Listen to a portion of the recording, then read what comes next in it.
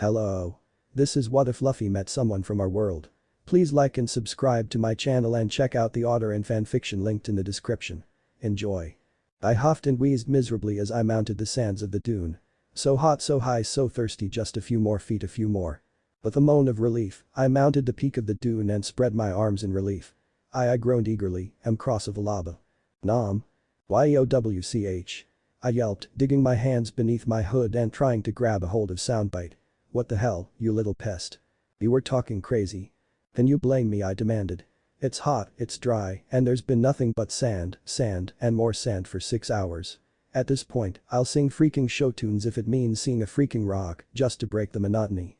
Quit bellyaching and walk, cross, or you're gonna be looking at sand for that much longer, Zoro grunted as he trudged past me.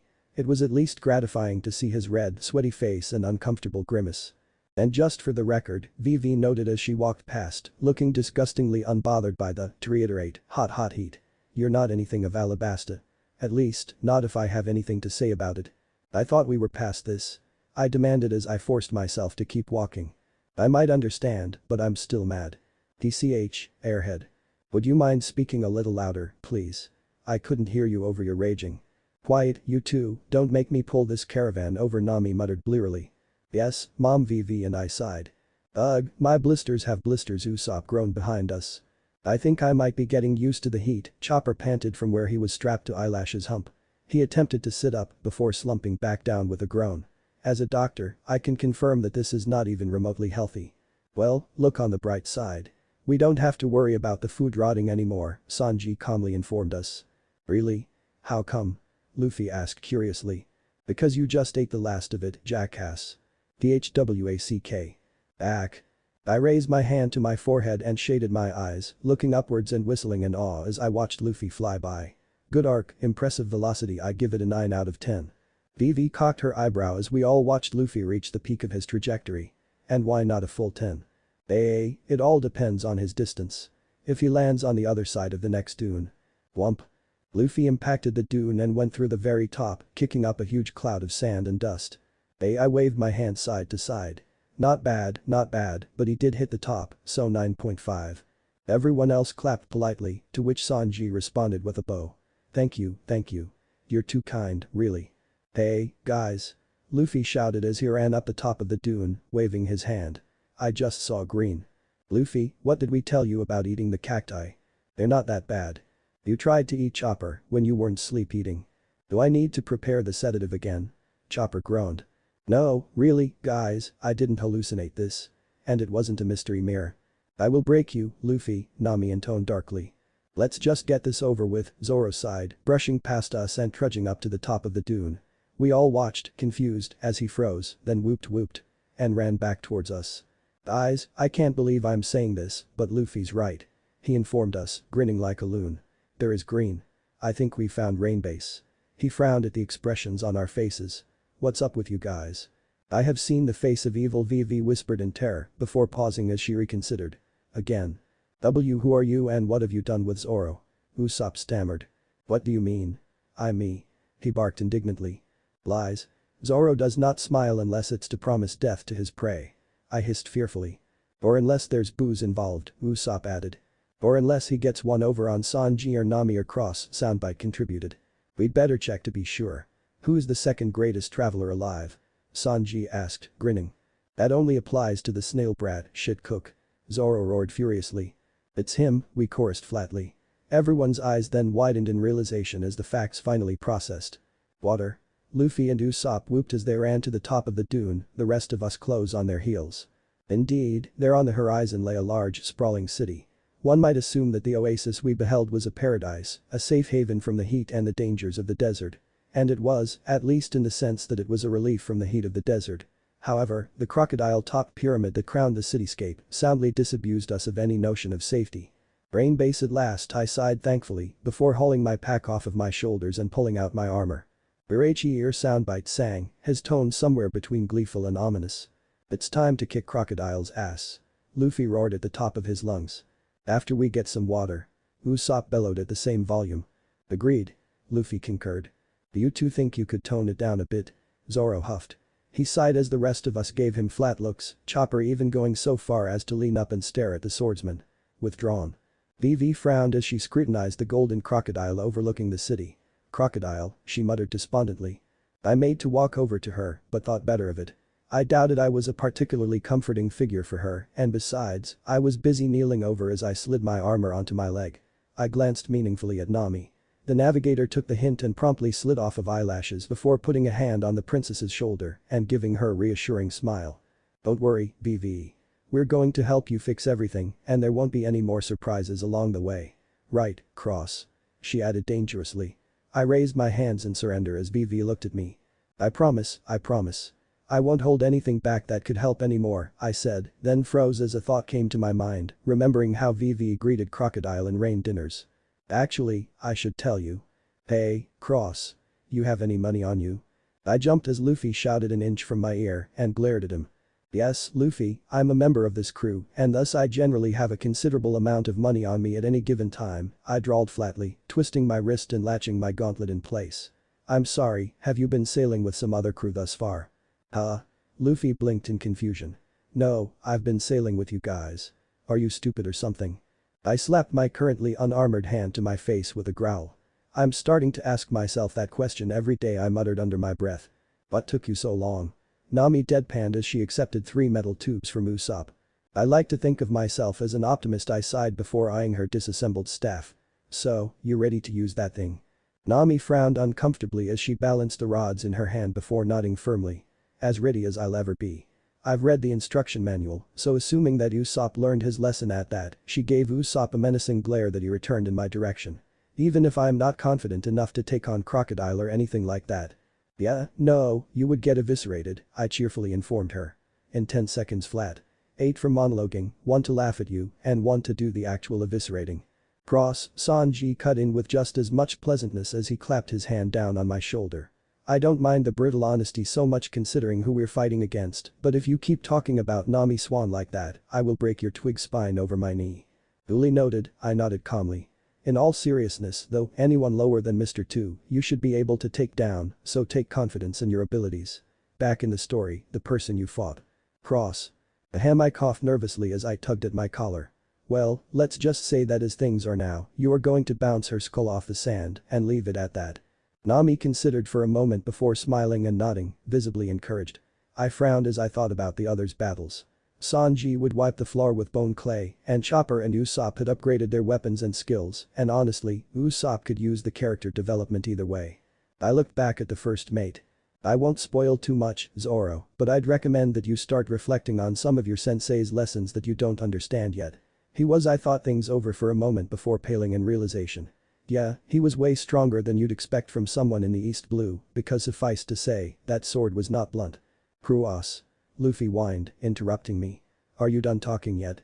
I want to get water. Yeah, come on, let's go. Usopp concurred. Okay. 1 second, I furiously racked my mind for any other bits of advice.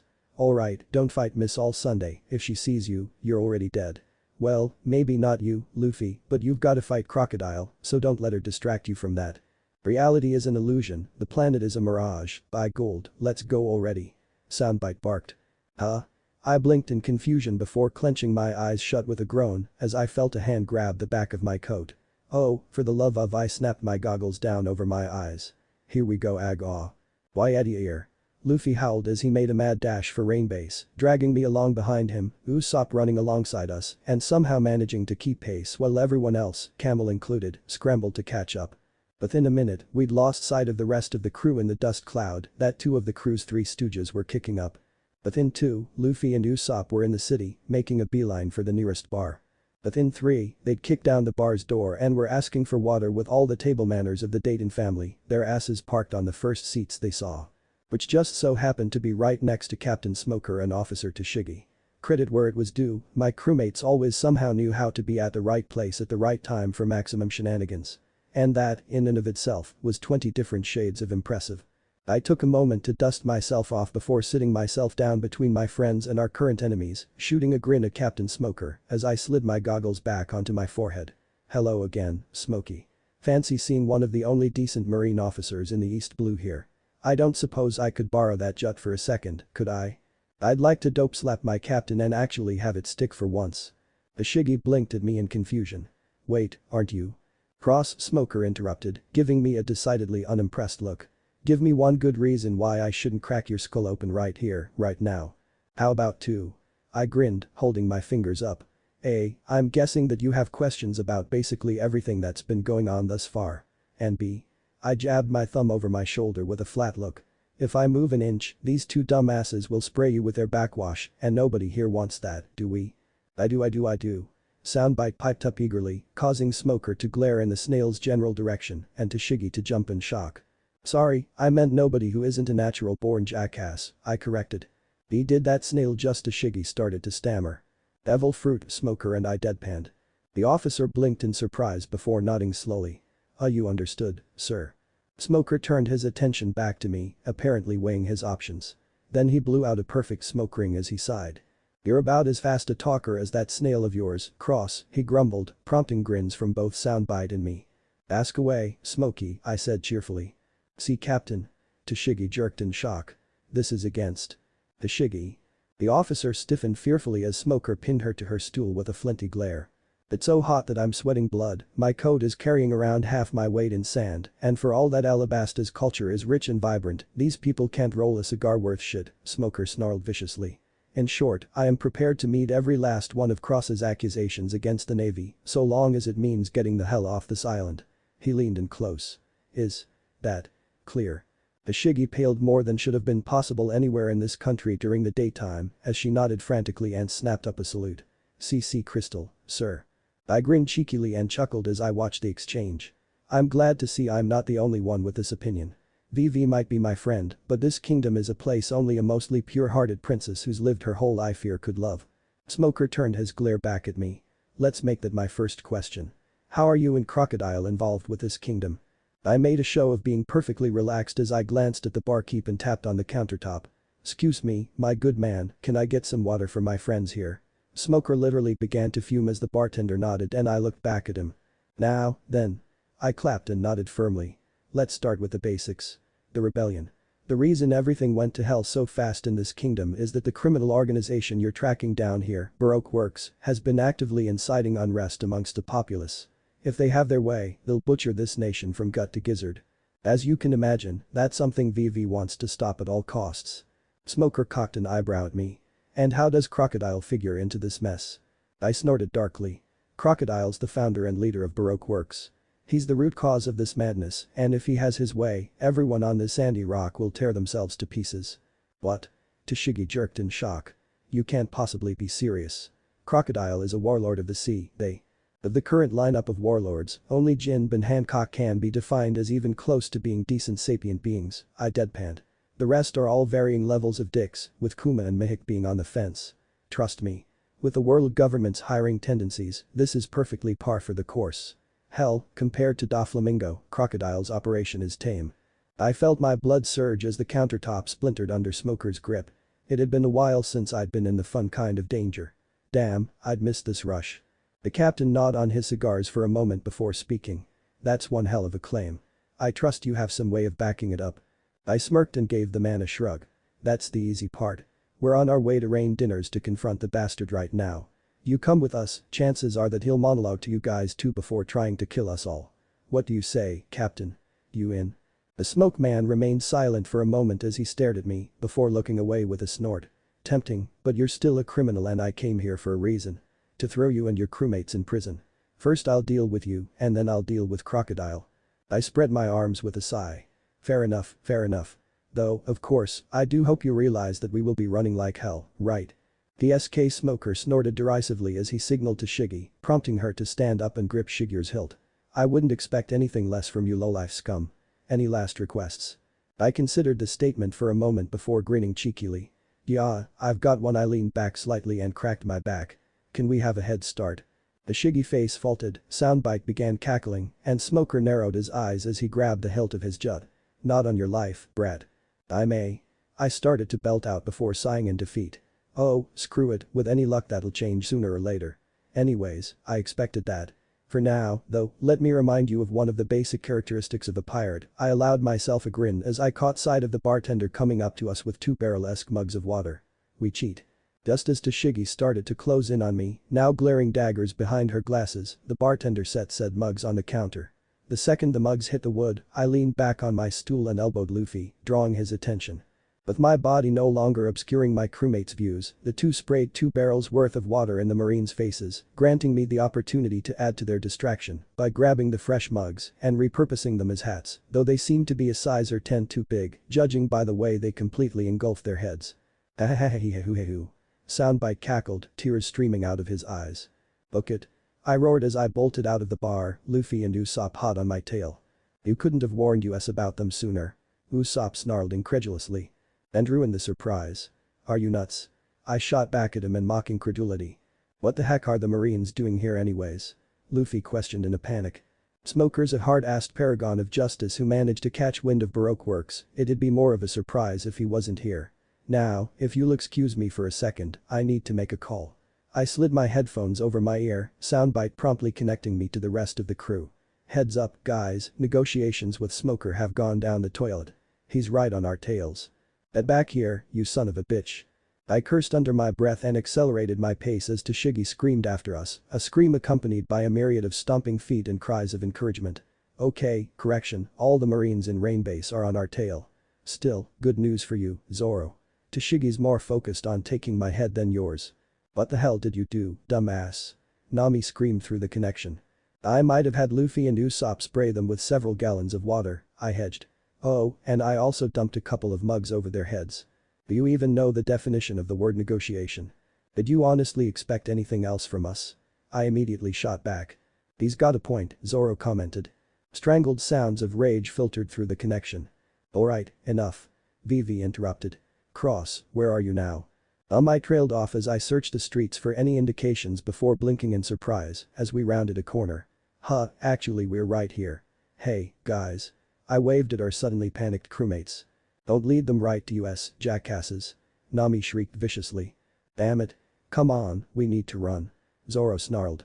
And you should probably hide your face unless you want Tashigi to rip it off. I commented. Wait, Tony's not back yet. Vivi interjected hastily. Yeah, but we don't have the time to find him. Zoro snapped, grabbing Vivi by the arm and taking off running. He's smart, he'll know to lay low. Now, come on. Hey, wait. Nami spoke up hastily. Vivi, you're royalty. Can't you just order them to leave us alone or something? Not if we want to stay undercover, I can't.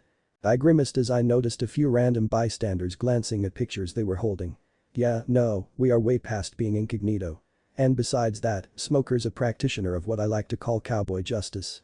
Suffice to say that nothing short of the word of God can get him off our asses, and even then I have some serious doubts. So, what do we do now, then? Sanji asked. Now we go kick Crocodile's ass. Where do we find him, Vivi? Luffy asked eagerly. Soundbite gave our captain a look. Are you blind or flat out stupid? Yes, Nami and I deadpan together. It's the big building with the golden crocodile on it, Luffy. Vivi spoke up, pointing out Rain Dinners. It's his casino. He runs Baroque works from it. And what do we do about the Marines trying to arrest us? Usopp squawked in a panic. BSH, they're not, oh holy shit, there's a lot of them. Seriously, I'd seen angry mobs that were smaller. And less pissed off. If I had to guess, I'd say we split up. Sanji said to me. Correctamundo. Sounds like a good idea, Zoro nodded in agreement. Cross, do you think you can keep Tashigi away from me? She's not Kuina, and you're only pissing her off more by not fighting her, man. Also, wouldn't Kuina herself be kicking your ass for acting like a little bitch about this? Just do it already. First mate's orders. Alright, fine, I'll do it, Ish. I growled, rolling my eyes. Alright, now I just need to figure out how I'm going to get her. And now, for a limited time only, as requested by Jeremiah Cross. Soundbite roared loud enough for the whole street to hear. Chase music. And with that, the air was filled with a far too familiar beat.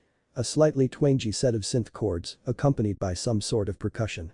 Cymbals, perhaps. Then I heard the first lyrics, and I felt the blood drain from my face. Animal print pants out of control. I repeated in numb shock. Oh, don't tell me. I'm sexy and I know it. I groaned and let my face fall into my palm. Well, if she didn't want to kill me before Gyark. I squawked in panic as Nami grabbed my collar and forced us face to face. She's not the only one. She snarled viciously. Blame the snail. Blame the snail. I hastily squawked. Punch Cross later, Nami. Luffy laughed. For now, let's go. We'll meet back up. He threw his arms out and launched himself up towards the rooftop. At the casino. Hey, Smokey. Come and get me. You're mine, kid. Smoker roared as he blew up after him. Come on, cross, this way. Nami barked, indicating me to follow her and Sanji, while Usopp, VV, and Zoro took off in another direction. So, do you think you managed to get that beautiful officer to follow us? Sanji cooed eagerly. I opened my mouth to respond. After them. And promptly gulped nervously as a furious voice shrieked after us. That's a yes. If there's one thing Tashigi hates more than someone using a sword for evil, it's someone insulting her womanhood. Oh, yeah, speaking of that. Nami growled viciously at me. Idea. I squawked hastily. How about I split up from you guys so that I can draw her away while you all run for the hills and Sanji doesn't get his ass kicked because he won't defend himself. Nami blinked in shock before frowning in concern.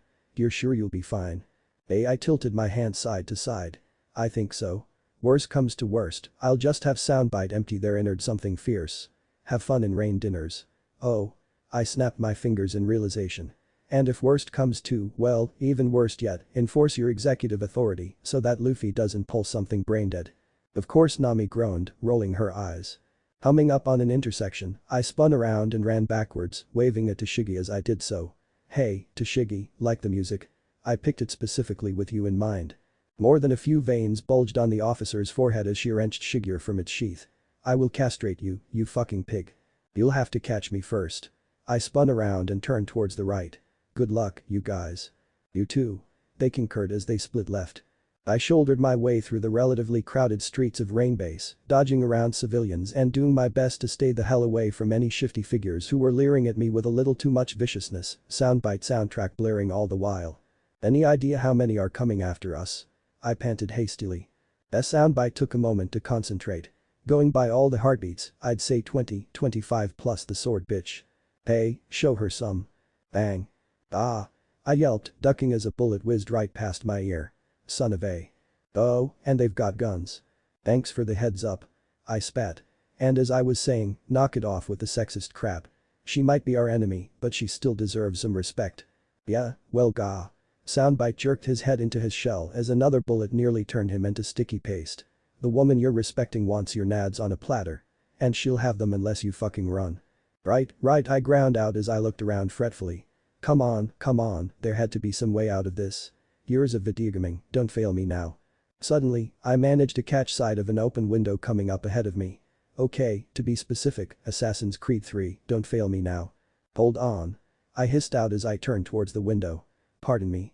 I barked as I vaulted over the windowsill, darting through the home's halls and ignoring the shrieks of the house's inhabitants as I made my way past them. I left the house as swiftly as I went into it, shouldering open a door and dashing out into an alleyway. Think I lost them? I asked. Split up and surround this block. Cover every entrance and exit and scour the alleys. Do not let him escape. Soundbite relayed into Shigi's infuriated voice. Didn't think so, I cursed under my breath. Alright, start throwing up false trails, give me a way out of here. Soundbite clenched his eyes shut and concentrated for a second before growling unhappily. Too many to guarantee anything. Think you can handle one in a pinch?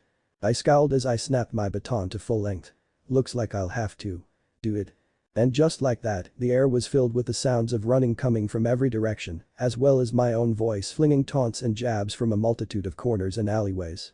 Soundbite indicated a direction with his eye stalks, apparently too busy with his. Drop the damn music and concentrate. I hissed at him. Or at least keep it out of my headphones. I don't know what's giving me more of a headache, the beat or the lyrics. Sorry. Soundbite chuckled sheepishly as he discontinued the connection to my headphones so that I only felt the music in my bones as opposed to directly inside my head. Catchy, though. Oh, and take a right. Got it. I nodded as I complied. It wasn't exactly easy going.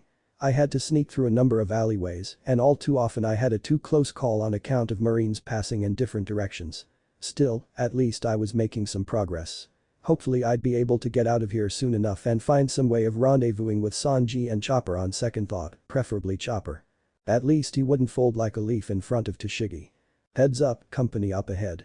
One bogey incoming. Yeah, that figured. I felt myself break out in a cold sweat as I realized that I was in an alleyway with the only way out being a turn to the right up ahead. I made to turn around. No. Too many. She's starting to coordinate, ignoring my false leads. You need to go through. Of course I did.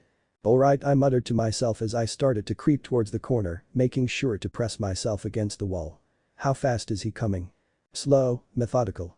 Perfect. I stood with my back to the wall at the very edge of the corner, tense and ready to go. Once he's at the corner, tell me. I'll sucker punch him, then you hit him with the subsonics. Ready? As I lever B, soundbite muttered to himself. Then let's do this, I nodded in agreement. The seconds ticked by at a crawl. I could feel every beat of my heart, every bead of sweat on my forehead. Finally. Now. I swung out from around the corner and took a moment to identify just where the startled Marine was before spinning on my heel, ramming my elbow into the poor bastard's face with as much of my momentum as I could put into it. It was a credit to the soldier's will that all he did was stumble and curse as he clutched his nose, as opposed to just flat out collapsing. Still, if the way he doubled over and started to dry heave was anything to go by, not even Marine fortitude could withstand having soundbite play the rendition of Chopsticks from Hell directly on their eardrums. I capitalized on the soldier's distraction by grabbing the brim of his hat and using it as leverage in order to slam his face down into my knee. I finished by snapping my baton down across the back of his head, causing him to collapse and leaving me holding his hat. Fatality. Soundbite boomed. Oh, shit, please no, I cursed as I dropped to my knee and felt around his neck. Please, please. I promptly sagged in relief as I felt the telltale heartbeat. Oh, thank God, I sighed. I patted his shoulder as I stood back up and gave him a slight salute. Thank you for your services. Cross. I clenched my eyes shut with a hiss. Ooh, of course. Of course, you twit, soundbite drawled. Not now.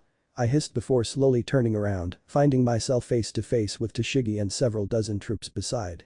I don't suppose you'd believe it was self-defense, would you? The dozen rifles that were suddenly cocked and pointed my way were answer enough.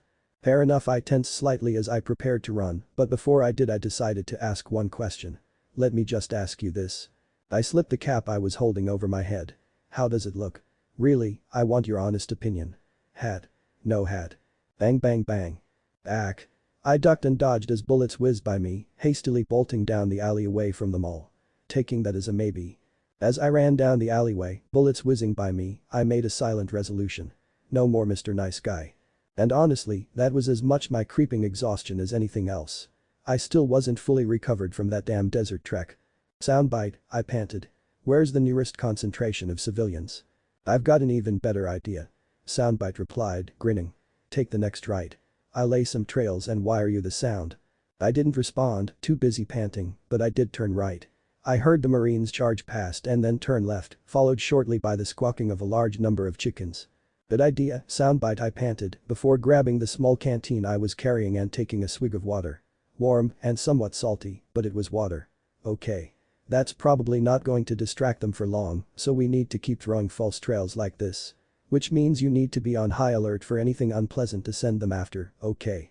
Aye, Captain. There he is. I bit back a curse and ran the other direction as a Marine pointed at me from the other end of the alley. Luckily he didn't have a gun, or I'd have likely ended up perforated. And as I rounded the corner, I caught sight of a pile of discarded refuse and had myself an idea.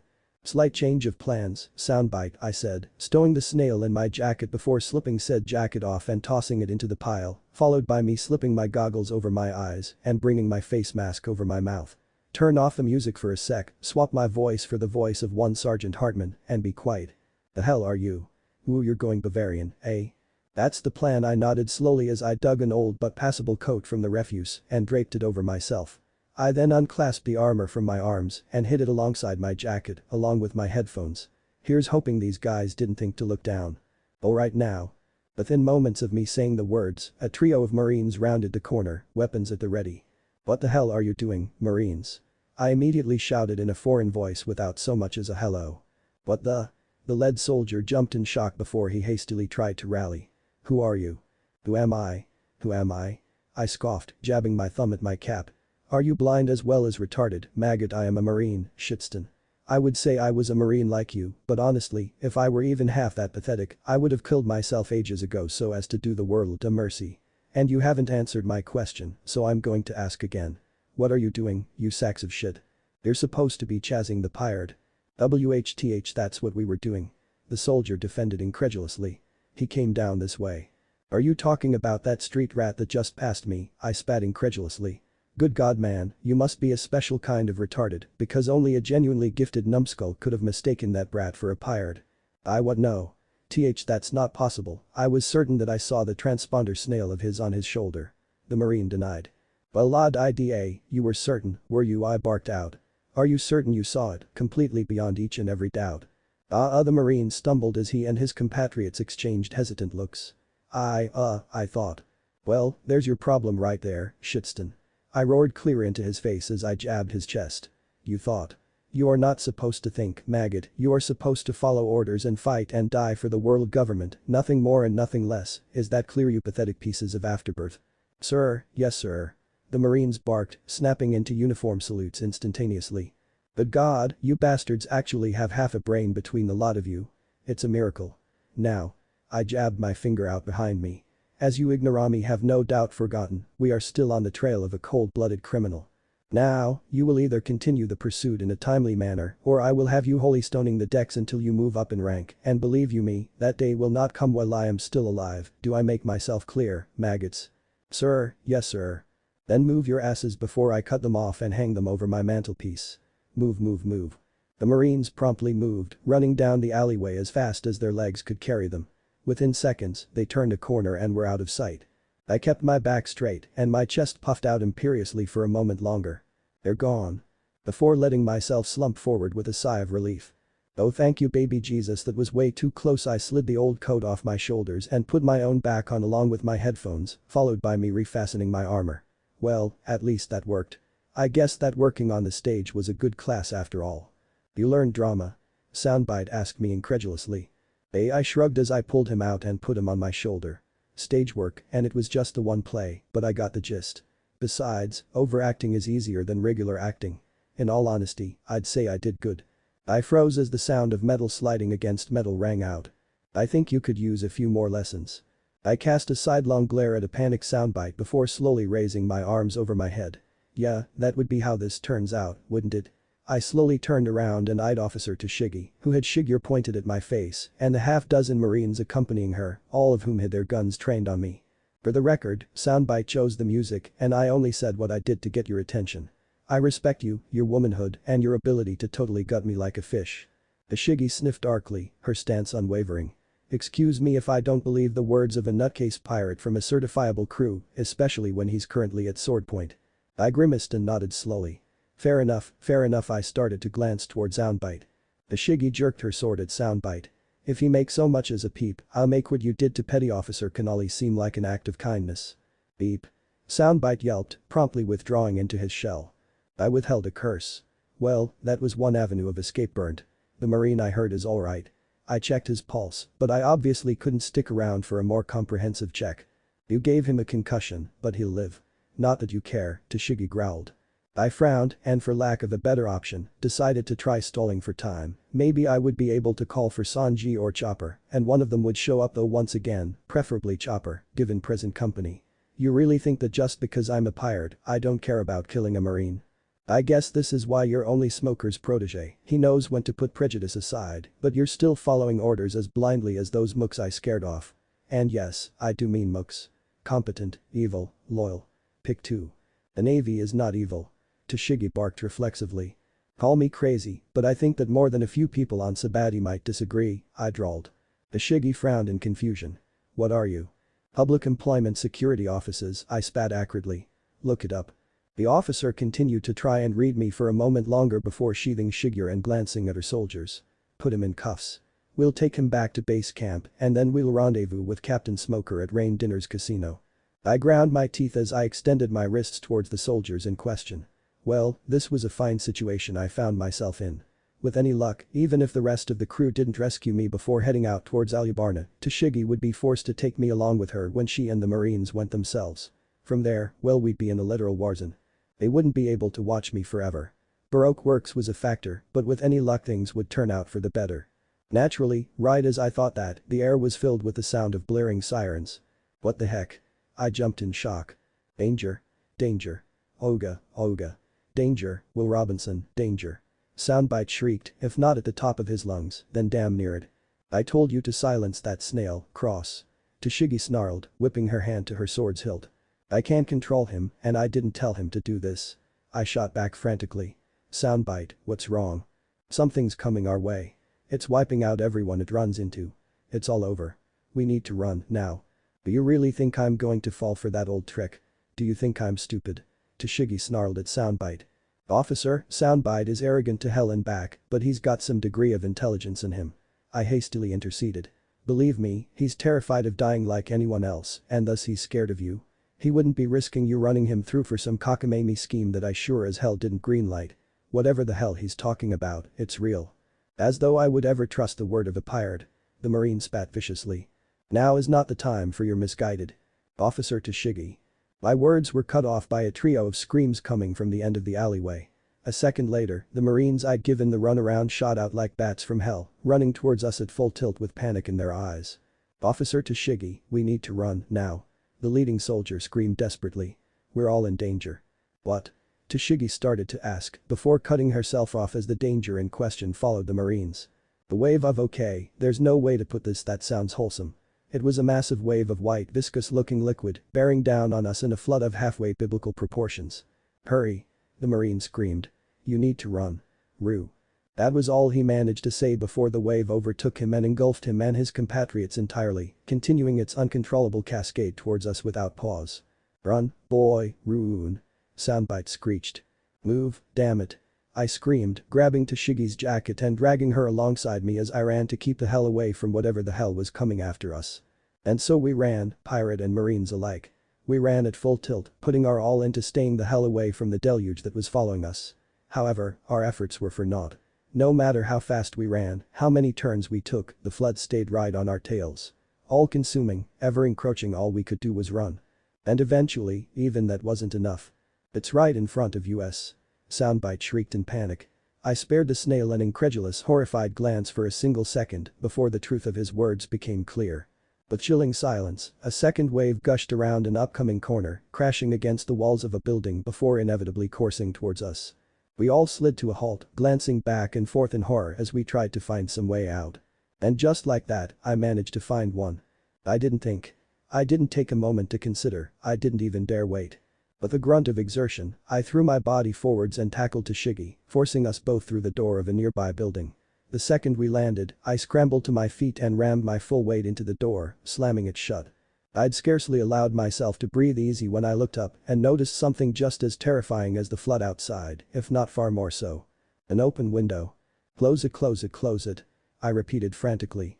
It was a testament to Marine fortitude that Tashigi recovered with remarkable swiftness, all but literally leaping to her feet as she dashed to the window and grabbed the shutters. The floods of white liquid met just as she slammed them shut. For a few moments, the dark room Tashigi and I were in was relatively silent, devoid of all noises apart from our heavy breathing. Damn, this situation was just a plethora of double entendres. Now, if only they didn't all have the potential to kill me. Holy fuck, I breathed wearily, sweat coating my face. What the hell was that? No idea, Tashigi groaned from where she was leaning against the window. Enlist in the Navy, they said, visit exotic locations. They said, look at all the shirtless muscular sailors we have. They said. I never signed up to be chased by white flash floods in the desert. Do you see any way out of here without instantly drowning in whatever that stuff is? It's not out there anymore. Huh? I blinked at Soundbite in confusion. What are you talking about? Soundbite shrugged, inasmuch as he could. A few seconds ago, it sounded like water out there. Now there's nothing. Really? Tashigi questioned before sighing happily. Well, that's a relief. For a second there, I was worried about my men. I'm glad they're alright. The baby transponder snail grimaced miserably. They aren't. Tashigi fell silent as she processed Soundbite's words. What? But you just said. I grimaced as realization swept over me. He didn't say that they were alright, officer, I grimly informed her. He said that there's nothing outside. Nothing. Tashigi was still for a moment before shaking her head, slowly at first, but picking up speed until it was outright frantic. No. That's not true. I don't believe that. They have to be alright, they have to. The Marine made to jerk back from the window and only made it a few inches before jerking to a halt. What the Tashigi jerked in place a few times without success. My hands. I can't move my hands. She squawked in panic. I yelped incredulously. Hang on a sec, let me. I made to stand up but was promptly jerked back as well. The hell? I tried to push myself away from the door as hard as I could, but to no avail. I'm freaking stuck. No no no no, Tashigi started repeating desperately, planting a foot on the wall and redoubling her efforts to escape. I joined her with just as much desperation, planting my limbs on the door and trying to push myself away. Luckily, it seemed that only my back and upper arms were. I promptly froze for a second before shutting my eyes with a groan. If I had enough mobility, I'd slap myself, I muttered acridly. Huh? Soundbite blinked in confusion. In lieu of response, I jerked my chin downwards. Think you can get my zipper? Soundbite's eyes promptly widened in realization. Ooh, oh, okay. Banzai. And with that, Soundbite shifted his mass to hop off my shoulder, snagging my jacket zipper with his teeth as he descended, unzipping it entirely. Ta-da! He whooped as he swung free. It took a little bit of twisting, but I eventually managed to slip my way out of the sleeves of my jacket and step away from the door. Turning around, I was treated to the very disturbing sight of my jacket hanging from the door, stuck fast to the wood. And that, I muttered darkly as I picked up Soundbite and put him back on my shoulder. That right there is why I wear a redundant layer of clothing. Bastard. Tashigi growled out from where she was still tugging viciously at her arms, both of her feet planted on the wall. I blinked in confusion for a moment before the penny dropped, at which point I scowled darkly at her. Really? You really think I'm just going to leave now? You're really accusing me of lacking basic human decency, again, just because I'm a pirate. Now, believe me, I get the logic, envisioning pirates as not being human makes it easier to kill them, but guess what? That's just not true. We're as human as you are, for better or worse. Hell, between the two of us, you're the one who's showing less decency here, automatically thinking the worst of me after I just saved your life. Now, are you willing to work together with me and let me help you, or do you want me to leave you here to starve? Isseki snorted viciously as she stared over her shoulder at me before looking down with a grimace. Fine. Fine, just help get me out of here. I nodded in understanding as I walked over to her. On it. Now, what exactly is wrong? Isseki shook her head miserably as she continued to tug her arms. I think that some of whatever that was outside must have splashed through or seeped between the planks or something. And then, well, look. She moved aside slightly, giving me a clear view of her hands. As far as I could tell, they were encased in a solid mass of white, something that was at best a finger's width thick. It's like it's hardened or something. Whatever it is, it's stupidly strong, I can't move anything from the wrist down. I frowned as I looked the material over. What the hell is this stuff, I muttered. I rapped my fist on the material contemplatively and my eyes promptly widened in horror as the stuff let out a thick rapping noise like wood. Ooh, that cannot be a good sign. Son of a bitch, Tashigi whimpered miserably. I scratched contemplatively at the casing with my finger and I came away with several specks of white material. I gave the stuff an experimental rub and as I did I felt a memory trying to break through the surface, like Reverse Mountain all over again. Acting on a hunch, I unlatched one of my gauntlets and slid it off before giving the material a feel. It was lumpy and uneven, but oddly enough, the closest comparison I could draw was to a handle, I whispered numbly as I shoved my gauntlet back on. Shit. What? Tashigi looked at me in confusion before scowling and shaking her head furiously. Never mind. Look, if you know what this stuff is, then get rid of it. My men. Those men are dead, Tashigi. I said, cutting off the denial. No. No, you're wrong. The Marine shook her head harder as she started straining furiously against her makeshift shackles, the skin starting to tear ever so slightly. Your snail must have made a mistake, they can't be. I slammed my fist into the wall. Damn it, Tashigi, listen to me. I snarled. This stuff is wax, created via the abilities of the wax fruit. It's a liquid at first, but the second it hardens, it becomes as hard as steel. Do you understand what I'm saying? I pointed at the window. If any of them had their mouths open when that stuff got them, it would have gone down their throats, maybe even entered their lungs. And even if they had them closed, we still wouldn't have enough time to get out of here and save them before they suffocated. I huffed heavily for a moment as I came down from my tirade before shaking my head solemnly. I'm sorry, but they're dead, Tashigi. And unless you want to join them, you need to grit your teeth, soldier up and move on. Understand?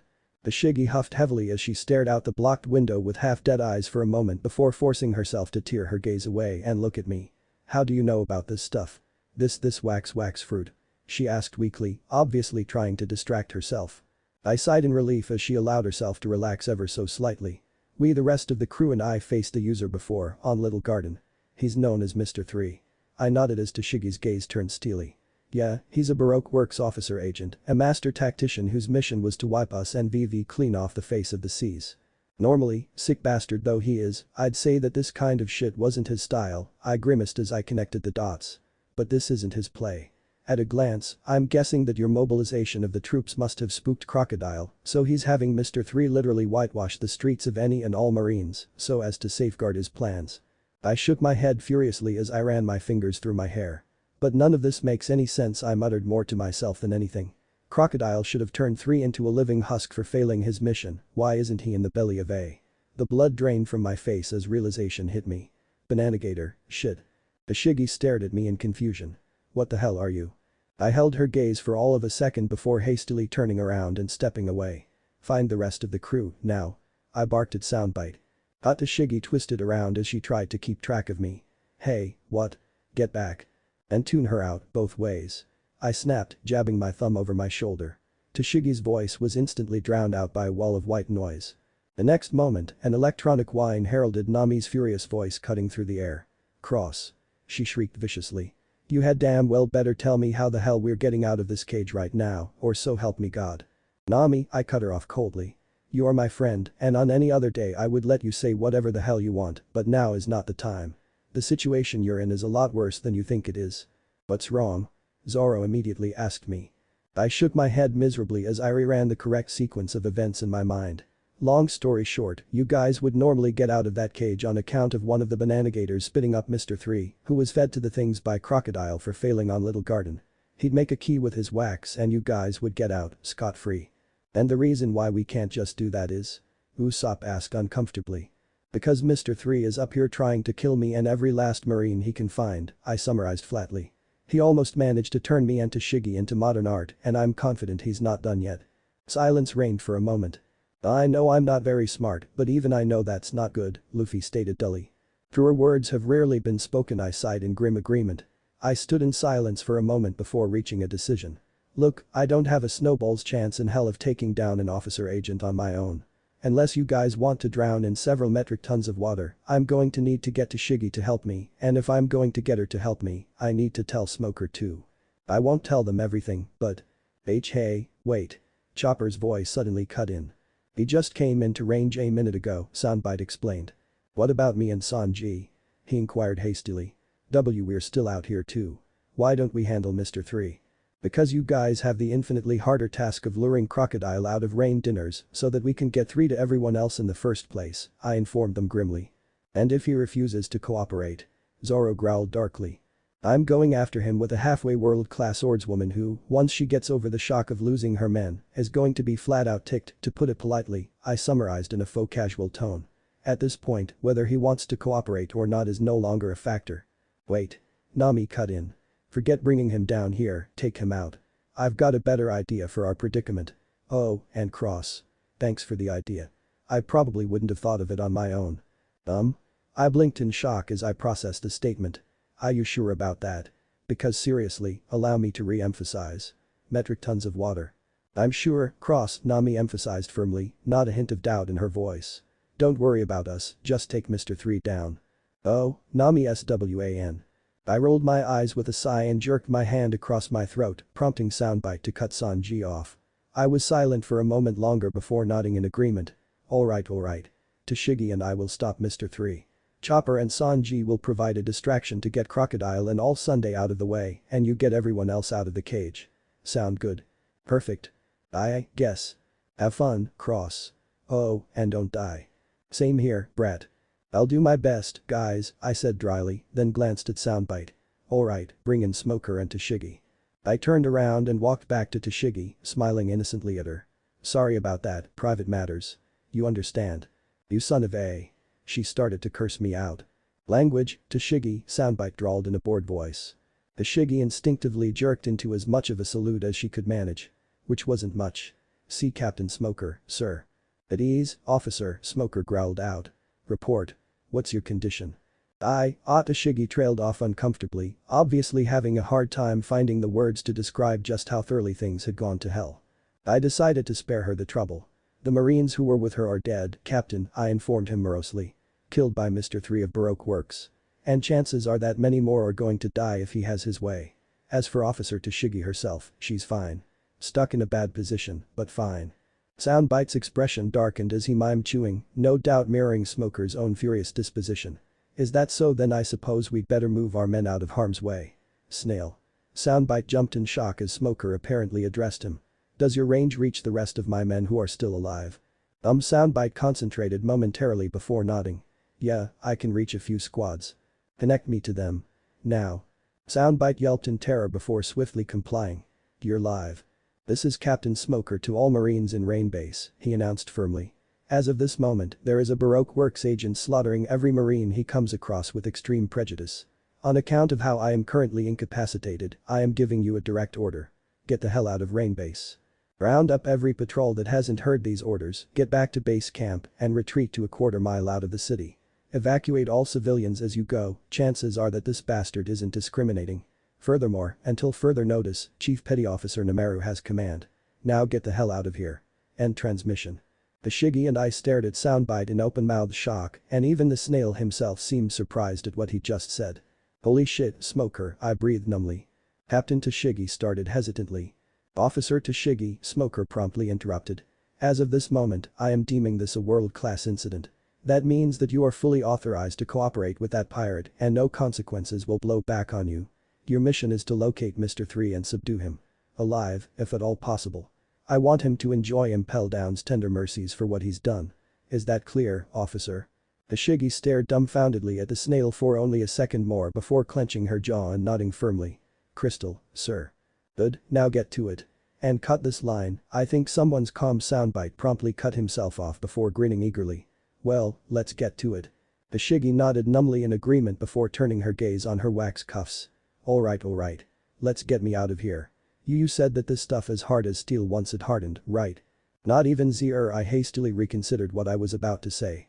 Luffy can break this stuff without using another piece of it. For now, at least, I muttered to myself. The Shiggy bit her lip uncomfortably as she processed this before scrunching up her eyes in resignation. She then leaned as far back as she could manage and twisted so as to proffer her hip to me. Use Shigure. Swing as hard as you can. Make it as clean as possible. I blinked at her in numb shock as I processed what she was asking me. I then proceeded to give her a flat glare. Wow, you are way more like Zoro than I gave you credit for, I deadpanned. Now, where's your lighter? The vein bulged onto Shiggy's forehead as she visibly fought to keep from ripping my head off. What the hell are you? The Shiggy, I cut her off, my voice studiously neutral. It's wax. It's hard as steel while it's solid, but you know what one of the most prominent characteristics of wax is? The Marine stared at me questioningly for a moment before her eyes shot wide in realization. It melts, she breathed. It melts, I repeated firmly. And considering how you work for the face of chain smoking in the East Blue, I don't have any doubts that you have a source of ignition on your person. Now, do you want to be here until the sun goes down, or do you want to tell me where it is? The Shiggy visibly debated with herself for a moment before affixing me with a chilling glare. If you touch me in any way, I swear to the heavens that I will run you through and gut you like a fish. My eye twitched viciously for a moment before I came to a decision. I was done putting up with this absolute bullshit. THWACK. Ow. Tashigi yelped, her head jerking forwards as I dope slapped it. What the hell? You want to be treated equally? I demanded impatiently. That's how we handle things when one of our crew is being an idiot. Now, will you please do me the favor of telling me where the damn lighter is? The Shiggy glared at me impassively for a moment before looking away with what was most likely shame. The inside right breast pocket. Ah. Alright, that justified the attitude a bit. Though that certainly didn't mean that I had to like it.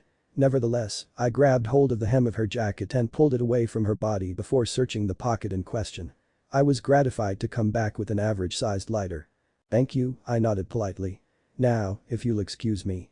I turned around and started to walk away. Hey. She twisted in an effort to keep track of me. Where the hell do you think you're going? I turned around and gave the officer a flat look.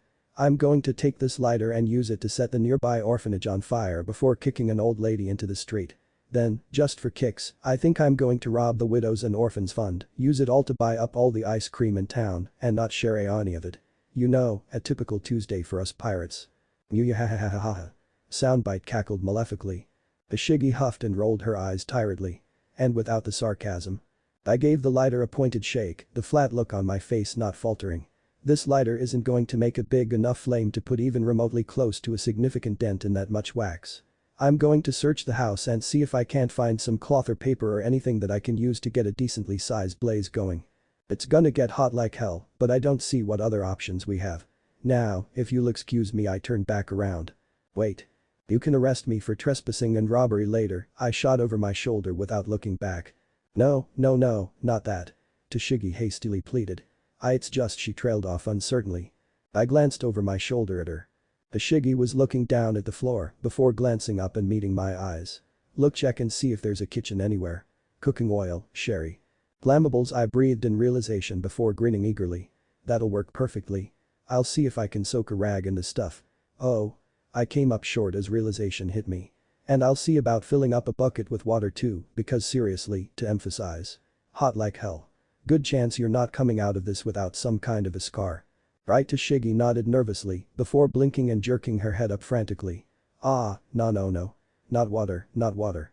A thick cloth or some baking soda, but you do not use water for an oil fire. How do you not know this? I winced self-consciously before shrugging helplessly. Hey, to be fair, I'm not our ship's cook and I'm a literal college dropout, long story besides. I don't typically get anywhere close to oil fires if I can help it. Tashigi hung her head with a groan. Just hurry up already, will you? Shaking my head, I began searching the mercifully abandoned house and was gratified to come upon a nicely stocked kitchen. I started looking through every drawer and cupboard I saw and fairly quickly found a bottle of sake. When the kitchen failed to turn up much in the way of rags, I guessed that they just let the desert heat do that part of the job. I resorted to a dresser I saw. A bit more searching, which resulted in giving me the impression that I never wanted to meet the owner of this house. Dear God, where did they find the energy? Rewarded me with a decently sized towel, just big enough for what we needed. I moved back over to Tashigi and she watched with some apprehension as I carefully poured the sake over the towel, then wrapped it over the wax, leaving a big enough dry corner hanging away from it for me to grab in a hurry. With that done, I flicked open the lighter and glanced back at Tashigi. Ready? I asked nervously. She allowed herself to laugh weakly. That's a joke, right? Odd, how I wish, I muttered to myself before stealing my nerve. Alright, 1, 2. I shoved the lighter beneath the rag. Whoosh. And the cloth lit up instantly, giving off a respectable amount of heat that already had Tashigi grimacing in pain and some of the wax starting to drip. How long do you think this will take? She asked uncomfortably. Well, my friends managed to break out of a full-body glazing in a matter of seconds, but that fire looked like something straight out of a kiln. Suo, I shrugged helplessly. I guess just keep trying to flex your fingers and once you actually feel the burn, get your hands out of there. And hope that the smaller flecks don't actually stick to your skin like steel, too. Tashigi grimaced and we lapsed into silence as we watched the fire burn and listened to the wax slowly, so slowly, drip off. How much? At least, until Tashigi suddenly spoke up. Huh? I blinked in confusion. How much is Princess Nefertari paying you to protect her? She clarified, obviously trying to keep the conversation civil. I pondered the question briefly before shrugging. Well, if Nami had her way, we would be $1 billion richer once this bout of madness was over and done with. Excuse me, Tashigi sputtered in shock. Jackpot, baby. Soundbite crowed. That is a ludicrous amount of money. The Marine squeaked. Yeah, Nami just loves her money, I drawled in a deadpan before grinning. Luckily, I managed to sate her lust for wealth and dear God, am I being literal in that phrase before we actually met VV, so she wasn't actively sniffing out a payday. Though honestly I chuckled mirthlessly. I doubt we'd take it if she offered anyways. Tashigi cocked her eyebrow in disbelief. Oh, really? And why's that? I shrugged matter-of-factly. Because she's our friend, duh. Tashigi's expression didn't change in the slightest. Excuse me if I don't believe you. Yeah, I know, pirates and all that, I grumbled. Honestly, it is a little unbelievable when viewed out of context. You had to have been there. I'm sure. The swordswoman gave an experimental tug at her wax restraints, sighing when they only gave half an inch. She then fell contemplatively silent before giving me a curious look. What did you mean earlier? Now it was my turn to cock my eyebrow. Would you care to be more specific, or shall I guess? I didn't even flinch at the glare she pinned me with. Hey, to be fair, you were being sassy for the past few seconds. Aren't you Marines supposed to be all about fairness and stuff like that? Tashigi huffed and refocused her attention on trying to free herself. Rorano. What did you mean earlier when you said Rorano and I were more alike than you gave me credit for? Because I promise you, we are nothing alike. I blinked in shock as I realized just what she was referring to before promptly snorting in amusement. More alike than you'd think, seeing how your first reaction to not seeing any other way out of the wax was to try and chop your limbs off.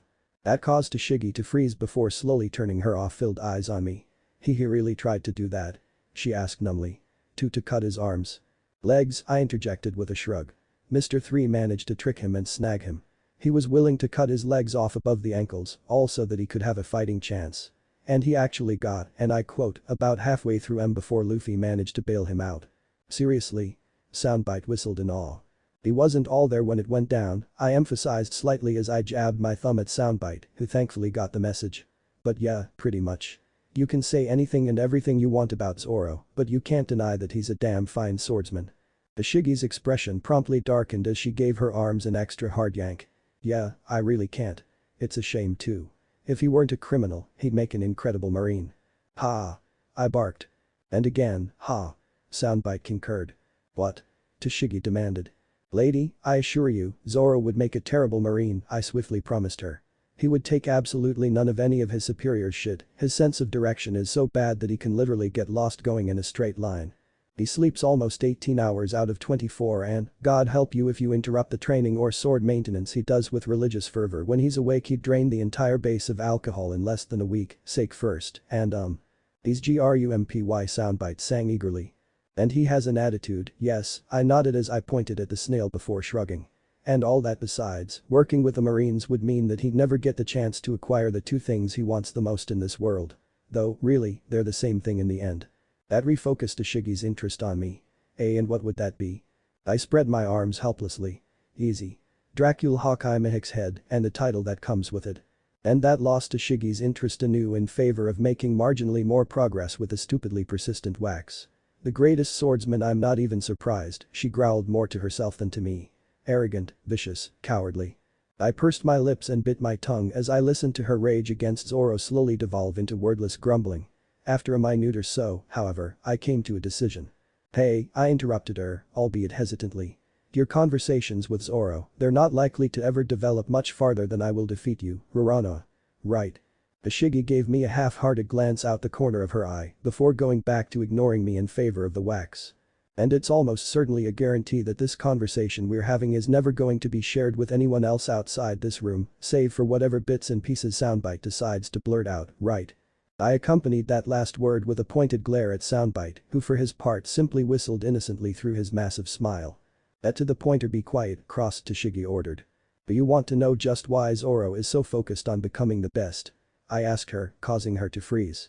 "Why he will never let you have the Wado Ichimonji so long as he lives, and why you'll have to literally cut it out of his cold dead fingers." Tashigi turned her head to stare at me dead on, a war obviously raging in her mind. "I'll tell you," I offered slowly. "But only if you promise not to tell Zoro, because there's a good chance that he will open me up for telling you, and if you do, I will tell Smoker that you wanted me to cut your hands off, and you know you'll catch hell for it." Tashigi remained silent for what might have been a full minute, her expression unreadable. Finally, she nodded her consent. "Well, in that case," I spread my arms invitingly. The easy response is thus. "Remember how he said that you look like a girl he knew that died a long time ago?" Tashigi actually jumped in shock at that, despite the loosening wax still encasing her hands. "How do you know about?" I smirked slightly as I jabbed a thumb at the snail on my shoulder. "Lady, let me let you in on a little secret. When your partner is the world's best eavesdropper, the list of things you don't know is shorter than the list of things you do." "I'm a badass, ba. Soundbite crowed. Ishiki spared a glare at the snail before turning back to me. "What does Rurano's dead girlfriend?" No. I interrupted her, jabbing my finger up hastily. "Not girlfriend, they knew each other when they were around 12 or so their relationship was not romantic." No, I stared at the fire burning on the wax contemplatively. No, if she was anything, Kuina was Zoro's rival and his clear superior. Ishiki's eyes widened in awe. A superior? 2,000 times, they dueled, I intoned gravely. 2,000 times, he lost. Badly. Hell, she was his very first defeat. Before that, he was cutting down dojos like wheat, but Kuina stopped him cold. The Marine was staring at me in awe, obviously trying to connect what she was hearing with the Zoro she knew and despised. "Now, the point where this all becomes relevant is on the 2001st duel," I emphasized with a single finger. After 2,000 straight losses, Zoro's pride was not so much bruised as tenderized. So, he proposed a final duel. This one with real swords. He used 2 ordinary katana, I sighed heavily. And Kuina used her prized possession, a sword that had been passed down through her family for generations. You know it as the Wado Ichimonji. Ishigi hissed in a frantic breath against her will. I was silent for a moment before spreading my arms helplessly. 2001 fights, 2001 losses. But this time was different. See, Kuina expressed some doubts that she had. She lamented the fact that she was a girl because she knew it would make her physically weaker than boys, and she said that one day, maybe even one day soon, Zoro would manage to beat her, uniquely because of her gender. Isseki winced miserably before forcing herself to look away, attention returning to the wax. She was even making halfway decent progress, too. Zoro called bullshit on that. And just like that, progress stopped. He said, I continued slowly, that if he ever managed to beat Kuina, then it would be by skill and skill alone. That whether she was a boy or a girl it didn't matter one bit. That night, they made a pact. Him or her, one or the other, it didn't matter. Either way one of them would become the greatest swordsman in the world. And that, as they say, was that. I couldn't hide a wince at this next bit. Or at least, it was for Kuina. What do you mean? Tashigi asked. I bowed my head solemnly. The next day Zoro found out that Kuina was dead. She died by falling down the stairs. An accident. Apparently, she was. I sighed heavily. Looking for a whetstone, of all things. Ishigi's expression immediately became stricken, her mouth dropping open wordlessly. Ah. So you see, that's why you'll never have much luck fighting Zoro head-on, I explained solemnly. Because you'll never be fighting him head-on. When you fight him, you're not just fighting one of the best masters of the blade in our generation. Zoro trains and fights with the strength of two. Ah. And I suppose you now see why Zoro has a hard time facing you at all. You looking like Kuina, it brings up a lot of emotions in him that he has a hard time dealing with. But really, don't think for a second that it's because of your gender. A lot of people might think that's a good excuse, but not Zoro. And certainly not me either, for that matter. Ah. I frowned in confusion at Tashigi's unintelligible response. Are you agreeing with me or? Ah, the fire, damn it. Tashigi shrieked, visibly straining against the wax. Strain that was actually making a difference, for that matter. Oh, shit. I cursed, hastily running behind Tashigi and wrapping my arms under her shoulders. Alright, pull on 3, 1 2 3. Tashigi and I immediately yanked back as one. It felt like I was pulling her through a wall of stupidly thick honey, but eventually. Schlock. Our efforts bore fruit as I suddenly tumbled onto my back, with Tashigi rolling off of me as she came free, her arms thankfully free of both the wax in general and any smaller flecks or chunks that could have possibly stayed stuck to her arms.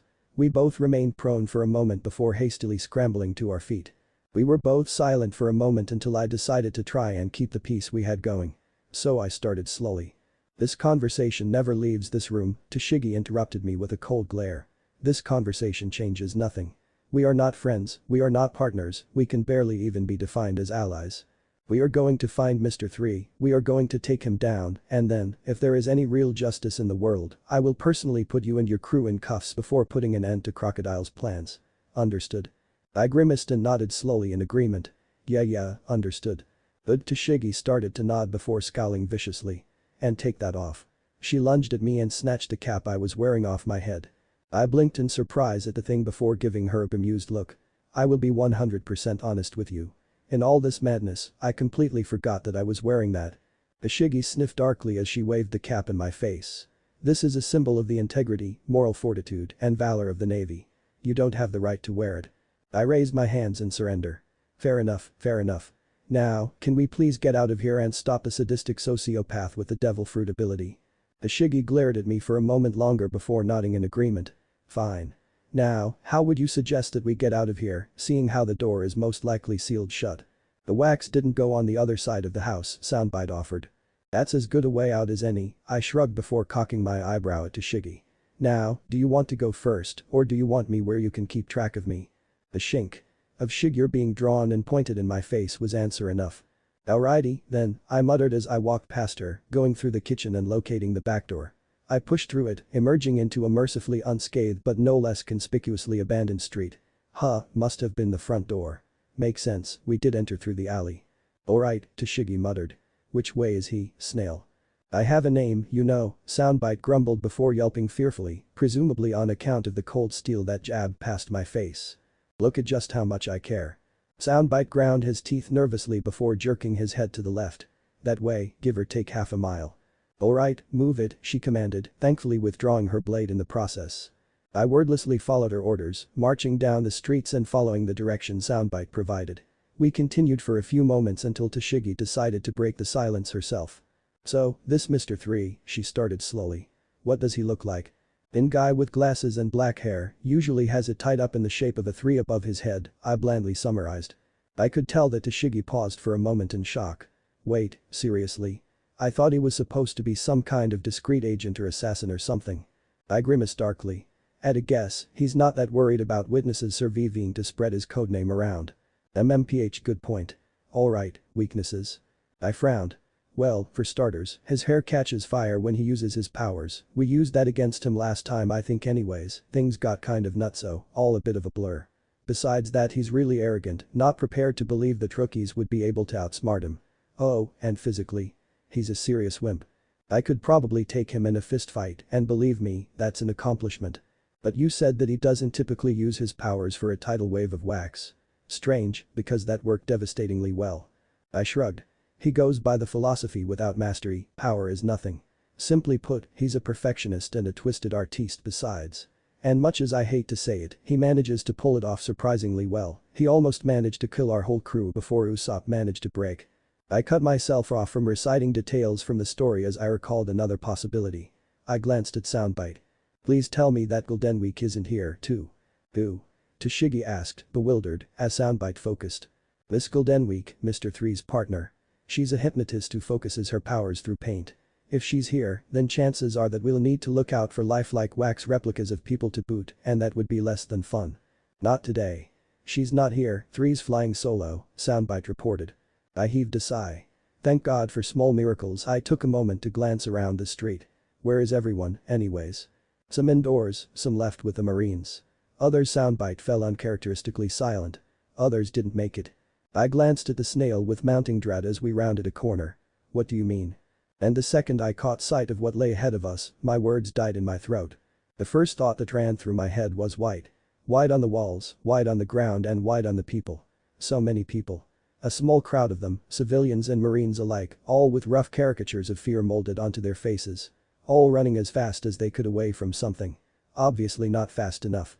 I grit my teeth furiously as I walked past them all, disgust and hate and a building rage vying for control. Son of a bitch. Isseki slowly matched my pace and walked alongside me, observing the Marines with a forcibly blank expression.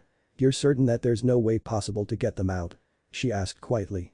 I wrenched my gaze forwards as I shook my head. Not a one. Heck, even if they were still alive after so long, the entire reason Zoro tried to cut his legs off was that he couldn't cut through this stuff. Well, I cocked my head to the side slightly. Not yet, at any rate. Isseki looked at me in shock. What are you talking about?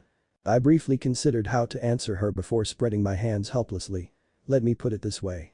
The only swordsmen in the world capable of cutting anything are those who have learned how to cut nothing. That is a very cryptic and unsatisfying answer, Tashigi deadpanned. I shot a glare at her out of the corner of my eye. Then arrest me. Ain't no law against being cryptic and unsatisfying, otherwise all the old masters of the world would be out of business. Soundbite chimed in. Isseki rolled her eyes, and her fingers twitched towards Shigeru's sheath before she settled for just saying, I should have expected some kind of making light of the situation from you. As long as it's not you or your crew in the wax, why would you care at all? I stopped walking as I heard those words, and I felt something in my mind come very close to snapping. Keep moving, pirate. And that was the straw that broke the camel's back in half. I rounded on the Marine and grabbed her collar, pointedly ignoring the sword she shoved in my face. First and foremost, I droned frigidly. The only reason I'm making jokes in this situation is that I'm not numb, and unless I translate the sensations I'm feeling into excitement or otherwise, they're going to become terror, and I'm going to curl up in the fetal position, crying and pissing my pants. If I had chosen to do that, we'd both be dead in that alleyway. You're welcome for that, by the way. Let go of. Tashigi started to snarl before I cut her off by yanking her in close so that I was snarling directly in her face. Second, I barely refrained from literally spitting. Knock it off with your high and mighty morality bullshit. 3 times now, you've painted me with the same black brush as anyone else who flies a Jolly Roger. What have I, or any of my crew for that matter, done to deserve that? I accept that most pirates are scum of the seas, it's a fact, but if you take 2 seconds to look at the Straw Hat Pirates' track record, you'd realize that we're not like that. We have never raped, we have never pillaged, we have done things that are dangerous, destructive and even morally questionable, but nothing unforgivable. My friends and I are not saints, and I'll admit that for some of us, decent is a goodly stretch, but none of us are the monsters you make us out to be. I shoved her away and took a distancing step back from her before continuing. But you know what? I spread my arms invitingly. Go ahead. Go ahead and say whatever the hell you want about me, about my crew. But before you do, you have to admit to one thing, one simple unequivocal fact. And what's that? Tashigi snarled back. I jabbed my finger at her accusingly. That the flag you follow is no worse than mine. That at its core, the Navy is just as black as you accuse us to be. Worse, even. That's a lie. The Marine screamed indignantly. Yeah, it is. I roared back. Because you know what? You're right. The Navy is white. You're just understating it because you see, they take white past the point where it becomes bad. Past the point where it becomes something unspeakable. What the hell are you talking about? Tashigi spat. Oh ho ho, where to even start? I laughed humorlessly, racking my brain for a moment before snapping my fingers as I came to a conclusion. Oh, I know. Let's start in the North Blue. The once opulent white city of Flevence. That was an epidemic. Tashigi shot back. The lives lost were a tragedy, but they were lost in vain, I retorted.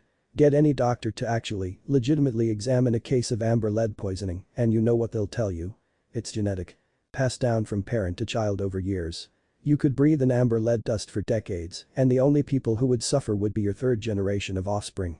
But the doctors outside of Flevence got the wrong conclusion and were too scared and too stupid to fact check, so they deemed it to be a plague. The world government didn't bother to investigate, didn't bother to ask, didn't bother to even try. And you know why? I spat in the wax. They didn't care. Even if I believed that, which I don't, how the hell would you even know? The Marine demanded indignantly. This isn't about me, I promptly deflected. But you know what? Fine. Let's move the aim of our discussion. Somewhere more familiar. The East Blue, for example. Ever hear of the island of Tequila Wolf? Ashigi frowned in thought. It's a cordon-off island in the northern part of the East Blue that's been designated as a working place for the impoverished. I made a show of scratching my chin and thought. Working place, that's a funny way to say biggest slave camp in the hemisphere. Oh, yes. I nodded at Tashigi's shocked look. Slave camp. That's been running for 700 years, all on the orders of the world nobles. Why, you might ask? To build a bridge. Where this bridge leads, why they're building it, hell if I know. Personally, if I had to guess, one of them decided way back when that they wanted an easier way to get to their summer home on another island and their descendants haven't let anyone stop it. But hey, then again, I could just be giving those sick fucks too much credit. Ashigi stammered incoherently for several seconds and I cut her off before she could formulate her thoughts enough to deny what I said again. But hey, you might ask how I know about that too. So, how about I move to another relevant topic using nothing but public knowledge. Nico Robin. The Devil's Child, wanted at a whopping 79 million, apparently for the crime of destroying count 'em, 6 Marine battleships at the tender age of 8. Now I chuckled sardonically as I raised my hands in a shrug. I don't know about you, but personally, I only see 2 ways something like that could possibly go down. Either A, the Navy is a lot more incompetent than I give it credit for, or B, that story is a steaming pile of bull. And I can explain it with 2 words. Devil. Fruit, Tashigi shot back. I slowly nodded in agreement before shifting to a shake. Buuut no. See, her powers aren't anywhere near that kind of a capability. And how the hell would you know, huh? Tashigi demanded. I thought that you were keeping to public knowledge. Well, allow me to mix in some personal experience, because I've met her. I took a brief moment of solace in Tashigi's thunderstruck expression. She's Crocodile's second in command, goes by the name of Miss All Sunday. She came onto our ship shortly after we met VV. Why she didn't kill us, I couldn't tell you, but I can tell you what her powers are. I tilted my head back and indicated my neck. The flower fruit. Capable of generating her body parts from just about anywhere in her line of sight. I know because she created an arm on my torso and used it to choke me. Ashigi blinked slowly as she considered my words. But that doesn't make any sense. I finished for her. Doesn't match up with the Marine's version of events.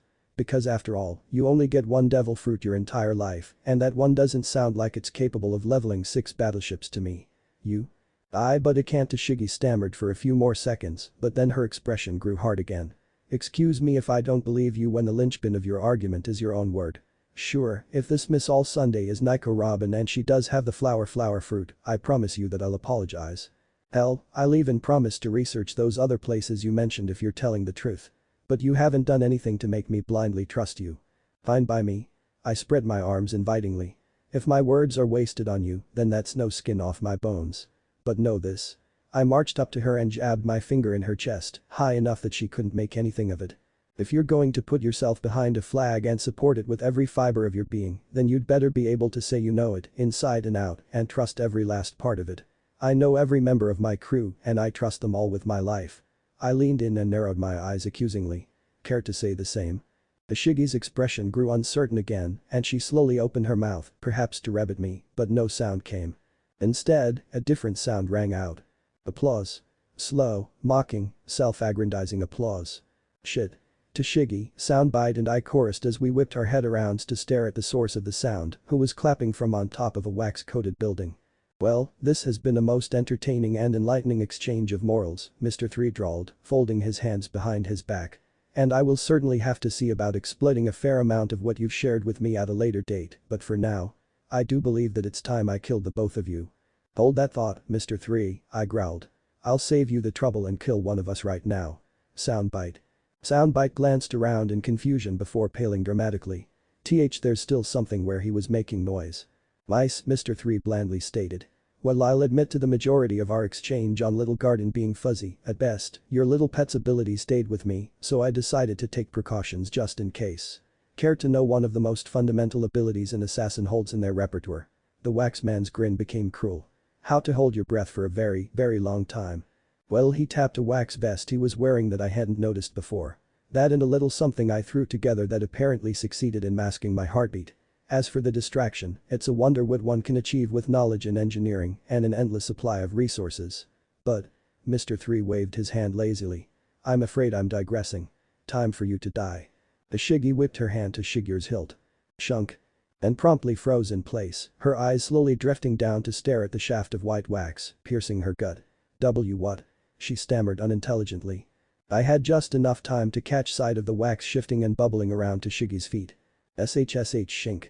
Unsaid wax proceeded to explode with over a dozen more such shafts, all piercing up into the air nigh instantaneously. For a scant moment, I was afraid that Tashigi had been turned into a literal human pincushion until I noticed a distinct lack of blood from anywhere except her sole source of impalement.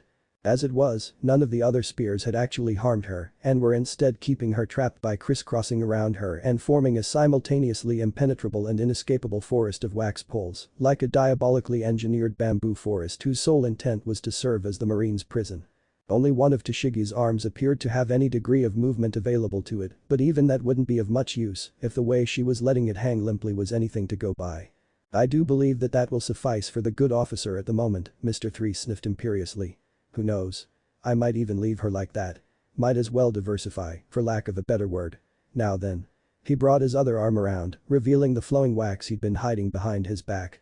With a near careless gesture, he motioned the limb upwards, causing an ornately decorated staircase to rise from the pool of wax that was seamlessly hidden on the ground. He grinned malevolently. Your turn. I turned around to run, but was immediately met with a barrier of wax at least 10 feet tall rising before me before I could take so much as a step. I mentally cursed 1,000 times over as I turned around and caught sight of Mr. 3 casually strolling towards me.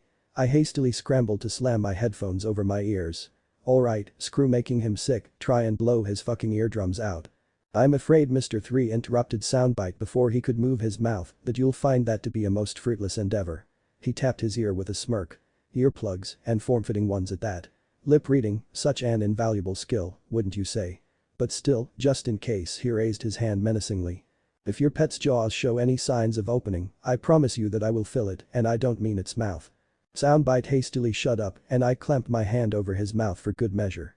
Mr. 3's smirk grew into a sadistic grin. I furtively racked my brain for any way for me to keep this bastard off of me until I could come up with some kind of plan. Thankfully, I managed to latch onto a stray thought and force it out my mouth. How are you still alive? I demanded desperately. We kicked your ass on Little Garden, and I know the crocodile is beyond intolerant when it comes to failure. You should be a dried up husk. 3 blinked in surprise at the question before chuckling sardonically. Well, now to be quite honest, I almost was. I accompanied my fellow officer agents here to Rain Base and decided to involve myself with the ongoing meeting. As expected, Mr. Zero was quite infuriated with me. He narrowed his eyes menacingly. Imagine my surprise, however, when he explained that the cause for his ire was a rather fraudulent report that he received in the midst of the madness that you caused us on Little Garden. You wouldn't happen to know anything about that, If the way his sneer intensified, my face must have betrayed me. Thought so. That little ploy of yours very nearly got me killed, which, I will admit, I can somewhat respect. I was supremely fortunate to be able to explain the situation and convince him that it was the truth before he managed to drain more than half of my body's liquids from me. The rest, as they say, is history. I frowned as I considered that was almost exactly the way things had happened before and Crocodile hadn't forgiven him then. What had changed? Sanji picked up the call, passed himself off as Mr. 3, Crocodile believed him, and then. It was only the advancing enemy and the fact that my hand was covered in metal that kept me from facepalming. The unluckies. Those furry-ass fuckers. They didn't attack Sanji and interrupt the charade, they didn't plant a seed of doubt with Crocodile about Mr. 3's trustworthiness. And they didn't attack Sanji because they were attacking me. The world swayed slightly beneath me as the implications hit me. All of this madness, this death, all because of me. Because I diverted the unluckies, they didn't interrupt Sanji. Because they didn't interrupt Sanji, Crocodile gave Mr. 3 a chance to explain himself. For want of a battle, the kingdom was lost, all for the want of a horseshoe nail. The click of leather on wax served to break me out of my thoughts and bring my focus to Mr. 3's cocky sneer. But that wasn't true, was it? The battle might have been lost because of a nail, but he was the one who started the damn battle in the first place. I didn't cover these people in wax, I only made it possible. I wasn't without blame, but I'd be damned if I was stupid enough to think that I had the lion's share. I scowled angrily. Damn it, I was brooding. The exact thing that the broad that stuck me here tried to prevent, even. And this smug jackass, the one at fault here, had the fucking audacity to smile after what he'd done. Fuck. That. I stepped forwards and threw my entire body behind a punch directed at the center of the smug bastard's face. Naturally, all that my fist hit was the lump of molten but not hot wax that was 3's own hand. And considering the wax's viscosity, my punch being halted mid-swing was to be expected. 3 cocked an eyebrow at the wax before giving me a flat look. Did you honestly expect that to succeed? It felt damn good to try, I spat. Mr. 3 thoughtfully tilted his head to the side. Then he buried a fist covered in hardened wax in my gut. Hurf. I wheezed painfully, doubling over around the boxing glove-shaped construct he'd formed. It took all I had to keep my lunch where it belonged, much less my legs under me. You're right, that did feel good. The candleman laughed. Soundbite whimpered miserably as he watched the events in terror, grinding his teeth fearfully as he balanced on the knife's edge of yelling with all he could and staying as silent as possible. Now then, Mr. 3 held his hand up, wax churning menacingly. Let's finish this. Rejoice. For I shall now make you into a work of art. From the inside. Shink. Mr. 3 froze, blinking in confusion as his wax luffed off of his hands. Out. He breathed, apparently unable to believe what had just happened. Rather than look a gift horse in the mouth, I reared my arm back and rammed my elbow into his face, dead center. The sound of his cartilage snapping against my armor brought me no end of relief. 3 stumbled back from me, clutching at his shattered nose. He made it 3 steps. Thunk. Isseki brought Shigure's hilt down on his skull, laying him out for good and revealing the bleeding slash on his back that had cut clean through his wax vest. That was for my man, you bastard, she hissed, clutching the bleeding wound in her gut. Buuut, I think you might have cut his spine, I winced. Isseki snorted and shook her head firmly. No, I didn't. Smoker said he wanted him alive. I follow orders, she gestured at the bisected shafts of wax behind her. And I only cut what I want to cut. I stared at the display in awe as I processed just what the implications were. You figured it out, I breathed. Isseki huffed heavily as she flipped Shigure in her grip and slid it into its sheath. It was easy. She winced and doubled over as her body was racked by shudders. Once the life was draining from my body, anyways. Hey, whoa. I yelped, running to her side and propping her up. Don't you dare give up on me now, officer, don't go dark. I still need you with me, we still need to find our captains. I tried to brainstorm anything else I could possibly say and I grinned eagerly as a thought struck me. Hey, come on, Tashigi, don't frown or anything. This is a good time, a happy time. You should be smiling. Why? Tashigi wheezed, leaning on me heavily. Because we took that bastard down. That's just my job. Ah, come on now. I grinned winningly. If you love what you do, then you won't work a day in your life. But, nah. I rather meant the fact that Zoro doesn't know how to do what you just did. Know what that means? Isseki blinked blearily as she tried to force her synapses to fire. It means I started to stride forward, dragging her with me. That right now, and for approximately the next 24 hours, out of the two of you, Master Chief Petty Officer Tashigi, are a superior master of the blade in comparison to Rarano Zoro. Now, ain't that just something to live for? The marine woman stared at me in shock. That beat, but I isn't Zoro Rano your crewmate. Hey, fuck him, Zoro's a dick, I shrugged indifferently. He don't respect our authority. Soundbite overpronounced in a familiar drawl. Technically speaking, Zoro outranks the both of us, so he doesn't have to respect our authority, I shot back. But still, you get the point, right? Ishiki was contemplatively silent for a moment before slowly nodding in agreement, energy flowing back into her form. Yeah, you're right, she chuckled grimly, in spite of the obvious pain that lanced through her features. Fuck him. Soundbite and I laughed eagerly. That's the spirit. I crowed. Now then. I slid out from under Tashigi and allowed her to support herself, clapping her on the back as I did so. On your feet, Marine. This battle is only just getting started. She swayed for a few seconds before managing to establish her balance. She took a tentative step forward, then another, and pretty soon she was ambling along at a good pace, if a bit wobbly. I kept my pace even with hers as we approached rain dinners, a silence between us that I would dare to call comfortable. Well, aside from the fact that Tashigi was still bleeding onto the ground. Hopefully Smoker's unit had some medics on hand. I blinked as I ran that sentence through my head again and glanced at Tashigi. Do you want to order some of your unit's medics to meet us at rain dinners? I asked. Wouldn't do her any good even if she wanted to, Soundbite frowned. They've moved slightly too far for me to reach them. Sorry. Tashigi looked at the two of us, her expression unreadable. Thanks for the offer, she muttered before shaking her head firmly and plastering a confident expression on her face. But it doesn't matter either way. I'm a Marine, we're made of sterner stuff than you pirates. Soundbite and I shot her flat looks. Tashigi adopted a look that was a tad too innocent. What? It's just a fact. After all, I take a spear to my gut and I barely even cry out, you get punched once and you look like you're about to toss your lunch. I would have been indignant if it was one of my crew saying that. But considering whose mouth it was coming out of, I decided to settle for waffling between impressed and righteous fury. Oh ho, bite me, Marine bitch. I grinned with as many teeth as I could muster. You think that cute little flesh wound is impressive? Police, Zoro's eaten stab wounds to most of his body for dinner and that was before he settled on having his chest sliced open for breakfast. He'd be able to take that without so much as flinching. Ishiki accelerated her pace as she grit her jaw. How typical of a criminal. Defending their pride against any and all perceived threats. Are you sure you aren't overcompensating for something? You started it, Marine bitch. I shot back as I matched her step for step. Pirate bastard. Jackboot grade thug. Low-life scum of the seas. We continued the volley of insults until we were within sight of rain dinners, both of us out of breath by that time. We paused our back and forth for a few seconds, glaring daggers at each other. I tried to keep it up, but in the end, I couldn't stop the grin spreading over my face, and if the way Tashigi was digging her fingers in her open wound was anything to go by, she was only just managing to keep her scowl in place. My, officer, what a mouth on you. I teased viciously. What would Smoker say if he were to learn of it? Not a word, Jeremiah, unless you want to see what color your innards are, Tashigi retorted. That drew an honest wince from me. Alright, fair enough. Just, don't make a habit of calling me by my first name, alright. I much prefer to go by my family name. That got Tashigi blinking at me in shock. Wait, Jeremiah isn't your family name?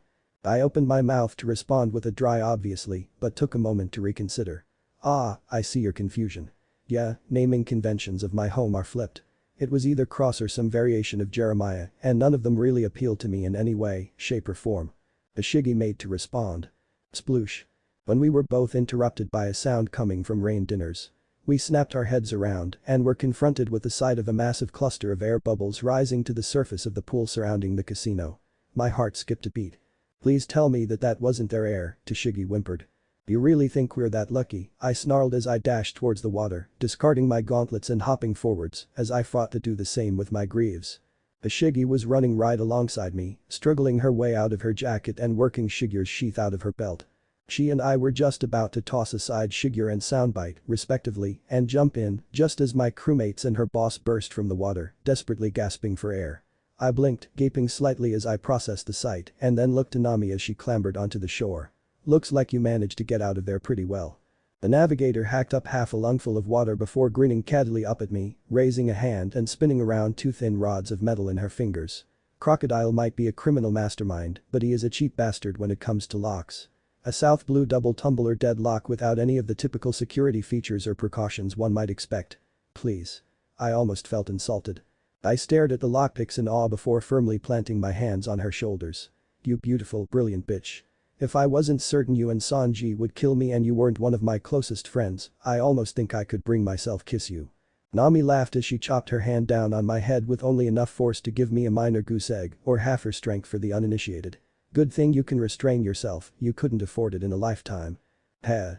I snapped an incredulous glare at Smoker, or rather at the slight smirk Smoker was directing at me. Oh, so that's what makes you laugh. I paused as I thought things over. That makes Wai too much sense. I've never seen him smile before, Tashigi said under her breath. Smoker's eyes fell on her, and the smirk was gone the next moment as his eyes fell on her bleeding gut. Don't worry, Tashigi already gutted Mr. 3 like a fish and left him intact enough for him to become Warden Magellan's problem, I reassured him hastily before glancing at Tashigi. And considering the way she's been carrying on, I'm fairly certain it looks worse than it is. Smoker was silent for a moment as he stared at Tashigi before taking out a pair of cigars from a no-doubt waterproof tin in his coat and starting to click a lighter before them. Is that so? Tashigi nodded stiffly. I think I might be holding in 1 or 2 folds of intestine, but apart from that, yes. Smoker finally managed to achieve a flame and he took in a breath of nicotine. Good. In that case he blew out a hefty cloud of smoke. On to business. Zoro's sword clashed with the Marine's jut the instant he drew it. I sighed in exasperation and made to tell them to stop acting like idiots when I was instead confronted with a stupidly familiar blade coming to rest over my shoulder. Seriously, I hissed indignantly. This is the first time I've said this to a pirate, crossed Tashigi huffed painfully, but I am sorry for this. I'm a Marine, you're a pirate. You're all under. Enough. Hodges. I hissed fearfully as Shigeru twitched towards my face on account of Tashigi flinching. The source of the flinching was very obvious indeed. Vivi roaring furiously with more impotent rage and authority than I thought she had in her. Listen to me very carefully, she snarled in a tone of icy calm. You will release Mr. Jeremiah and you will leave my friends alone, or I swear that I will do everything in my power to make you regret your actions for the rest of your miserable life. Do I make myself clear? Ishigi shivered as she obviously tried to discern what to do, but she thankfully withdrew her blade. Ma'am, please. No, you will listen to me, Marine. Vivi spat as she marched upon the wounded Marine and started jabbing her in the collar. You have been hounding me and my friends from the very moment we set foot in this country, my country, and I am sick of it. I am giving you a direct order. Stay away from the Straw Hat Pirates or pay the consequences. And who do you think you are, ordering my officer around? Smoker huffed, more lazily than anything else. That was the wrong question to ask. Vivi spun around and glared at the Marine, looming over him like an oncoming storm. Who am I? She hissed imperiously.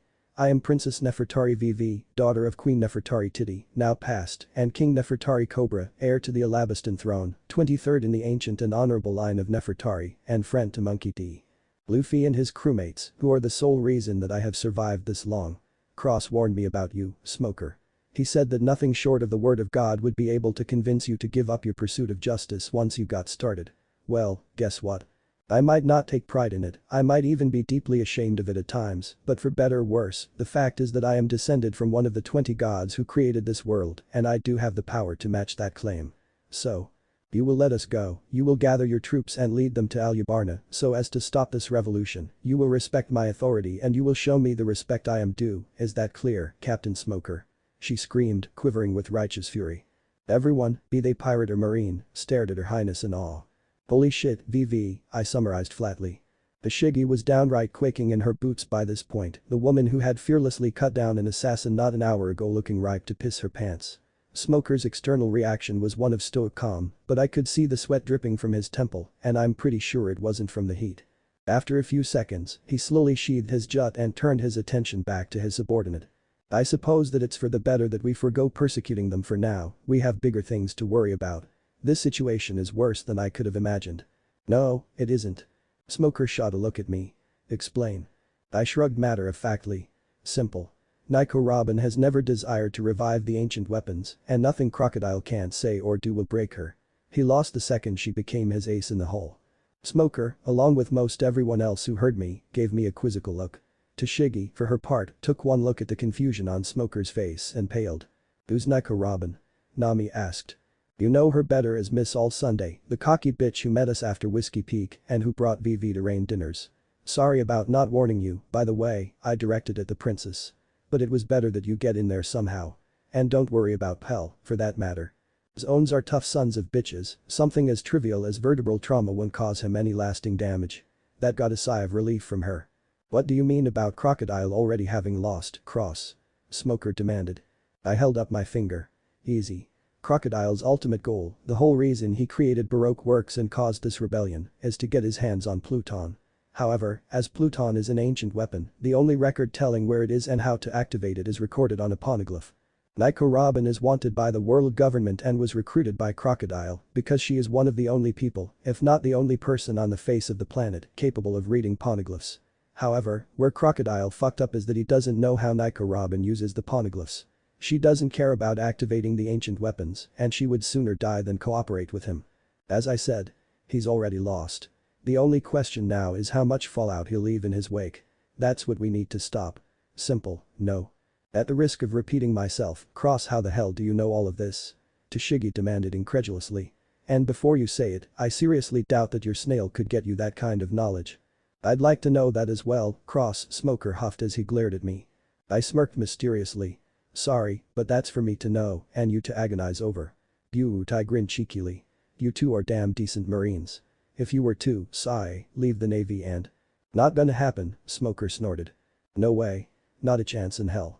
Zoro and Tashigi chorused before proceeding to glare daggers at each other. I spared a snicker at their reactions before shrugging helplessly. Then I suppose that you'll have to settle for living in obscurity. SORRY. Soundbite sang eagerly. But. I clapped my hands firmly. I am afraid that we are digressing. There is still a revolution to be halted and a megalomaniacal asshole to be tossed into the deepest pits of impel down. So unless there's anything else, I jabbed my thumb over my shoulder, what say we bounce? Yeah. Luffy whooped, throwing his fists up eagerly. Let's go kick Crocodile's ass. Zoro kept his glare with up to Shiggy for a moment longer before huffing and turning his gaze away. Aye, Captain.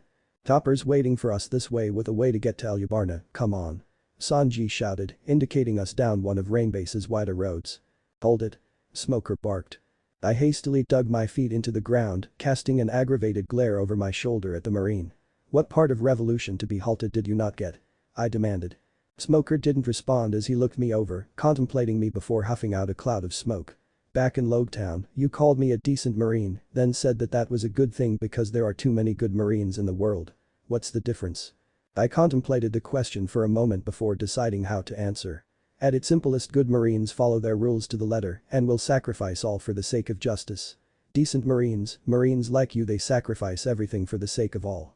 Even justice, if it comes down to it. The rest of the crew and Tashigi both looked between Smoker and I with expectant expressions as I said that. Smoker's eyes had widened the slightest amount in response to my answer, but beyond that his expression was unreadable. I waited. I see, he said at last. And you honestly believe that the Navy has more good men than decent men? I gave him a sickly smile. Honestly. As of this moment, I can name 4 decent Marines off the top of my head. 2 are here, the other 2 are long dead. Mark my words, Smoker. You may not believe me now, but if everything goes the way VV wants and this country is saved, you're going to see the 8 of us as more righteous than your bosses before we leave this country. Smoker was silent for a moment longer before grunting noncommittally. I took that as a good sign. Now, unless anyone else has something they want to say. Tashigi stepped forward hesitantly. Ah.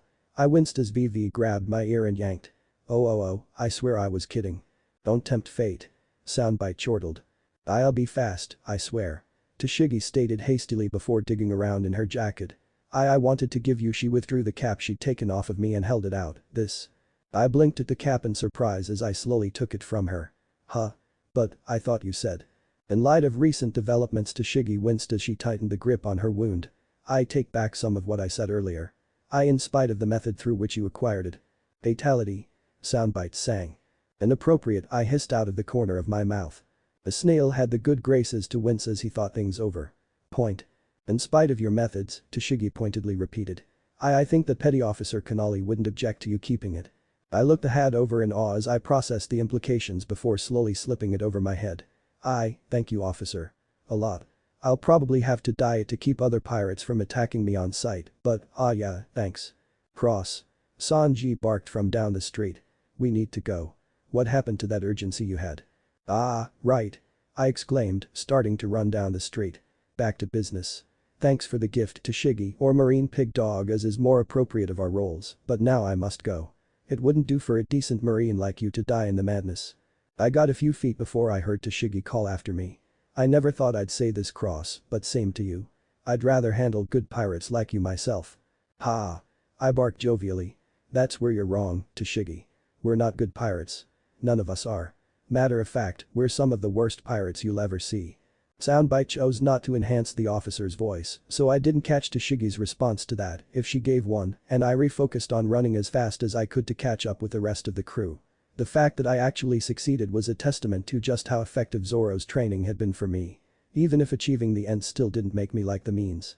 We ran until we reached the edge of the city, and a large cloud of dust became visible, growing nearer every second. "Giant enemy crab," Soundbite exclaimed. It wasn't long before the cloud source revealed itself to be a Yi. It was like Buuut all over again. Well, Scissors wasn't that titanic. I don't think I really braced myself to be ready for meeting a crab the size of a house. A big house. A big two-family house with a porch and a white picket fence yard. "Hey, guys." Chopper waved eagerly from atop Scissors' head. "Hola, hombres. So you're Chopper and Eyelashes amigos, eh? Nice to meet you all. Especially the senoritas." I stared at the crab with a twitching eyelid for a moment before pinning Soundbite with a flat look. "You have absolutely no sense of decency, do you?" "I ate its liver with a side of fava beans." Soundbite cackled. "Should have seen that coming," I muttered under my breath before gesturing at Scissors. "Well, come on. Everyone on board the Crustacean Express, running non-stop to Alubarna." "Choo-choo." The baby transponder snail whooped. We hastily clambered onto the crab's back and Chopper snapped the makeshift reins he'd fashioned for Scissors. Just as the megafauna started the trek, however. "Incoming." Soundbite hollered fearfully. "Not today." I shouted back, grabbing VV's shoulder and yanking her below the massive hook that came within inches of yanking her off of Scissors' back. VV stared over her shoulder fearfully. "Thanks, Cross." "Not even half a problem," I reassured her. I then proceeded to turn around and shout at the retreating skyline of Rainbase. "Looks like you lose this time, Sandcrow Gak." I was cut off by a large hand wrapping around my throat and a very familiar and very furious visage materializing before me. "I'll settle for the consolation prize," Crocodile snarled viciously as he constricted my windpipe. "Grrgkh. Let go of my kami, you bastard." Luffy howled, launching himself through Crocodile and forcing him to dissolve into sand and release me. Before any of us could react, Luffy tumbled onto the desert sands, with Crocodile reforming less than a dozen feet before him. I hacked and wheezed as I massaged my crushed throat. Holy shit, had that been close. I'd probably been within moments of becoming a mummy. And I had no intention of sticking around to become one, either. "Moga. Move. Now, go." "You don't have to tell me twice, amigo." Scissors concurred, tearing through the sands as fast as his legs could carry him. "Luffy." VV desperately screamed back after our captain. "Go on without me, guys." Luffy shouted back at us. "I can take him." "Kick his ass, Luffy." I called back after him. I watched one of my best friends and one of our worst enemies disappear into the distance for a second until Zoro spun me around and held me up by my collar, glaring at me viciously. I met his glare head-on with one of my own. "If you're going to say anything, go ahead and say it, but before you do, know this.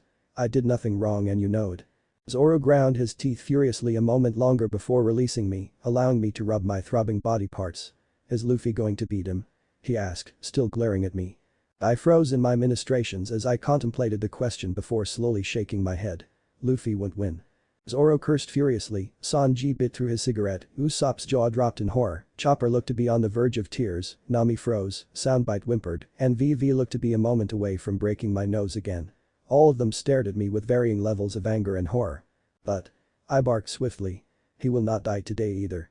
Believe me, I hate this just as much as you guys do, but Luffy needs this fight to beat Crocodile. And even if I told Luffy how to beat Crocodile, he'd still need to fight him here to keep him from getting on our asses.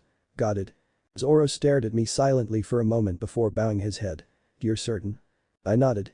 "The rest of Baroque works will say he died, and they'll have good reason to think it.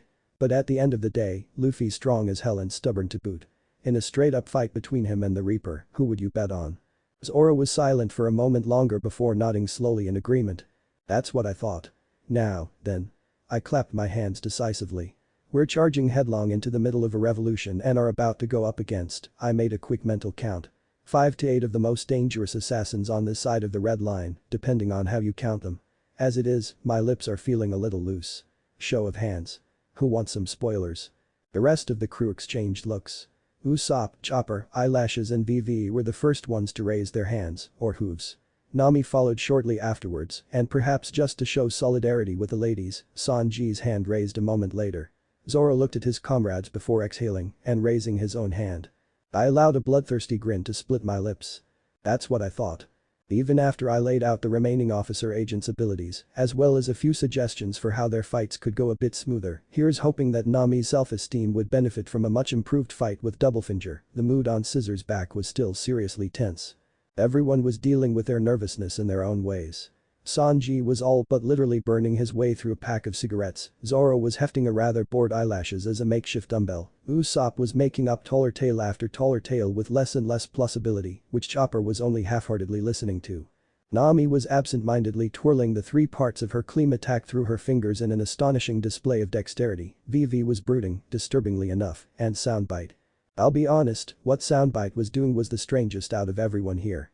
He'd had me take him off my shoulder and put him down on Scissor's back, where he was frowning and grinding his teeth as he hummed. He didn't sing, didn't cackle, didn't make any other noise, just hummed.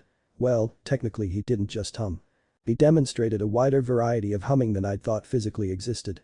Low pitch, high pitch, wavering pitch, hell, even a bass pitch low enough that it shook the air around Soundbite and me, even though I was less than half a foot away from him. When I asked a snail what he was doing, he'd just dismissed me, saying that he was trying to work something out. I watched everyone wallow in doom and gloom for a moment longer before deciding to draw their attention by clearing my throat. Alright, guys. Hey, amigos. Scissors suddenly barked up over the wind of his speed.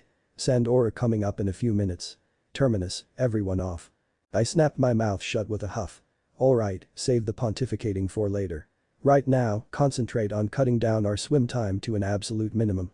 Huh? Usopp barked incredulously. What do you mean, get off? You're a crab.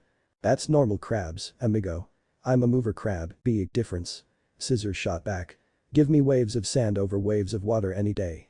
And besides, I sighed, giving Usopp a flat look. Crabs move by scuttling along through the sand beneath the water. So, unless you've recently acquired gills. Glug glug glug. Soundbite chortled, prompting me to scoop him back onto my shoulder. But this is still a problem. Vivi fretted. Even if we manage to cross the river in time, which I doubt since it's about as wide as a small sea and we have 1.5 devil fruit users on board. Hey.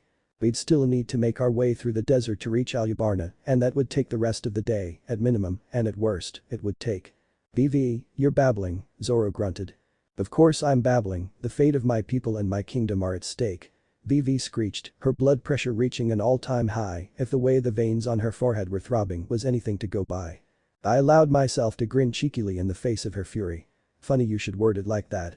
Everyone stared at me in confusion for a moment until the penny dropped for both Zoro and Nami. Zoro threw his head back and laughed uproariously, drawing incredulous looks from everyone else, while Nami's face swiftly matched Vivi's own infuriated hue. You have got to be kidding me, the navigator hissed viciously. That's what you were talking about, seriously? I shrugged with a snicker. What can I say, Nami? Desperate times call for desperate measures. I paid my dues, now it's your turn to pony up. Woo. Shake it, mama. Soundbite cackled eagerly. Vivi's gaze was rapidly shifting between us, her hysterical rage bleeding away into confusion. Oh wait, what? What's going on, what are you talking about? Well, I drawled slowly. See, here's the thing. Scissors can make some damn good headway into the Sandora River. He can? Most of the crew asked in surprise. Again, Hombre Scissors concurred.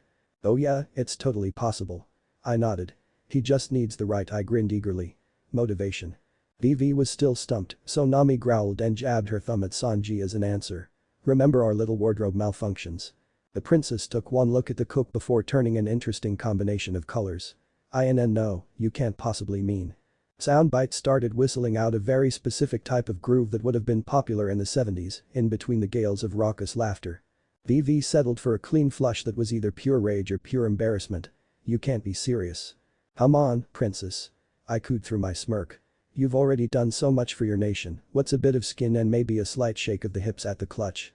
Nami ground her teeth as she stood up, jabbing her finger at me. We will have words about this cross, count on it. My smirk promptly lost a lot of its vigor in face of Nami's and Vivi's unholy, red, feminine wrath. See, come on, now, you can't be that pissed. You were barely even ticked at Sanji and Scissors in the story, why do I get the third degree? Those two, she jabbed her thumb and finger at the cook and crab in question, are innocent enough perverts. It's in their nature, and more often than not enough harm for a foul. You, on the other hand, are not a pervert. You're just doing this for laughs. I swallowed nervously as I swapped my gaze between the two women looming over me, hastily plastering a shaky smile on my face. In my defense, you think all men are perverts. All men are perverts, they just show it to different degrees, Nami stated flatly. I could feel the sweat drop hanging off the back of my head. Fair enough. In that case I plead the fifth. Even if I knew what that was, I'd still veto it, Vivi growled. I settled for just whimpering miserably. Vivi and Nami kept up their glares for a moment longer before sighing simultaneously in defeat. Still, as demeaning as it might be, I can't deny that it's a workable plan, Nami groaned to herself. So, should we just take them off now, or? Vivi trailed off uncomfortably as she hesitantly fingered her robes. Ah, no. I hastily rallied. Hold off on that until we're barely at the water, we want to get as much of a boost as we can get. The heck are you going on about, amigo? Scissors spoke up. Just wait until we're at the water, then look back here. Trust me, you like this. I called back. Sanji, Usopp and Eyelashes had by now put the pieces together and were staring expectantly at the girls, not bothering to hide their attentiveness. Chopper was still clueless and Zoro was still snickering, though he wisely averted his eyes from them. I elected to do the same, not wanting the two of them angrier at me than they were already, and looked in the distance as the river approached. I struggled between holding my tongue until the time was right and speaking up before it was too late. Fortunately, Soundbite spoke just as we were a few feet from the shoreline. Now. Ladies, please, he said, grinning. There was a momentary sigh of exasperation and the sound of rustling cloth. Then. Oh, SCISSORS, the girls crooned in tones of voices I had never heard before, or at least, not from Vivi. What is it, chicas? Scissors asked as he rotated his eye stalks to look at us. He blinked in surprise for a moment as he took in the sight. Then. Bariba. Scissors whooped euphorically, putting on a ludicrous burst of speed and ripping across the surface of the Sandora River. Yeehaw. Soundbite whooped ecstatically between gritted teeth as he clung for dear life to my shoulder. That's what I'm talking about. I couldn't fault Soundbite for his precarious position, seeing how I myself was hanging on to Scissors' fur. With just as much tenacity. Fahahaha. Now we're really moving. I laughed eagerly. Oh, Scissors. Chopper and Soundbite cried eagerly. I can't believe that this is actually working. Vivi shouted over the wind. Never underestimate the power of the female form, Vivi. Nami shouted back. It's life's great skeleton key. Now, if only I could make this crab pay me, then I'd really be happy. Of course, all good things must come to an end, and this one slowly started grinding to a halt as Scissors started sinking into the Sandora. We're losing speed. Sanji cursed. Sorry, hombres. Scissors wheezed desperately, obviously fighting to catch his breath. I might love the chicas, but even I've got my limits. My eye twitched slightly as I came up with an idea. It was legitimately suicidal, but god damn it, I was already in the hole and I wasn't going for a swim without a fight. We still have one option, I bit out furiously before springing to my feet and jabbing my finger in the air. Activate retro boosters. Hot girl on girl action, engage. Crunch. We'd rather drown. The girls screamed as they retracted their legs from where they'd planted them. My progeny, I whimpered pitifully as I fell forwards onto my face, cradling my bruised nether regions. Did you honestly think that would work? Usopp said, eyeing me uncomfortably. I had to try, I wheezed as I feebly raised my fist into the air in a show of defiance. A show that was promptly crushed under Nami and Vivi's heels. Go die. They bit out. Ahaha. G going down, hombres. Ehehehe glug, gaw. Thankfully, the shock of the surprisingly lukewarm water was enough to rip me out of my agony and back into reality, prompting me to doggy paddle for dear life as Scissors sank and promptly started crabby paddling his way back to the shore. Well, that didn't work, Sanji huffed as he spat out a soggy cigarette. Soundbite mumbled out something unintelligible from my shoulder, both due to the fact that he was burying his teeth into my coat for dear life and that there was a not inconsiderable amount of water lapping against him. Yeah, alright, so we didn't manage to make it the entire way, I grumbled in frustration. But hey, look on the bright side. With my timing, we managed to get the most out of that boost. That's worth something, right? Going by the glare she was sending my way, I was reasonably certain that Nami would have punched me again if she wasn't using all of her arm strength to swim. So, cross, Zoro spoke up. I'm assuming that something else is going to come to help us across the river. In a manner of speaking, I eyed the water around us uneasily. Where the hell was it? What do you mean by? Splash. Gruerg. A Sandora catfish. Vivi shrieked fearfully. They're man-eaters. You were saying? I deadpanned. Withdrawn, Zoro growled as he plunged his hand beneath the water, presumably to grab the hilt of one of his swords. Oh, don't bother. They're already handling it, I waved him off dismissively. Is they? Usopp demanded, trying to backpedal from the catfish's gaping jaws while struggling to keep Chopper balanced atop his head. However, before the catfish could successfully swallow him, it jerked back and started thrashing in agony. I grinned as the catfish finally keeled over and was swarmed by a crowd of very familiar figures. Hello, Kung Fu dugongs. The martial artist marine mammals whooped and waved at us eagerly as they celebrated their victory on the fish's carcass. Hastily clambering on a loud soundbite to regain his ability to translate their barks to words for us. We couldn't allow our master's disciples and crewmates to just be swallowed whole fu. We'll tow you the rest of the way fu. We're not Luffy's disciples, Nami deadpanned with a sweat drop. Speak for yourself, I'm already neck deep in the school of hard knocks, I growled acridly as I cast a glare at Zoro, who merely chose to respond with a vicious glare. Either way, we're very grateful for your help, VV bowed thankfully. I realize our means of communication are somewhat limited, but I promise I'll try and repay you, however I can once all this is over. The dugong speaker returned her bow, though he glanced at another dugong hesitantly before responding. We appreciate the offer, but that won't be necessary fu. We have other plans for the future fu. VV blinked in surprise at the response, but we reached the shore before she could question him further. Well, we should be going. I grinned as I grabbed VV's shirt and dragged her off the catfish carcass. Best of luck to you. The dugongs waved us off as we made our way into the sands. Once we were a ways away, Sanji turned his attention to the desert. Alright, we've done pretty good so far, so what's next? I doubt that eyelashes could make it to Alubarna in time. Well, maybe if I had some form of, shall we say, motivation. The camel proposed, batting his eyelids. Carrying all of us? I cut in hastily before VV could draw the peacock slasher she was starting to finger. No, our ride to the capital should be here any second now. Soundbite. Sound the trumpets, cause here come the cavalry. Soundbite announced, blurring up a bugle call as a dust cloud showed up on the horizon, swiftly approaching us. Please don't tell me that's the enemy. Usopp blurted nervously as he whipped his goggles down and started trying to puzzle out who was approaching us. No, wait, that's Karu. VV cried eagerly.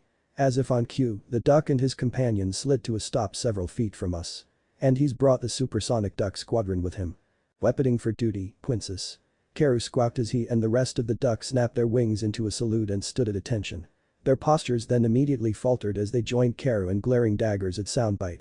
This wasn't something I missed. Wow, you weren't kidding, this is annoying, the duck wearing the Roman helmet and chomping down on a cigar grumbled. Dunno, said a duck in the back with a timid expression and a reversed baseball cap who was scratching the back of his head. I'm just happy we can talk at all, so.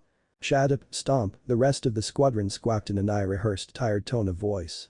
So the duck apologized, slumping his head with a sigh. Alright, enough. I cut in, especially after I noticed Soundbite starting to open his own mouth. Now, Karu, thank you for coming. I think I already know the answer to this, but do you think you can get us back to Alubarna in time? Ha! One of the stockier ducks barked, exposing a full set of teeth. We ain't caught supersonic for nothing, bud. It'll be close, but we'll get you there, nah sweat. Alright, I nodded slowly as I processed that statement. I mulled over the canon sequence of events and puzzled out how I could figure into things. I then proceeded to grin eagerly as I came upon an idea. Well. If you're all ready to saddle up and head out, I think that I might just have a plan so that we can stop or at least stall this rebellion in its tracks before it can throttle up into full swing. I swung my eager gaze over our group. Who's with me? The grins I got back were answer enough. I nodded eagerly as I shoved my marine cap inside out in order to hide the logo before placing it on my head. Then let's get on with it. Oh. I peeked around the side of the bluff we were all hiding behind, just a meager mile from the statuesque form of Alubarna. I had to give VV's ancestors credit where credit was due. Their choice in allies might have been questionable at best, but goddamn if they couldn't choose a damn good location for their nation's capital. With only 5 possible ways in and nothing but flat desert for miles around in most directions, the only means possible to assault the city would be via Koza's course of action. An out-and-out charge and invasion. Still, if we ourselves wanted any chance of getting in and stopping the 2 legitimate armies from clashing, first we needed to make our way past the 5-man army that was guarding all the western entrances. Alright, I muttered to myself as I slowly raised my hand. Here we go, ready set, I chopped my hand down. Go. And with that, 6 of the 7 supersonic ducks shot out around the bluff and bolted towards the cliffs of Alubarna. The ducks managed to cross a few hundred feet of sand before the sound of cannon fire started to ring out and they were forced to dodge and weave around the patches of sand exploding around them. A bit after that, the ducks started to split up. First, Sanji and Chopper split off and bolted towards the south, drawing the Mr. 4 team along behind them. Second, Usopp fired an explosive shot off at Mr. One, distracting him long enough for Zoro and Nami to pelt up the steps of the west gate, while Usopp's own duck ran down Mr. Two and let eyelashes through the southwest gate. I kept watch a moment longer before walking away from the rock face and hauling myself onto Karu's back, seating myself behind VV. Coast's clear. Ready to give the speech of your life while trying to duck assassination attempts from plants in both your side and theirs. VV cast an uneasy look over her shoulder at me. Are we doomed if I say no? More like sane, in my books, I muttered before clapping her on the shoulder. Well, this rebellion won't end itself. Or rather, it will, but not in a way we like. Step on it, Karu. White. The duck squawked in agreement, kicking up a storm as he broke for the stretch of sand between Alubarna and the rebels. Within minutes, we were firmly situated between the southernmost gate of Alubarna and the army of righteous fury and justice that was basically the horizon and barreling down on us. Their arrows will blot out the sun, Soundbite muttered nervously. I blew out a nervous breath as I clenched and unclenched my fist. Then we will fight in the shade, I muttered back. VV started to slide off of Karu, but I quickly put an end to that by grabbing her cloak. Hey, where the heck do you think you're going? The princess shot a bewildered look at me. Getting off so that you two and Karu can get away in case anything goes wrong. And leave you to get turned into royal paste if these guys don't stop. Yeah, pull the other one. I scoffed. They'll stop once I speak with them. And besides, Soundbite will give me at least a mile of leeway once they're in range. VV shot back. You don't trust me? Soundbite whimpered, accompanied by a dose of puppy dog eyes. Not on your life, but that's beside the point, I deadpanned. Here's what I'm concerned about. When was the last time either of you saw any of our plans work perfectly without something going wrong in some way, shape, or form? Soundbite trailed off uncomfortably, he and VV trading unsure glances. VV chewed her lip nervously. Still. Damn it, woman, I am trying to keep some form of redundancy in play here. Would you please lay off the martyr complex for 10 freaking seconds, I finally burst out. I agree with Quas. Karu stammered out, visibly gritting his beak as he tried to steel his nerves. Why yow my flyant VV, and I won't leave you no matter what. Oh yeah, good point. I snapped my fingers in realization. Karu and the rest of the squad are an official part of the Alabastan military. You want to look official and really draw their attention, you'll stay on Karu so that we can get the hell out of Dodge in case anything goes wrong. Got it. VV held up her glare for a moment longer before sighing and pinching the bridge of her nose. Yes, Igaram, she ground out in exasperation before glancing at Soundbite. Is Koza in range yet? Soundbite angled his head uncertainly. They're on the edge of my hearing, should be in range of my voice any second. Remember, Koza's the one in the lead on the horse. Keep it to him and him only. If the plants pick up that things are going wrong too soon, they'll try and send things straight to hell, I told him, twisting myself around in Karu's saddle as I tried to examine the cannons lining the city's border. Hopefully, I'd be able to notice if any of them started to get trigger happy before we got turned into a fine red mist. Yeah, I got it, Soundbite mumbled, more to himself than us. Almost huh. Soundbite cut himself off, glancing around in confusion before suddenly snapping back into his shell and loosing a myriad of alarm bells and sirens. Wah, Soundbite. VV looked back at us in confusion. What are you doing, what's wrong with him? I don't know. I shook my head hastily as I tried to quiet the baby transponder snail. Soundbite, what's wrong? Death from above. Soundbite screamed at the top of his lungs. Death from Abo.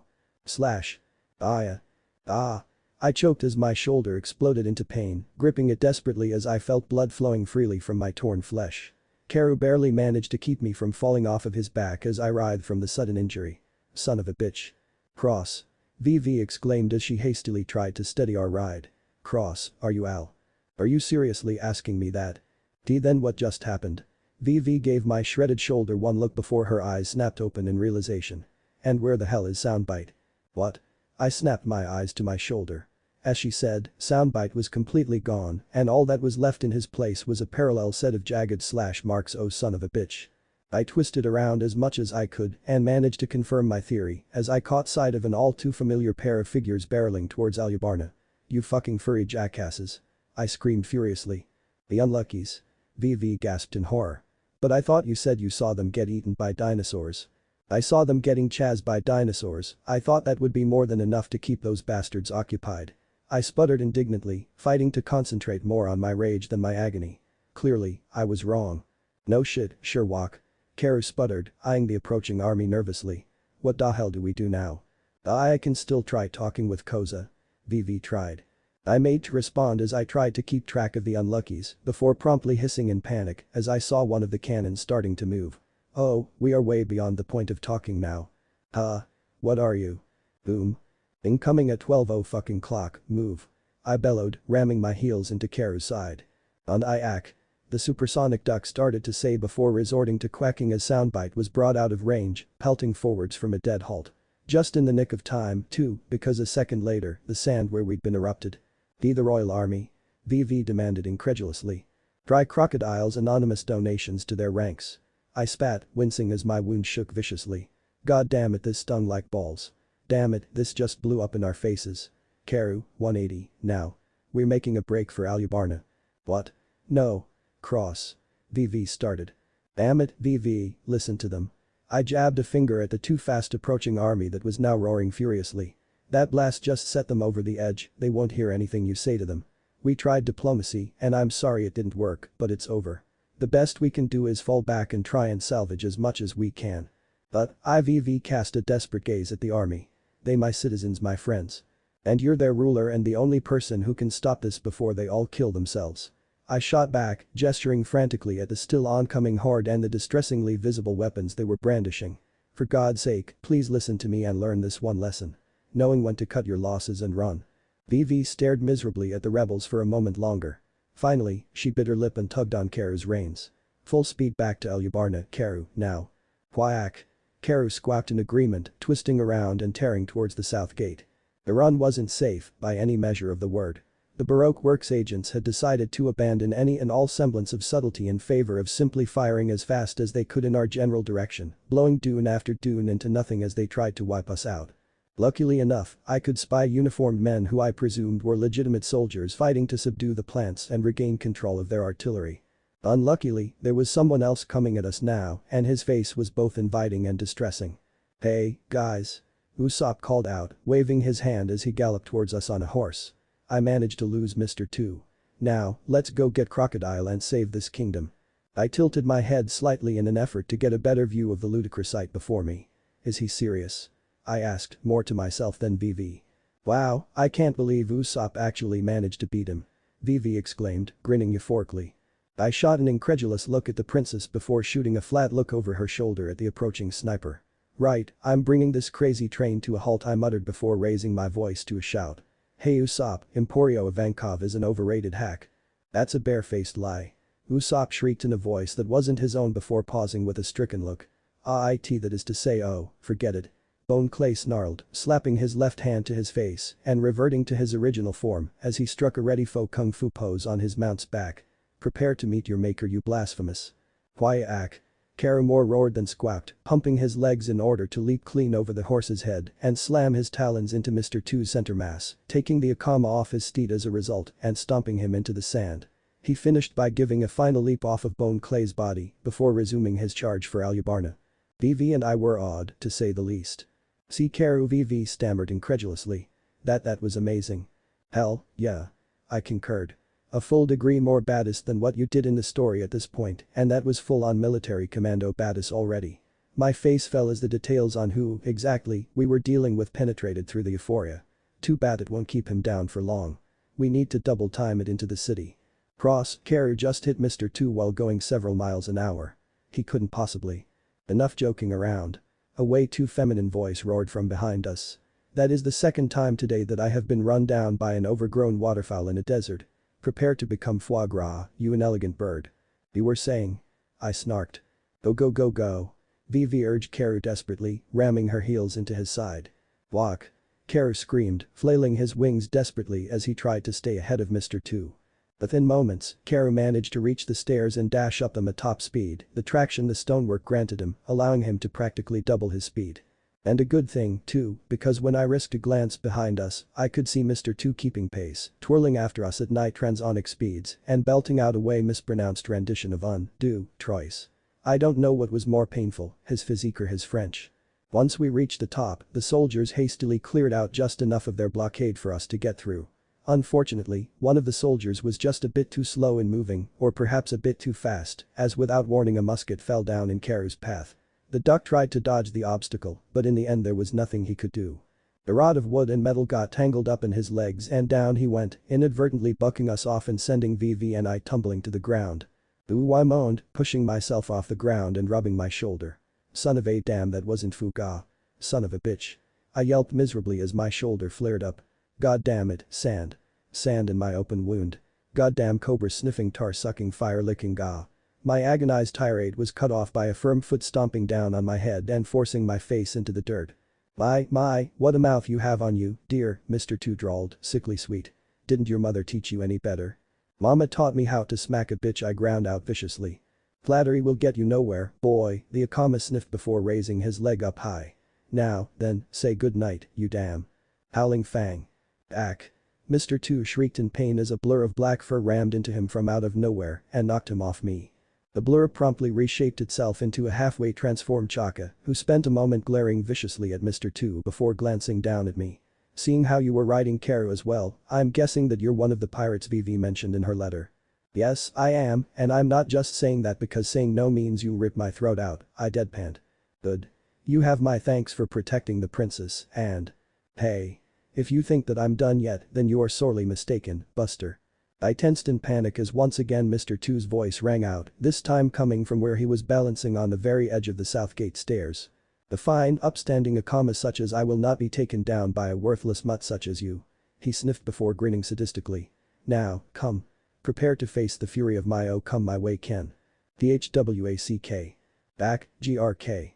Mr. Two doubled over and clutched his throat in pain, nothing but a series of wet gurgles coming out of his mouth. For the record, that was for the pain you no doubt put Usopp through when you stole his face, Vivi stated as she shook her hand out. This is for trying to topple my kingdom. And with that, she reeled back and slugged him clean in the middle of his ugly mug. Ack. Mr. Two yelped as he clutched his, hopefully, fractured nose. And this is for your horrible outfit, on behalf of women everywhere. Slam. Ooh, Chaka, Karu and I winced in sympathy. Mr. Two whimpered pathetically as he locked his knees together before tilting backwards and plummeting down the steps. There was a sound not unlike that of a rubber ball hitting the ground, followed by a shouted ow.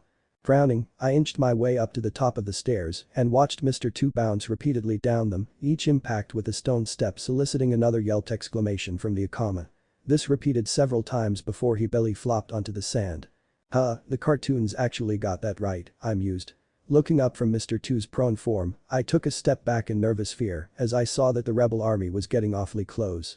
Okay, time to go, I think. When he gets up, he is going to be pissed. Excuse me, Chaka started in shock. Cross, you cannot be serious. Vivi demanded. I mean, if he were his own, I'd understand, but… In the original story, he took kicks to the face from Sanji repeatedly, I might add. And kept fighting, I stated flatly. Hell, he got Sanji on the damn ropes, even before he started using Nami's body. Vivi's face turned in a shen gray as she glanced down the stairs before looking back at me with an expression of severe panic. We run. We run, I agreed, furtively glancing around. The only question is, where to? The bomb's already taken care of, so… I choked as I noticed Chaka tensing up before flinging an incredulous look at Vivi. You didn't tell them about the damn bomb. What? No, I did, of course I did. Vivi protested before shooting an incredulous look at her family's protector. Chaka. We tried to storm the clock tower as you ordered, but somehow the pair you warned us about already knew we were coming. Chaka hastily explained. By the time we arrived, they'd somehow managed to amass a small army and entrench themselves. We've spent the past 48 hours trying to dig them out, but to no avail. Vivi and I stared at him in shock. So what you're telling me is that the bomb with the multi-kiloton payload is still in play. Not by choice. The canine's own shot back. We've tried getting in every which way we can imagine, but their position is too well fortified. And to make matters worse, whenever someone shows their head in view of the tower, they get gunned down from out of nowhere, Vivi finished as she pinched the bridge of her nose. The Mr. 7 team, damn it. Always thought they wooks too. Hakeru cut himself off mid-sentence as he realized that he was talking, drawing all of our attention as well. What the? Chaka started, but I interrupted him. Soundbite. Can you hear me? I yelled out at the top of my lungs. Yes. A medley of voices warbled out from nowhere. The furry fuckers stuffed me in my shell and are wheeling around above the buildings. I'd get out on my own, but I'm in the feather rat's claws. If I drop them. You get dropped and go splat, right? I groaned acridly as I massaged my temple. Damn it, this was going straight to hell. I racked my mind furiously as I tried to come up with a plan. Finally, I was able to put together what I seriously hoped was a semi-passable plan. Alright, you hang tight, no pun intended, and make sure that they don't realize that you're not silenced while you're in your shell. I'll try and come and get you. Just be patient, alright? There was a moment of silence before Soundbite's voice drawled out. I'm a snail. My max speed is an inch an hour. Patience is practically my species is fucking ver. The tirade suddenly cut off without warning. I looked back at an exasperated VV and Karu and the sweat-dropping jackal man. The pests must have flown out of range, I explained with a sigh. Hopefully Soundbite will be able to lead me to them when they circle back around, but for now, let's plan out our next moves. First, what are you thinking right now, VV? I asked, noticing the thoughtful look she'd adopted. I was thinking that something really shocking to both sides might stall the two armies enough for me to be able to defuse this whole mess without Soundbite's help, VV explained. If nothing else, I'd be able to get them farther away from the bomb. The bomb is actually what made me think of. Don't bother, he's already waiting for you, I said, waving my hand dismissively. For all I know, blowing up the palace might work, but the second you set the charges, the sand bastard will blow in. And until Pell gets here, we don't have any way of beating him. Wait, Pell. Chaka interjected. Pell's just his own like me, if an admirably skilled one. How can he possibly beat a Loja like Crocodile? He can't, I replied, shaking my head solemnly before sticking up a finger. But the passenger he's bringing along sure as hell can. It'll take some work, but I grinned viciously. Trust me, Luffy will beat Crocodile. It'll take a lot of work, but Alabasta will not fall today. The glimmer appeared in VV's eyes for a moment, but in the next it was replaced with the cold steel of command that was starting to become familiar. Alright, then, in that case, I have a different idea. She shot a questioning look at Chaka. The Baroque Works agents in the clock tower, did they leave one flank deliberately unprotected, but cover it in booby traps? Chaka recoiled in shock. How did you? Yes, but how does that matter? VV grinned confidently as her suspicions were confirmed. It means that Baroque Works either hasn't had the time or the inclination to change its playbook since I left its ranks. And that means that I know exactly how to get you and your men past the Mr. 7 team and into the tower to stop the bomb. Her grin faltered a bit as she looked at me. Any reason why that wouldn't work? Taka obviously didn't think so. Wah Princess, VV. Such a course of action would be beyond reckless. I cannot, in good conscience. The zone cut himself off as VV pinned him with a frigid glare, maintaining her gaze until he fully backed down. As you say, Princess, he mumbled something incoherent under his breath, though I'm fairly certain the phrase third trimester all over again was somewhere in there. I took a moment to chuckle at the sight of the loyal hound being brought to heel before nodding in agreement. Yeah, that should work. Once those two are out of the way, Pell should be clear to carry the bomb out of blast range. Straight up would be advisable, just in case any of the rebels get the bright idea to gun down one of the royal guardians of Alabasta. VV frowned in confusion. Wait, carry it. The Mr. 7 team is shooting it from the clock tower, right? That's the only thing that makes sense to make them think they won't be caught in the blast, plus they're the best snipers in Baroque Works. If they don't shoot the bomb, then they'll. What a Smithoians? Karu asked, before blinking in realization. Soundbite must be close again. Anyways, as I was saying, do you really think Crocodile cares even a bit about his subordinates? Give the duck a prize, I nodded sagely. Crocodile always has a backup plan, and this one takes the form of a timer hooked to the bomb. It's set to go off at, I racked my brain, trying to remember what Crocodile had said. 4:30. Yeah, 4:30. Anyway, even if you have any bomb technicians available, chances are that there isn't any means of safely disarming the damn thing. It's going off no matter what, but at least Pell can carry it out far enough that Alubarna won't be within the blast radius. With any luck, he'll be able to time it so that he can dive fast enough to escape the blast. The princess bit her lip uncomfortably. But if he isn't? Then he'll still be fine, I patiently reassured her. After all, zones are stupid tough. Besides, he did it before, and that was after getting gunned down by Miss Father's Day. Trust me, Princess, if there's one thing you learn from watching the Strowat pirates in action, it's that you would be shocked at what a person can live through. Would you mind explaining how you know all of this? Chaka asked, apparently after a struggle to find his voice. He then tensed and whipped his hand to his side. Did you eat the glare fruit? He demanded tersely. I hastily raised my hands in surrender. Don't worry, General. I glanced at VV, who nodded in confirmation. General. The glare fruit remains in the possession of the user you're no doubt thinking of, safe and sound, and incapable of peering through time. I am impressed by your logical extrapolation of devil fruit powers, though it's rare to meet someone quite so perceptive. Taka shot an uncertain glance at VV. He told me how he knows so much before we arrived in Alabasta, Chaka, and I saw him swimming earlier this morning, she confirmed. With that, Chaka relaxed and looked back at me. I'll worry about how you know all of this when the war is over, then. For now, anything else to tell me? I frowned in thought, glancing out at the approaching rebel army. Still a few minutes out, good. I'd need as much leeway as I could get to reach soundbite. Let's see, I tapped my chin contemplatively before snapping my fingers in realization.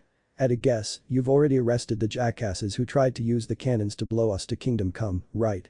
Taka scowled darkly, but nodded nonetheless. Yes, we did.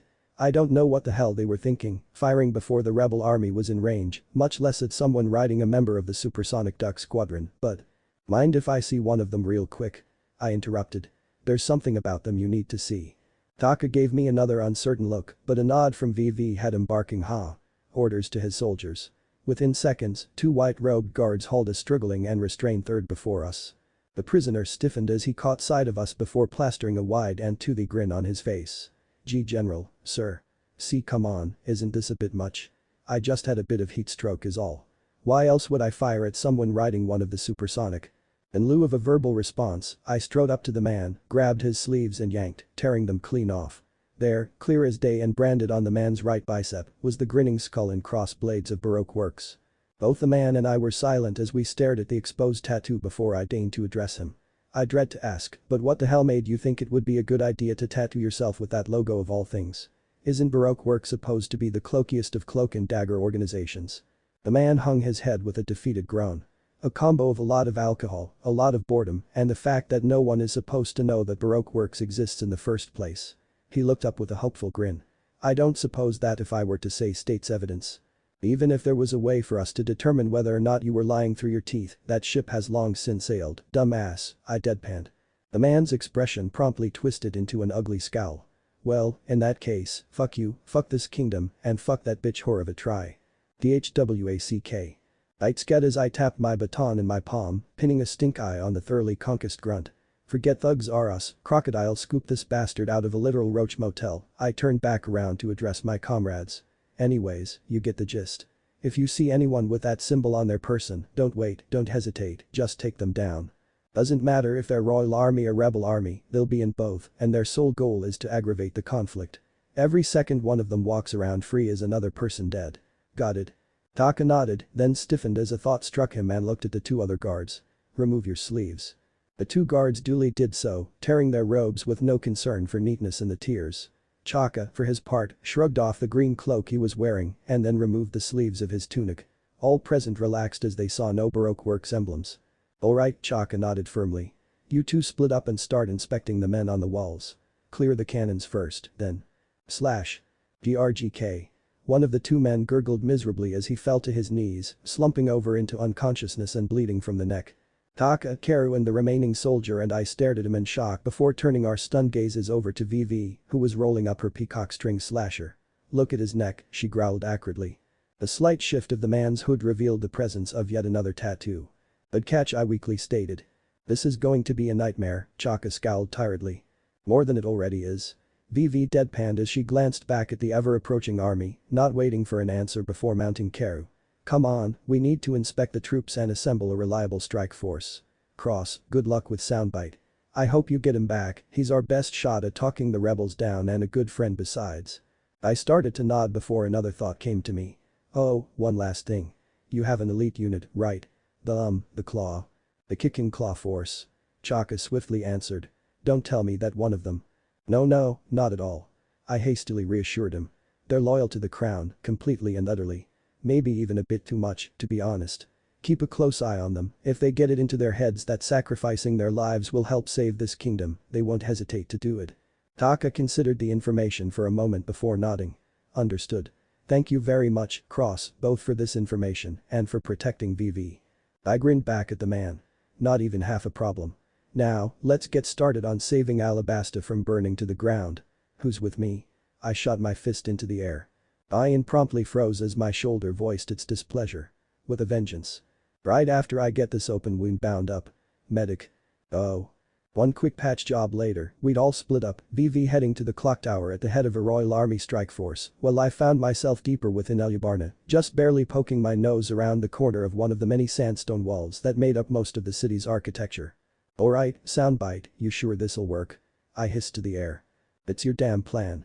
And I don't suppose that there's any chance you could talk me out of it, is there? I retorted half nervously. Just get ready. They're coming. Right, I nodded, my entire body slowly tensing in anticipation as I clenched and unclenched the grip I had on my baton. Okay, I'm ready. Say when, then amp. Roger.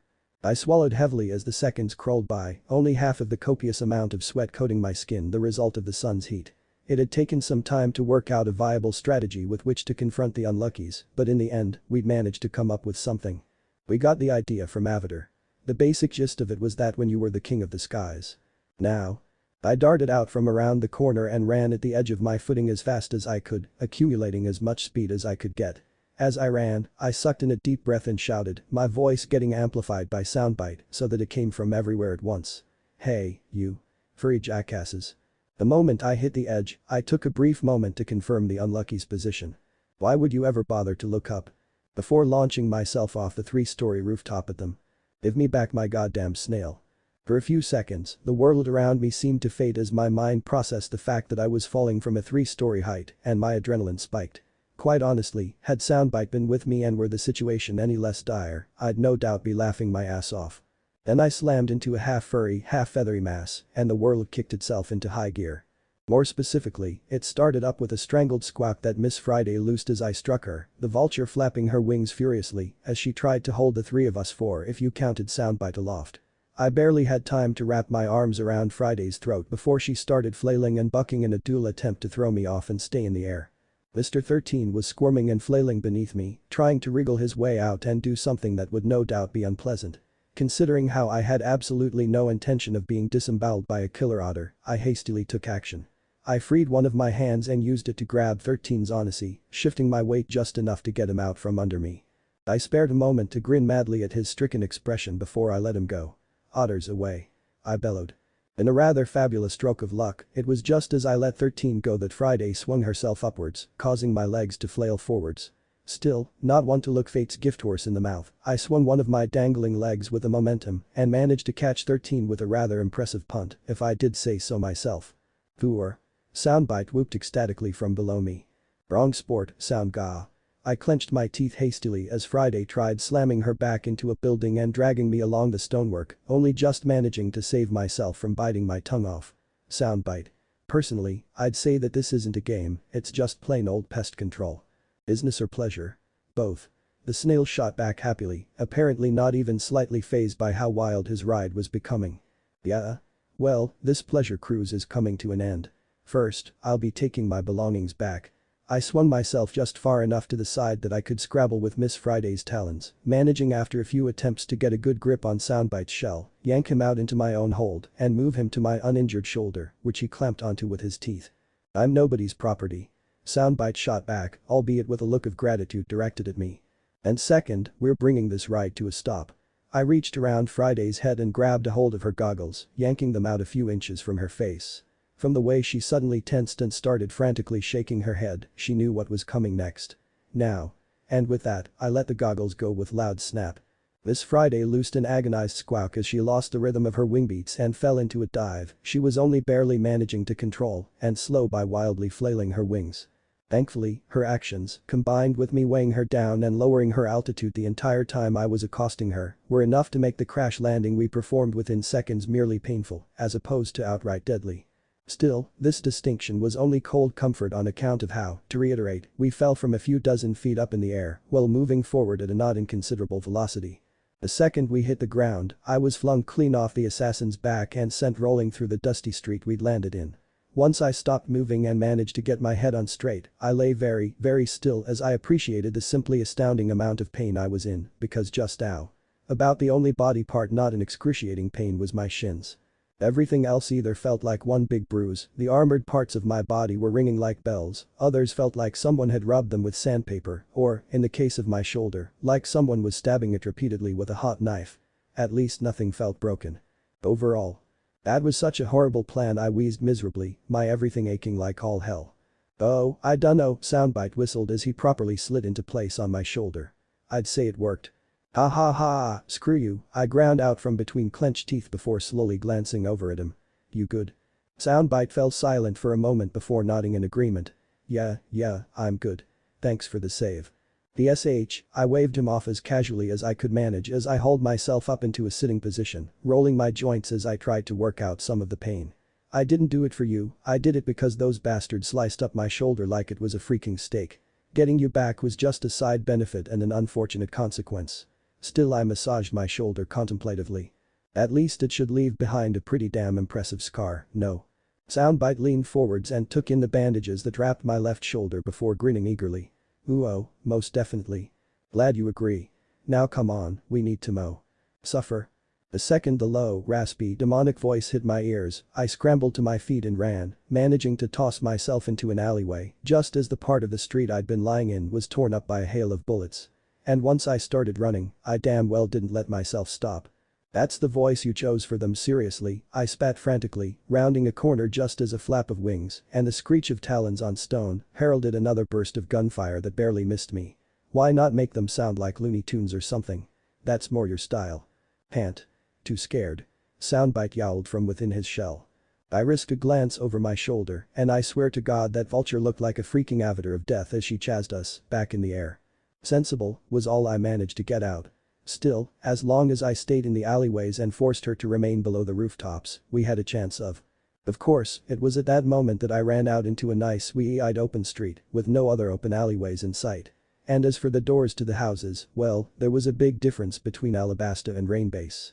Rainbase's residents weren't expecting an army of rebels to attack and as such hadn't boarded up their homes before leaving, whereas Alubarna's citizens were and had.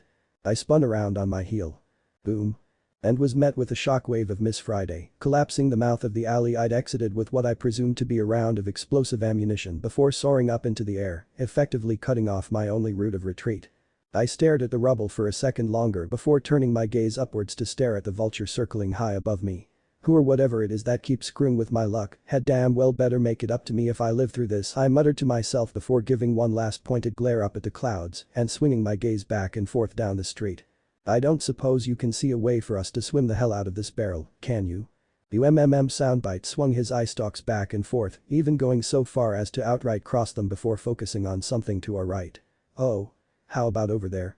I followed Soundbite's line of sight and grinned just as eagerly as him when I saw what he was eyeing. A bar at the end of the street, just a few meters away from us.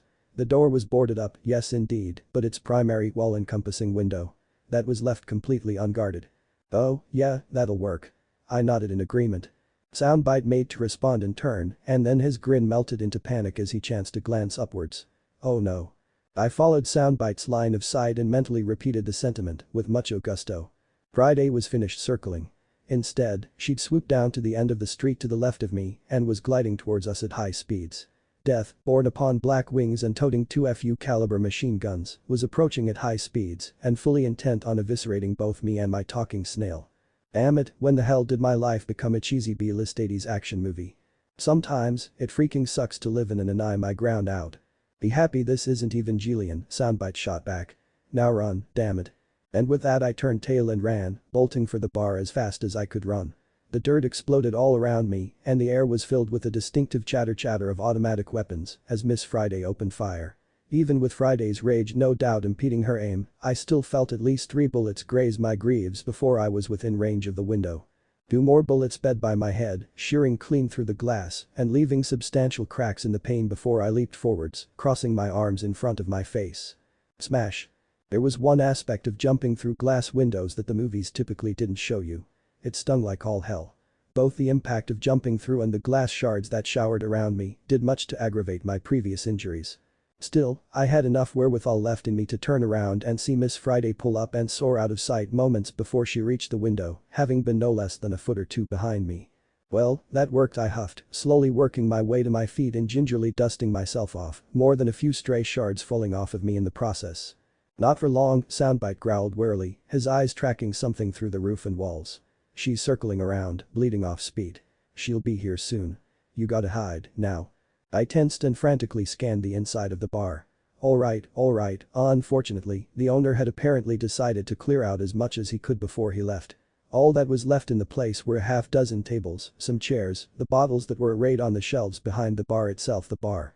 Moving fast, I scrambled towards the bar and vaulted myself over the countertop. Once I was on the other side, I pressed myself as close to the floor as I could, clamping both mine and Soundbite's mouths shut. A sound of flapping wings followed by a sudden crunch of glass heralded the proactive buzzard's return and told me that I hadn't been a moment too soon. For a bare moment, silence reigned. No movement, no noise, no nothing. Rat-a-tat-a-tat. Until Miss Friday let loose with a hail of bullets. I was grateful for the sheer noise from the gunfire because I was cursing up a storm beneath my breath while the world around me went to pot. The bullets that flew above the bar impacted what was left of the establishment's liquor stock, eviscerating almost a dozen bottles in the first barrage alone and their shelves alongside them, sending a cascade of booze, glass, and wood splinters raining down around me. Furthermore, while the thick wood of the bar itself served to stop more than a few of the bullets, others still managed to pass through. The round that ricocheted off my forearm was particularly distressing. The one that punched through the bar inches in front of my eyes and buried itself in the floor beneath my nose was notably worse. Then, as fast as the onslaught had started, it was all over, leaving behind only the tinkling of glass and the drip of wasted booze. The silence lasted just long enough for my heartbeat to downgrade to the rhythm of a jackhammer until it was ratcheted right back up there again by the slow and steady crunching of glass beneath that psychotic bitch of a bird's talons. I dug my teeth into my lip as I fought to keep myself silent. Damn it, the second that bird found me I was going to be turned into a legitimate freaking sieve. What the hell could I possibly use to get out of here? I was in a bar, for goodness sake. Suddenly, I was drawn out of my thoughts by Soundbite grunting firmly and nudging his head against my neck. The second he had my attention, he turned his eye stalks upward and jabbed them at something up and behind me. I followed his gaze and promptly widened my eyes in shock. Of course, how could I forget? I wasn't just in a bar, I was in a stereotypical bar in the middle of the Grand Line. Moving as slowly as possible in order to minimize the noise I was making, I slid my hands towards my last hope and wrapped my fingers around it, drawing it towards me as the sound of talons scratching against the floor came closer and closer. I paused for a moment as I contemplated just how I could effectively use my newfound advantage, but was swiftly interrupted by a flap of wings and a heavy thunk echoing out from directly above me. I tensed furiously for a moment as I caught sight of Miss Friday's shadow looming on the wall before me, but I was able to marginally relax when the shadow's head instead started slowly swiveling back and forth, her gaze scanning the wood mere inches away from where I was lying. Moving as swiftly as I dared, I positioned my only hope upwards, pointing it directly at where Miss Friday was standing as I readied myself for what I was about to attempt. Before I acted, I absent-mindedly slid my headphones over my ears as a single thought ran through my head. If I get out of this alive, I am never complaining about there being too few gun laws for as long as I live. And with that, I racked the slide of the bartender's shotgun. Miss Friday had just enough time to heave her wings and fling herself backward off the bar as I pulled the shotgun's trigger, causing the bar to explode with an all-encompassing bang. I paused for a second as I waited for the world to stop ringing from the close proximity detonation before hastily scrambling to my feet and throwing a glare at the vicious bird that had retreated to standing on one of the bar's tables. Not so fun from the other side, huh? I demanded hotly as I leveled the barrel at her. Friday spared a glance at the gun before directing her own glare at me. Do you even know how to use that? She rasped viciously. I glanced down for a moment before shrugging and reaffirming my grip. Point shooty and the thing you want dead, pull trigger. Seems simple enough to me. Now I pumped the gun slide again. Smile, you ugly. I fired before I finished speaking, eviscerating the tabletop Friday had been standing on. Unfortunately, I missed the bird herself on account of how she leaped to another vantage point. I repeated the process several times as I followed her across the bar, blasting table after table in an attempt to take out my assailant. Admittedly, the sheer buck on this thing and my own shoulder wound weren't doing my aim any favors, but then again this was a shotgun I was using, and I'm pretty certain that the barrel was a few inches shorter than was strictly regulated, so I had a generous margin of error to work within. Unfortunately, all too soon a resounding click heralded the end of my chances to hit within said margin. Miss Friday promptly froze before whipping her head around and viciously leering at me. Judging by her posture, she was about 2 seconds away from leaping at me, and the way she was digging her talons into the table she was on told me that she wasn't going to settle for her guns this time. I froze in terror for a brief moment before plastering a confident grin on my face as I recalled something that might just give me a chance. I swept a hand beneath the countertop and grabbed a hold of what I was looking for. You really shouldn't be smiling, you know. I called out to the buzzard. You think you've got me cornered? Newsflash. This is a bar, and the nation is in the middle of a war. And in my experience I widened my grin to what I hoped were truly manic levels, which caused Friday to hesitate uncertainly. Bartenders can get their hands on the most interesting of items. Before Friday could react, I whipped my arm out from under the bar and flung a small dark object into the air. Fire in the hole. I bellowed at the top of my lungs. Friday promptly squawked in panic and upended the table she was on, diving beneath it. I darted into a corridor leading to the bar's backrooms just as the object bounced off of the tabletop. I panted furiously as I searched the corridors, looking for somewhere to hide. Think she'll be mad. Soundbite jabbed an eye out of his shell and gave me a befuddled look. For throwing a grenade. I don't think she'll live long enough. Huh? Oh, that wasn't a grenade. What? Soundbite yelped, jerking out of his shell in shock, just as a screech of impotent avian rage tore through the bar. I flinched at the unholy noise before grinning in relief as I caught sight of two curtains hanging on opposite sides of the hallway. Hello, bathrooms. Yeah, that was a mug I noticed hanging under the bar. Sounds like she didn't appreciate it.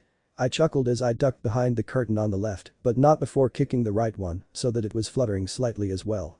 Soundbite's jaw hung open for a moment before he grinned eagerly. You're DA bluff master. He quietly giggled. I nodded as I hid in the stall, flipping the shotgun in my grip and weighing it contemplatively before responding. Yeah, well, let's see if it'll pay off. Cross your eye stalks.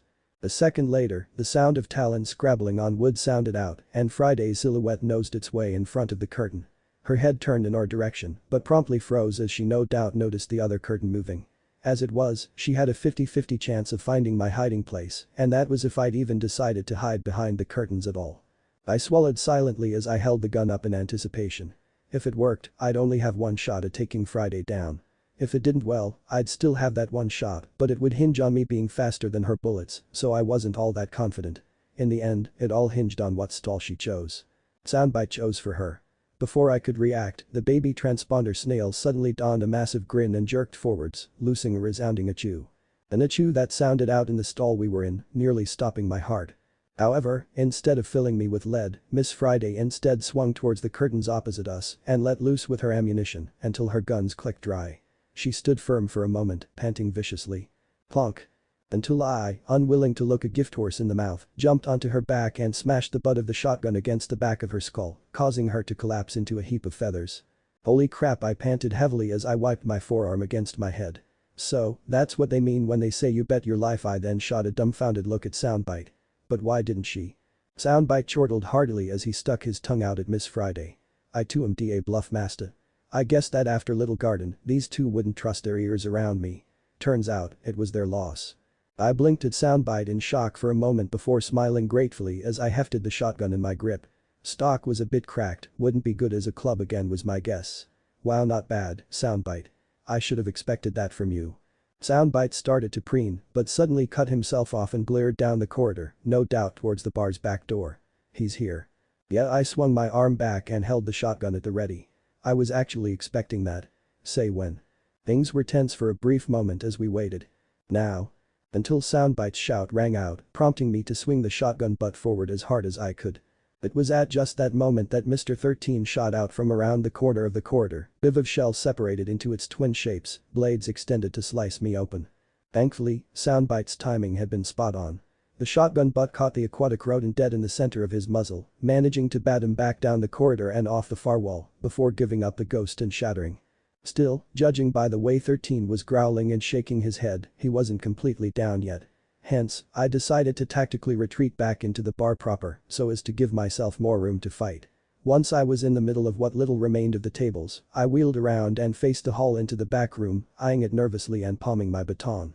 I didn't have to wait long.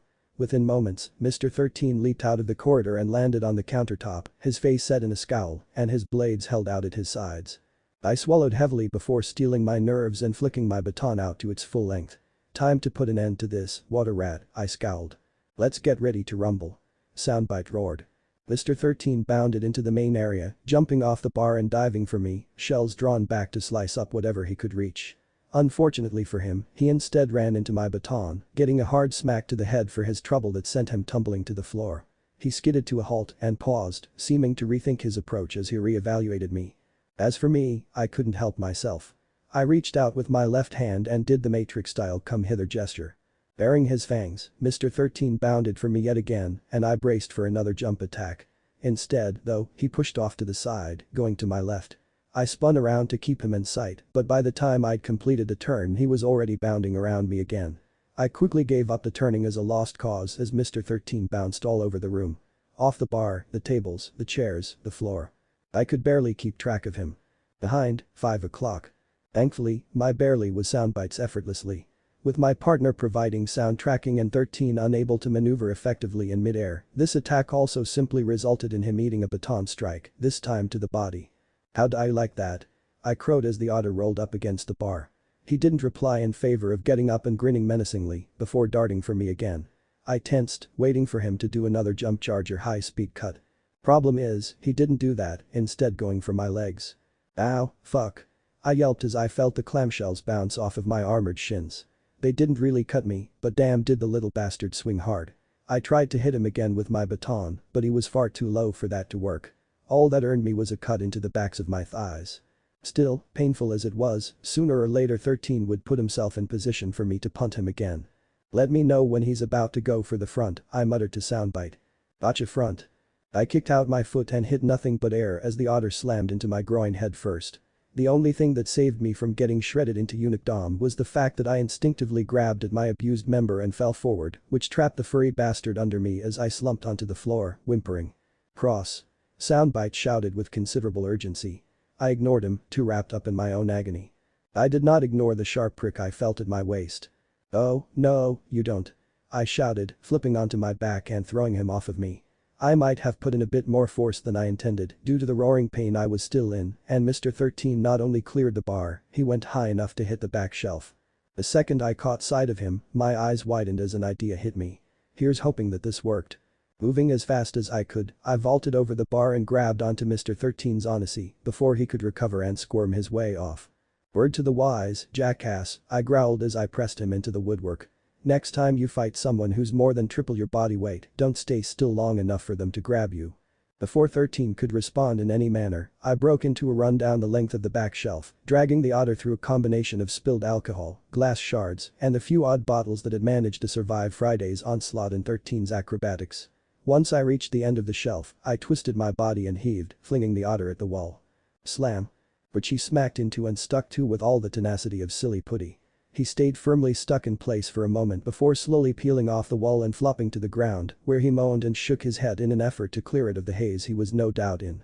I, however, wasn't about to let that happen, a sentiment I followed through with by digging my free hand into my pocket. This fight was ending here and now, and on my terms. Hey, jackass. 13 snapped his head around to glare at me, fangs bared in a snarl. I kept my expression flat as I flicked the wheel of the lighter I was holding, bringing out a flame. This message is brought to you by the Straw Hat Pirates, inadvertently funded by Master Chief Petty Officer Tashigi of the Marines. The otter blinked in confusion for a brief moment before his jaw dropped open in panic, cold sweat running down his face as he recalled the fact that he was soaked in high-proof liquor. He started frantically shaking his head. The motion I ignored as I split my lips in a scowl. Don't. Fuck. With our friend's kingdom. The song of the hour is Great Balls of Fire. Soundbite roared at the top of his lungs. And with that, I tossed the lighter at the assassin. 13 scrambled in an effort to get away, but he didn't get far on account of the selfsame alcohol he was soaked in, robbing him of any and all traction. It kept him in place just long enough. Whoosh. Ayarg. For the lighter to bounce off of his forehead and set him ablaze, causing him to howl and flail about in agony. 13 spent a brief moment attempting to wrench his onacy off of his body, but ultimately gave up and instead bolted towards the corridor to the back, thankfully robbed of his senses enough that he didn't think to try and set the rest of the booze in the place on fire. Oh, no, you don't. I snarled, dashing after the pyro-clad pest and following him down the hallway. When we reached Friday, 13 paid her no mind in favor of leaping right over her and continued his mad escape. I did, however, happen to notice the fact that she was slowly raising her head and shaking it blearily. Denied. I roared, stomping my feet down on her skull, Goomba style, using her as an impromptu stepping stone to continue after her partner. Within moments, 13 and I had reached the rear of the bar, where he rocketed out into the alleyway. From there, he beelined straight for a stray barrel, no doubt forgotten in the madness of the evacuation. The furry bastard ripped the cover clean off, revealing the water held within, before plunging himself into the liquid, submerging himself completely. Bubbles trailed up from the water for a few seconds. Wah! Until 13 burst out of the water with a sigh of relief, covered in almost comical scorch marks as he panted gratefully and floated on his back in the water. He allowed himself to relax for a moment, no doubt grateful to be back in his natural element. "That'll do, pig. BRBRL. I made him regret his decision by grabbing his shoulders and plunging him beneath the water, holding his head as far away from oxygen as I could manage. "That'll do," I snarled darkly. "Did you even see that movie?" Soundbite asked with a cocked eyebrow. I shrugged semi-indifferently as I struggled to keep the otter's head under. He was strong for such a little bugger. "Not really, but it's the tone that counts." "Good point," Soundbite conceded. My struggle with 13 lasted a few goodly minutes, with the otter pulling every trick and tactic it could think of to try and get out. Unluckily for once, his honesty gave me just the kind of handhold I needed to keep him submerged. For a brief moment, I was seriously scared when the otter braced himself against the side of the barrel and started kicking, obviously trying to break it open. Thinking fast, I repositioned my left hand so that it was gripping the back of his neck while I rammed my right fist into the back of his head a few times, forcing him to release a few more precious bubbles of oxygen. Still, either way, the wood came this close to breaking when finally his kicks started losing their strength, becoming weaker and weaker until nothing. I allowed myself to sag in relief when the otter went limp in my grip before turning contemplative. I had this little furry bastard right where I wanted him. I could end this, right here, right now, and no one would be any the wiser. Hell, even if someone did know, could they blame me? 13 had tried to kill me. And besides, he was just an otter. It wouldn't be that bad, right? Right? "Ah, screw it," I growled, heaving 13's head out of the water and shaking him a bit. The assassin immediately jerked and spluttered, spitting out a hefty amount of water before gasping in relief. He tried to take in another breath. Wham wham wham wham wham. And I responded by repeatedly bouncing his skull off the edge of the barrel with as much force as I could put into it. By the time I was done, 13 was moaning unintelligibly, his sunglasses cracked and a rather massive steaming lump growing out of the point of impact. Hey, I might have been merciful, but by no means was I stupid. I allowed myself to relax slightly. 6. Oh arg. Until Soundbite suddenly screamed in terror, his warning cutting off just as swiftly as his weight disappeared from my shoulder. "Soundbite." I screamed, hastily wheeling around. Standing there, again, was Miss Friday in all her furious, if disheveled glory. Her feathers were ruffled, her wrinkled skin was showing more than a few bruises, and her goggles were definitely cracked, but apart from that, she was fine. Fine enough that she had managed to sneak up on me and snatch Soundbite from my shoulder, save that she wasn't holding him in her talons this time. This time he was in her beak. And judging by the evil gleam in her goggles, he wasn't ever coming out if she could help it. I breathed heavily as I inched my way towards the vulture, my arms spread in what I really hoped was a non-threatening manner. Alright, I hissed nervously. "You have Soundbite, you have the advantage, let's not do anything stupid." I tried to take a step forwards. "Back." Soundbite yelped as Friday's beak suddenly tensed. "Alright." I shot my foot back, raising my hands in surrender. "Why you don't just have the advantage, you have me by the balls. Just what do you want, huh? What do you want?" Friday cocked her head to the side, feigning thinking about something. Finally, she tilted her beak up into a sneer. "I told you earlier I want you." She suddenly tensed her beak further, causing a resounding crack to echo out, accompanied by an agonized yelp from Soundbite. "The suffer." And with that, the muscles in her jaw tensed as she prepared to seriously bite down. "Soundbite." I shouted, jerking at the avian menace. Soundbite's response to all this, "Erg," was to scream as I'd never heard him scream before. The sound tore through me like a shot through the heart. In Friday's case, the comparison was a lot more literal. Without warning, Friday's beak was suddenly split open by a crack, blood oozing out from between the keratin fragments. And that was far from the end of it, either. Friday's entire body reacted, her every muscle and joint snapping taut as she went rigid, shuddering in what I presumed was agony, her legs buckling beneath her, and, unless my eyes deceived me, some of her feathers even falling out. In the process of her flailing, Soundbite was flung away from the buzzard's form, accompanied by a spray of blood. "Soundbite." I yelped as I watched him fly away. I took a brief moment to glance at Friday, but if the way she was lying on her back with bloody foam bubbling out of her beak was any indication, I'd say that she was finally down for the count. Satisfied with my victory, I dashed over to where Soundbite had been thrown. Thankfully, when I found him, it was just as he was poking his head out of a bag of white powder he'd managed to land in, flour, from the texture of it. He was hacking and wheezing up a few lungfuls of the stuff, but apart from a nasty crack in his shell, he seemed unharmed. "Soundbite. Are you alright?" I asked desperately as I fished him out of the powder. Soundbite coughed and wheezed for a second as he tried to shake the stuff off of him, but he nodded nonetheless. Oh, thank God, I sagged in relief. That was way too close for comfort. I glanced back at Friday contemplatively. But what the heck was that? I trailed off as I thought it over. Soundbite had screamed before she'd reacted, louder than I'd ever heard. And earlier today he'd been practicing humming. Humming so low that the very air was vibra. It was you, wasn't it? I breathed in awe. That humming thing you were doing, you were looking for a frequency that affects matter. Like how just the right noise is supposed to shatter glass, only you made it work on something that wasn't glass.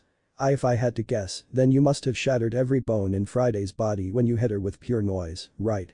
Soundbite preened and nodded eagerly before blinking and looking down in confusion. I dismissed his expression in favor of reveling in the sheer display of badassery I'd just seen. Soundbite, that's incredible. Innovative, powerful, useful, I can't imagine just how many barriers can be brought down with a simple blast of. I trailed off as an idea struck me before my grin returned with gusto. I think I just got an idea for a name for this technique. Tell me, how does gastroblast work for you? Soundbite's expression immediately became ecstatic, his grin opening up as he let out a strangled, raspy noise that translated into nothing. I blinked in confusion. Soundbite. Soundbite tried to speak again and let out yet another rasp. He tried again and again, but all that came out was that exact same rusty wheeze. I felt the blood drain from my face as I realized what the hell was happening, though I dearly hoped that I was wrong. Soundbite, I started slowly. Please tell me that you can say something. Soundbite wheezed and hacked like a broken squeaky toy, panic evident in his own expression. I glanced at the sack of flour Soundbite had landed in. It must have gotten in his mouth, in his throat. Shit, even when we managed to beat the unluckies fair and square, we still suffered for their involvement. Soundbite, we still need you to amp VV so that she can stop the rebellion. I hissed. Please, for the love of God, tell me that there's still something you can do. Soundbite wheezed frantically for a moment longer before giving me an apologetic look and shaking his head. I hung my head with a tortured groan. Yeah, that just figures, doesn't it? Erg. I snapped my head up to the sky again. You're enjoying this, aren't you? Let me repeat myself. If I live through this, I had better have some damn good form of compensation coming my way, because you fucking owe me. I spared the troll that brought me here and was no doubt laughing at me right now. No more thought as I took off running, with Soundbite muted. The war wasn't going to stop until the rain started falling. Soundbite, which way is the square? A snail shot me an incredulous look. If we can't amp VV, then this rebellion isn't going to stop until the sky spills over, and that's going to be after a lot of VV's people die. If we can't stop this, then we can at least cut down on the casualties. Now, which way is it? Soundbite grimaced, apparently at his own inability to talk, and indicated a direction with his eye stalks. I took off running the next second, trying to fight my way past the pain I felt in my legs. I grit my teeth as I remembered Nami's fight with Doublefinger.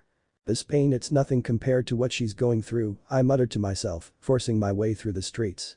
After a few minutes, I turned into an alleyway where I saw a welcome sight. Nami. The navigator turned to look at me, but her next reaction wasn't what I was expecting. Her face morphed into a scowl, and she shifted her Klimattack in her hands, ready to attack. It's me, Nami.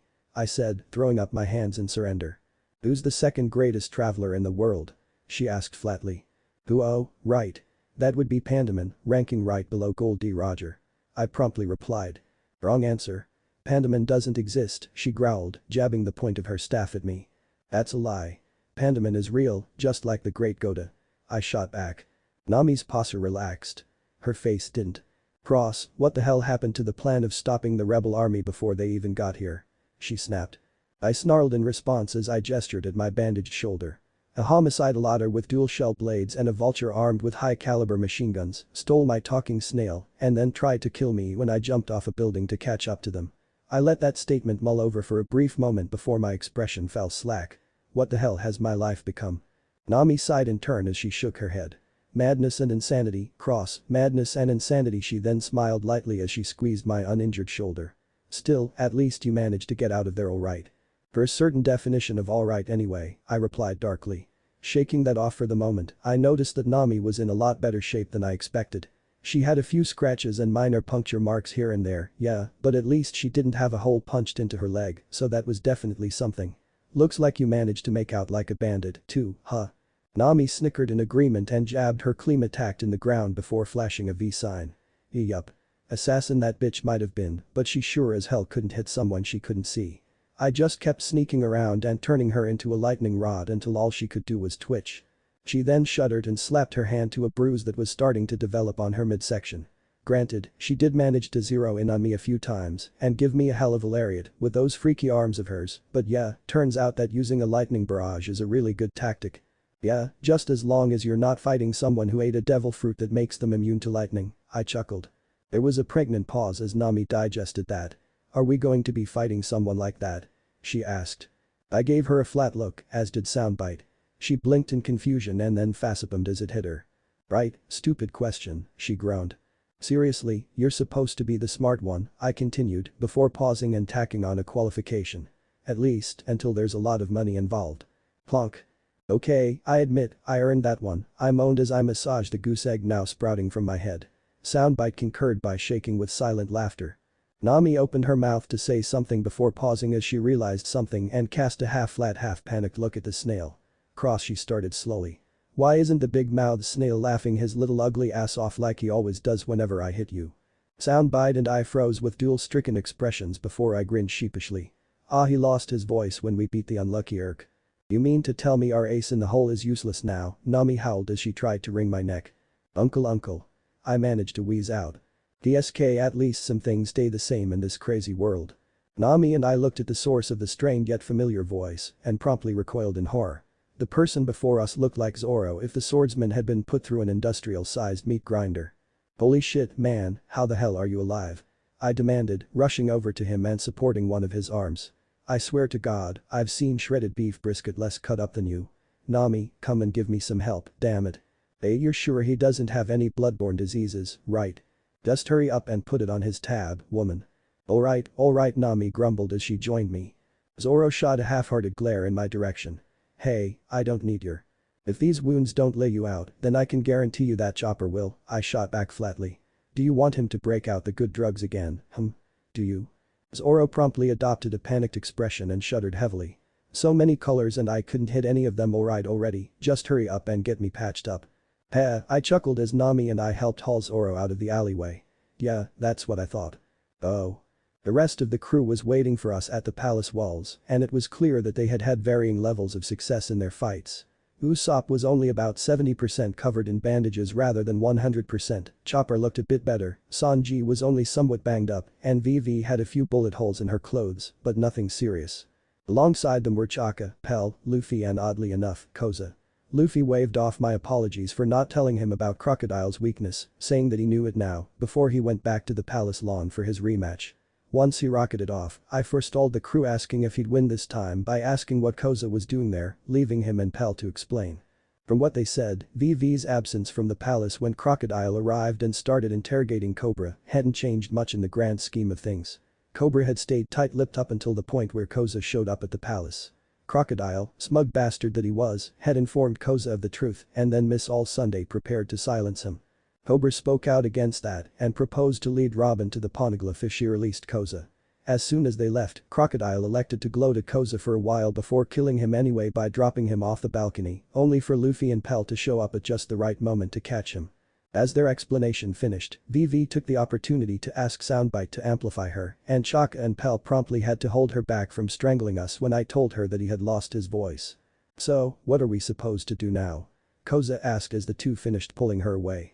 VV, you managed to take out the Mr. 7 team, right? I quickly confirmed. Ah yes, the Kicking Claw force is guarding the bomb now, VV nodded in confirmation, visibly calming herself before turning to her family's keepers. Pell, do you think that you can fly it out of range of the city and still be safe? Of course, Princess VV, I'm more than capable of it. Pell answered with a bow before wincing painfully. Admittedly, I might still be sore from that Sunday woman. VV shot a cold glare at me, which forced me to look away uncomfortably. But so long as I take it straight up and dive a few seconds before it goes off, then yes, I should be fine. I'll take care of it at once, unless there's anything else you need. VV glanced at me and I shrugged uneasily. Hell if I know, things are already completely nuts as is. She eventually just sighed and waved Pell on. Then fine, go. Actually, as a matter of fact, I'll go with you, VV decided as she stepped up to him. The clock tower will give me a good vantage point I can use to try and catch everyone's attention. Alright, Nami nodded in agreement. Meanwhile, we'll try and stop this madness as best as we can from here on the ground. Any ideas how? No public speeches, for one, I grumbled, casting a glance at Koza. tell your most trusted officers and stop the fighting piece by piece, but if you put yourself out in the open and do it all at once, you're just going to get shot by a plant or a lone radical, for that matter. But we've already purged the royal army, wouldn't it raise suspicion if one of them fired? How hard is it to change uniforms? Sanji asked quietly. That brought everyone up short. And besides that, in this madness, I gestured at the war going on a few dozen scant feet from us, kept where it was only by some rebels and royals, noticing their respective leaders and trying to keep them safe, mostly by gritting their teeth and shooting at the two armies rather than each other, it wouldn't matter either way. One shot, Koza goes down and everything flares back up again. No, we can't stop this fighting on our own. The best we can do is try and slow this all down and hold out until Luffy beats Crocodile, then everything will come to an end. Try. Everyone glanced at Soundbite, the whisper just loud enough for us to hear it. He went back to wheezing again after saying it, but the message was clear. So, we're buying time and keeping the body count to a minimum until Luffy beats Crocodile, and if Soundbite manages to get his voice back in the meantime, so much the better for us, Nami concluded. I nodded in agreement before clapping my hands firmly. We all know what to do. Let's get to it. VV swallowed and nodded grimly in response, climbing onto Pel's back once he transformed. Good luck to you all. You too. And with that, she was off and we all dove into the fray. Pradip. Fighting against a mass of people like that. It sucks. It sucks a lot. It wasn't just blades and bullets we had to look out for in the pandemonium, it was limbs, heads, flying boots, rocks you name it, it probably nearly beamed me half a dozen times over the course of the melee. And it wasn't just my ass I had to look after, it was everyone else's as well. I had to keep a rebel from slashing Usopp from behind, smash in the face of a Baroque Works plant that tried to take a shot at Chopper, and I am fairly certain that Royal Guard who tried to grab Nami didn't have that limp when the war started. That said, I did let that one royal soldier slam into Zoro's chest. After all the shit he'd been putting me through, it felt nice to laugh at least a little bit.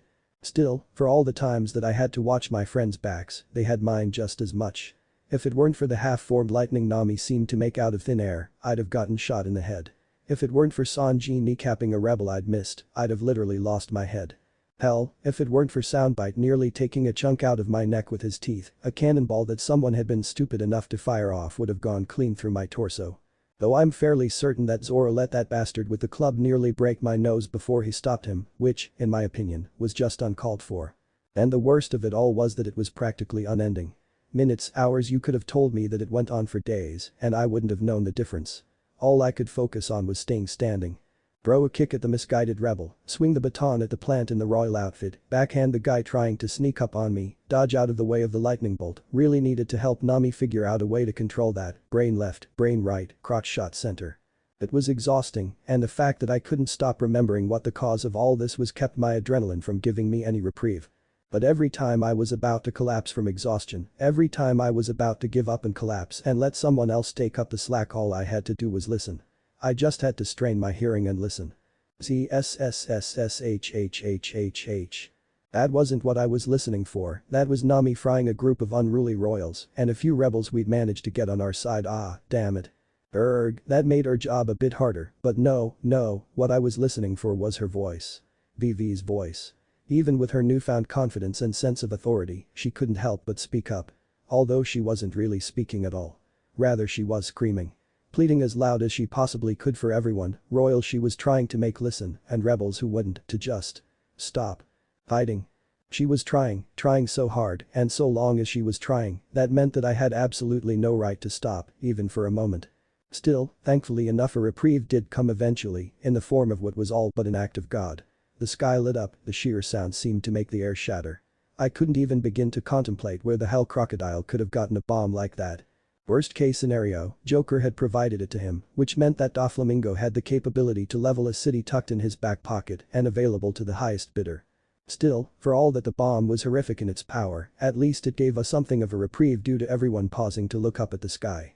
I took advantage of the lull by tackling a stunned BW plant who'd been about to mess with a stock of gunpowder in a way that I assumed wouldn't help anyone present. Sadly, as swiftly as the pause started, it ended with a roar from every soldier present. And unlike before, this one was just so much more worse. I had a sneaking suspicion that each soldier was blaming the other side for the bomb, which made their reaction rather understandable. Still, understandable though it was just flat out terrifying. The sheer hatred, the bloodlust, they weren't fighting for their causes anymore, half of this was out of a triggered primal need to fight just for fighting's sake. The only good part of it was that in the midst of it all, I managed to catch sight of something big, white, and feathery diving into the madness just as it restarted. And I couldn't help but notice the crowd leave a fairly sizable empty space around him. By this point, the only reason exhaustion hadn't led to us all getting overrun was that the dueling armies were just as tired. My dodges were drunken and the counterattack sluggish, but my opponents were in equally bad shape. At this rate, the fight might have actually ended with everyone dying from exhaustion rather than by steel and black powder. Thankfully, however, that wasn't how it ended. The way it ended was with the sound of strings. It brought me up short for a second, but there it was. Violins and cellos, clear as the day itself, ringing out loud and proud over the sound of warfare. And just as soon as the strings started up, they were joined by other instruments as well. Trumpets ringing out like clarions, drums pounding hard enough to shake our very cores. The full orchestra, blaring out triumphantly against the ravages of this war. I strained my ears as I listened to the music, trying to place it because it sounded so familiar. And the second I did. The FFF, the ha ha ha ha. I fell to my knees and laughed. I laughed and laughed and laughed, letting so much joy and relief roll out of me. Nami, dumbfounded by both the music and my reaction alike, paused and glanced over at me in shock. Cross, do you know what's going on? Do you know what that music is? Ha ha ha. I roared happily. Oh, I know what this music is, alright, I know. At that moment, the ground beneath us started to tremble and lurch, shaking us all to our very cores. What the?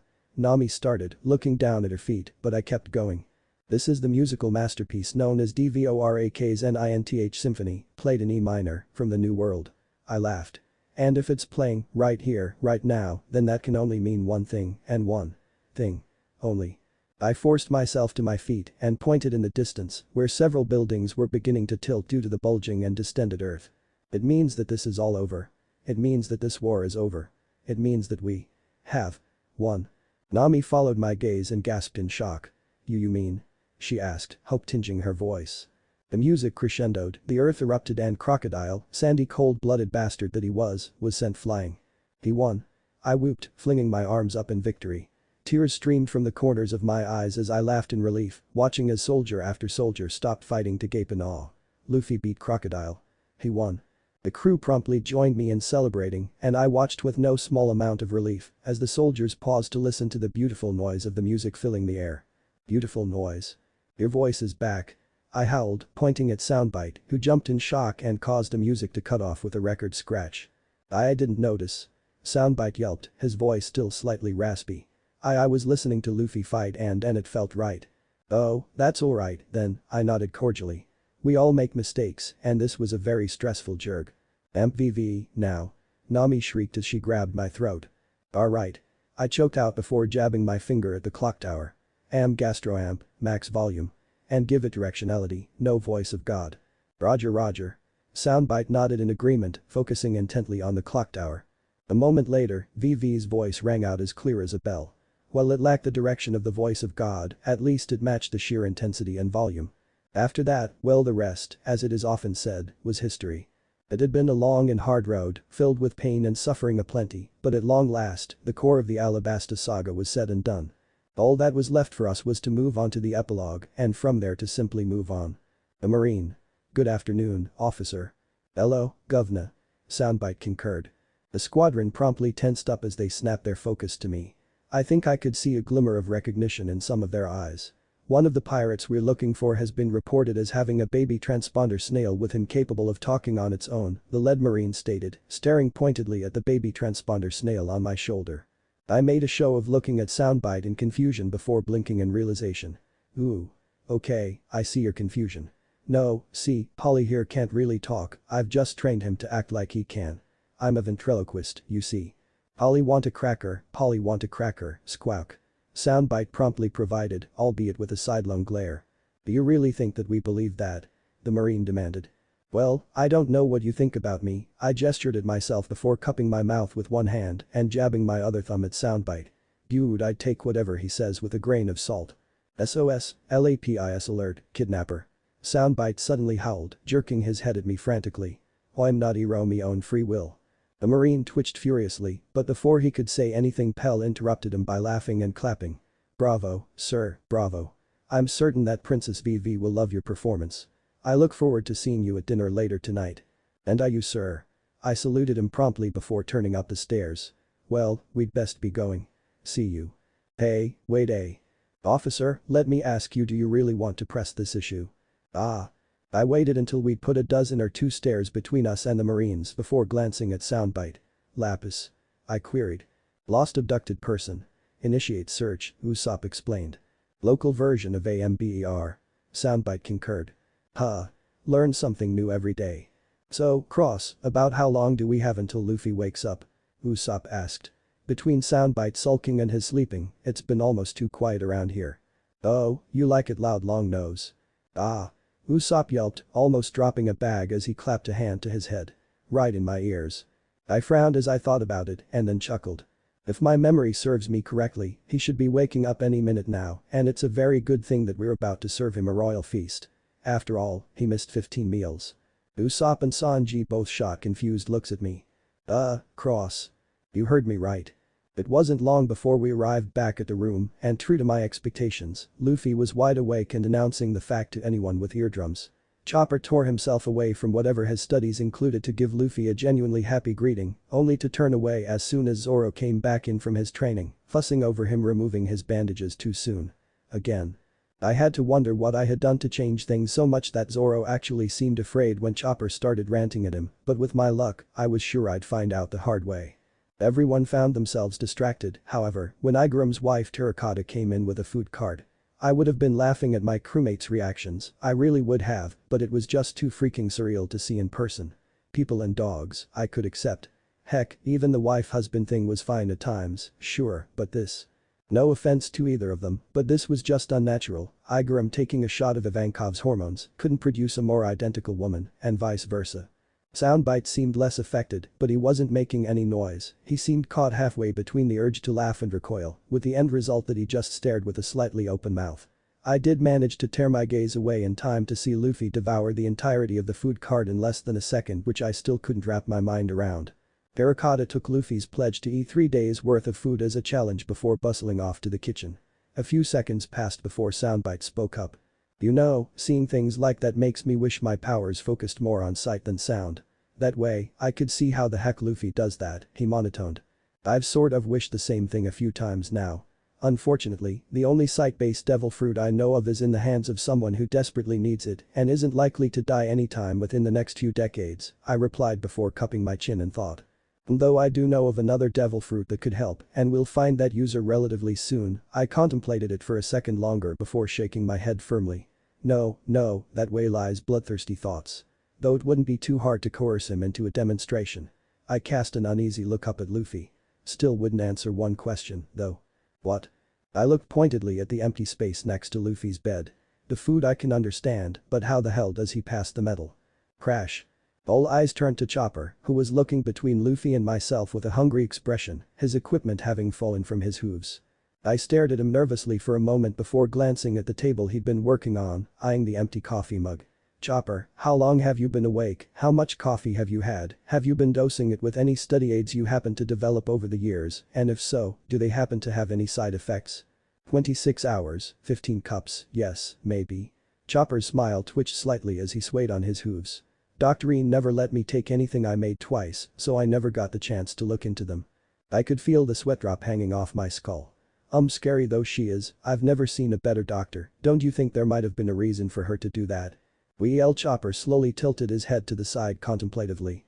My research notes and experiment logs always did seem to double or triple in length after the first test, and a lot of the things that were in there were totally untested and most likely highly dangerous, but I don't see how Chopper's body seemed to sag under its own weight as realization swept over him. I've been research binging in a somnambulescent state, haven't I? Most of the crew's heads tilted in confusion. He's been halfway sleepwalking while doing science experiments, VV groaned in response. That doesn't sound so bad. Nami posed hesitantly. Oh, so you're volunteering to be his research assistant when he tries to do Dr. Frankenstein proud. I snarked. Nami's eyes shot wide in shock before she plastered a calm, if shaky, grin on her face. Let's not mention this again, shall we? Fine by Ami. Chopper yawned suddenly. I think I'm already crashing. I'm gonna go get a nap before dinner. Night, and with that, he started shuffling his way towards one of the room's beds. What the heck are you even working on, anyway? Usopp asked curiously. Like every other time we'd asked him, Chopper waved him off with a grumble. Theories and hypotheses and stuff, that's it. I'll tell you when I've got something concrete, and with that, the zone user flopped face first into a pillow. Seconds later, he was snoring away. Before you ask, I spoke up before anyone could say anything as I flipped Chopper over, getting his nose out of the pillow. No, this is not normal, and no, I don't have any idea what the heck is going on. The only common factor in all this is me. So, basically, it's your fault. Luffy asked, ignoring the dual slaps to the back of his head that Nami and Zoro delivered. And anyways, what's wrong with how Chopper is? I think that having a mad scientist Dr. Reindeer would be really cool. Do you think that having someone as crazy as Koreha who, might I remind you, chased you around Drum Castle, throwing a royal armory of weapons at you on the merry, living with you, and treating you every time you got out of a big fight, would be cool? Vivi incredulously demanded. She paused as she processed what she'd said before slapping her hand to her face with a groan. I think I just answered my own question. A mixture of groans and laughter filled the room before Luffy got back to the matter at hand. Well, whatever. Now it's time for the banquet. Buuut. Exactly 1 second later, Luffy was gone, the doors were almost thrown off their hinges, and I swear I saw an afterimage sitting on the bed in his place. I blinked before shaking my head. Does that idiot even realize the terracotta still needs time to actually cook that much food? Sanji's audible sigh was all the answer I needed. I'll try to cut down on the damage he does, Vivi said tiredly, to which both Nami and Sanji volunteered to help. After a second, Usopp agreed as well, fishing around for some of his Tabasco stars in his bag. Zoro, unsurprisingly, decided to stay where he was, supposedly meditating right next to where Chopper was sleeping. I smirked and turned to walk away, but was stopped by Soundbite clearing his throat. Oh, right, almost forgot. I turned to Vivi. Which way is it to the dungeons from here? Vivi allowed herself to smirk as sadistically as was possible for someone like her. Time for Soundbite's conjugal visit already? Yep. Soundbite hooted eagerly in agreement. The princess pointed down one of the halls. That way, down the stairs, take a left. There should be some guards you can ask to escort you from there. Thank you. I waved at her over my shoulder as I went on my way. Overall, the journey took a few minutes, for which I wasn't entirely ungrateful. For such an isolated and arid location, Alyabarna Royal Palace had genuinely exquisite architecture. If this really was the original palace that stood here 800 years ago at the onset of the world government's power, and the poneglyph denoted that it most likely was, then the degree of technology available at the time must have been significantly higher. Granted, Machu Picchu was also more elaborate than its location initially belied, but this was on a whole other level. Even the palace dungeons were surprisingly elaborate. Smooth featureless corridors of sandstone laid out in a relatively grid-like manner. If it weren't for the guard guiding me, there isn't a doubt in my mind that I would have wound up hopelessly lost. A simple, if doubtlessly elegant means of containing all but the most powerful and redoubtable of prisoners. Currently, the dungeons were filled, if not completely to capacity then at least damn close. The reason for this was that after Tashigi had managed to pull her men together and gain some form of control over the situation. She dedicated every soldier she could spare to covering every possible base she could think of in the name of making sure that there wasn't even so much as a shadow of a chance that Crocodile could escape or be freed from captivity. As such, there hadn't been any available troops to transport the rest of the agents with them, forcing the Alabastan government to take custody of Baroque Works rank and file in their stead. Most of the cells held average thugs that all bore the emblem of Baroque Works somewhere on their person. I noticed a handful of them with bandages or just healed scars over the tattoos, or where they presumably would have been, and flashed back to when Arlong had betrayed Nami. I couldn't help but chuckle. Crocodile had let down everyone that worked for him, and I don't think I'd ever understand exactly why Mr. One stayed loyal. I broke out of my thoughts as we came to a cell with a wooden door, no doubt smaller than the others. Sliding open the eye slot, I looked in and confirmed that the heavily bandaged Mr. 13 and Miss Friday were within, firmly chained to the back wall. The pair leered as they saw me, or I think they did, anyways, they apparently got bitey whenever anyone tried to touch their eyewear. Hey, guys. How's it hanging? I asked innocently.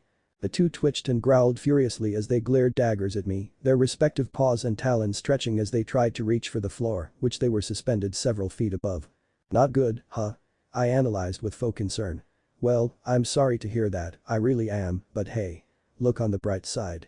I turned slightly and showed Soundbite to the two, who was now grinning like an absolute maniac. You've got a visitor. Hello, my darlings, Soundbite grinned sadistically. And just like that, the Unlucky's attitudes pulled a complete 180, going from fierce and cocky to flat-out terrified. The pair were shaking in their chains, shaking their heads at me in desperation. Desperation I pointedly ignored. Well. I grinned as I picked up Soundbite and plopped him on the small shelf just below the eye slot. I'll just let you guys get reacquainted, pick up where you left off. Have fun. I will. Soundbite cackled with a lick of his lips. Their screams of terror rang out just as the eye slot slide clicked shut. As I turned my back to the door and leaned against it, I noticed that the guard that had guided me was looking at me in confusion. What? I questioned. I then got a good look at the guy's face. Oh, you haven't had escort duty yet. Sorry, those uniforms make identifying you a bit of a chore. That's the point, the guard shrugged before looking at the cell door curiously. So what exactly is your snail doing in there, anyways? I rolled my head slightly. See, the thing is, the animals in this cell. They came after Soundbite and I personally during the revolution. Caused a fair bit of trouble for us, too. And Soundbite, well he's a bit of a vindictive shit. And to be honest, considering how these two have been thorns in our hides for a while now, I really don't mind being classified as such too. Hence, Soundbite is paying them back with interest for their crimes, if you will. Primarily by making them seriously regret ever living. Well, yes, I gathered, the guard shrugged. But what is he doing, specifically? I heard that his power was making noise, and that seems about right, so how could he do anything to them from almost 5 feet away? I turned, giving the guard a haunted look. You don't want to know, I said hollowly. If I told you what he was doing in there you'd never sleep soundly again. The guard crossed his arms and gave me a flat look. I fought in the rebellion, Mr. Cross, I think I can handle myself. I studied the guy for a moment longer before hanging my head with a despondent sigh. On your head be it. I shuddered heavily. He's reciting Vogan poetry. The flatness of the guard's look intensified. He's torturing them with poetry. No. I promptly stuck my finger up in denial. Vogan. He's torturing them with Vogan poetry, there is a marked difference. What kind of difference could there possibly be? And what the heck is a Vogan, anyway? An alien? Oh, believe me, I'm quite serious, I went on as the guard stared at me in disbelief. Extraterrestrial life, and a horrible example of it too. Ugly, vile, bureaucratic to hell and back, and most importantly, they write some of the worst poetry in the universe. The third worst, to be specific. The guard blinked in confusion. If you're using poetry and that's really the third worst, then why not go for the first instead? Because the first worst was destroyed, nobody knows what it was anymore, and the universe is grateful for it. Meanwhile, the second worst poetry in the universe comes from a species known as the Asgus of Kriya, and the recitation of one of their poems, Ode to a Small Lump of Green Putty I Found in My Armpit One Midsummer Morning. Killed 4 members of the attending audience via internal hemorrhaging, and a 5th only survived by gnawing one of his own legs off. Eh? The guard finally managed to get out. Yep, I nodded solemnly. You see, Vogans have developed their poetry to the point where it is an instrument of torture. It's right there on the borderline. Horrible, terrible enough to cause nigh mortal agony within any and all unlucky enough to hear its excruciating lyrics, and yet just shy of being actively lethal enough to grant them the sweet, sweet release of death. I grinned viciously at the guard. Still think we're not doing much to them? The guard's mouth flapped uselessly for a moment until he managed to get his jaw under control. You are a very scary man, aren't you? I took a moment to mentally fist bump before sing-songing PIRAT. I then took notice of the time and rapped my fist against the wood of the door. Okay, Soundbite, I think they've had enough. Wrap it up. A minute later, there was a knock against the eye slot, signaling me to slide it open. On the other side, Soundbite was smiling proudly, if somewhat queasily. The unluckies were back in a position I'd become very familiar with in the past few days. Shaking and shuddering against their binds as they were caught up in the throes of a full-blown seizure, heads tilted back as far as they could go, and foam bubbling furiously out of their mouths. Well, I'm glad you all had fun. I saluted them as I slid Soundbite back onto my shoulder. I'd love to do this again sometime, truly I would, but I'm afraid that our time in this kingdom is limited. Still, be sure to look us up if you're ever in the neighborhood. Or burn in hell, but hey, either or. Say hi to Magellan for me, bye. And with that, I slid the slide shut before gesturing at the guard. After you. And with that we resumed the trek back out of the dungeons, going back past the all of the prisoners. It was a relatively calm trek. Bark bark bark. RRRR. Bark high. Until a flurry of canine screaming echoed from somewhere else in the prison. I whipped my head in the general direction of the din, taking a brief moment to realize what the only possible source was before looking back at the guard. Take me to wherever that is, quick. The guard jerked in shock. Wah, no way, that's against every protocol in the. I grabbed his collar and jabbed my finger in the noise's general direction. That's a bazooka made sentient via his own devil fruit with enough firepower to blow us all to kingdom come, especially in this tight a confine.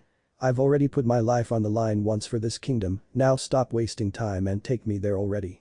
The guard debated with himself for a moment before nodding firmly and starting down a corridor, gesturing for me to follow him. We made swift progress through the halls, ignoring the renewed jeers and catcalls being tossed out by the prisoners. At the same time, the barking grew even more frantic and nearer still. Eventually, we rounded a corner and managed to catch sight of what all the commotion was. Just as I'd thought, there was Lassou, relatively hale and healthy if not for the burns and scratches he was covered in, snarling and snapping at the trio of guards that had penned him into a corner with their spears, while a fourth stood by with what looked to be a pair of sea-prism stone handcuffs. Thankfully, instead of his techno-organic hybrid form, the weapon was fully flesh and bone. Granted, he was the size of a freaking mastiff and could easily have made a chew toy out of me, but that was better than getting blasted somewhere where the blast would be funneled and concentrated. Lassou growled and took a bite at one of the guards that got too close. "Watch it. Yipe." Before retreating with a pained whimper as one of the guards nicked him with his spear. "Damn mutt," the cuff-holding guard growled darkly. "Hey." I caught the man's attention as I ran up to them, keeping a wary eye on Lassou as I went. "What's going on here? How come he isn't in a cell?" The guard shook his head with a scowl. "The damn thing changed back into a gun shortly before we took him and his owners into custody. He's been in our evidence locker for the past 3 days. We were just transporting him outside to a squad the Marine sent to pick him up when he suddenly changed back and tried to rip my head off. Personally, I say we just stick the mongrel and be done with it," one of the gruffer guards grunted, jabbing his spear forwards menacingly. "Damn thing tried to help kill us all, it's only right we return the favor." Lassou's demeanor shifted visibly at that statement, his shoulders hunching up and a keening noise coming from his muzzle as he tried to retreat and press himself into the corner. "Oh, hell, no. As a previous dog owner before my family's housing situation dictated otherwise, that was not alright. Hey." I barked, harshly slapping the guard's shoulder. "Enough. The rebellion is over and done with. They are going to prison, if not impel down itself, there is no reason to re-escalate. Now stand the hell down." "But. You can stand down on your own or I can get VV down here to put you in a cell with them," I snarled, jabbing my thumb at soundbite. "Hell, I'll even start a betting pool on how many seconds you last. 5-to-1 odds on half a minute, any takers?" The guards glanced nervously at each other before complying, backing up a few feet from the zone, but not raising their spears. That was fair, Lassou was still damn big. The one holding the handcuffs proffered them to me. "Here, you'll want these." I glanced down at the handcuffs with a cocked eyebrow before smiling and taking them. "Yeah, you're right, I do. Do you happen to have the keys too?" He handed them over and I promptly slid them both into my belt. "Perfect.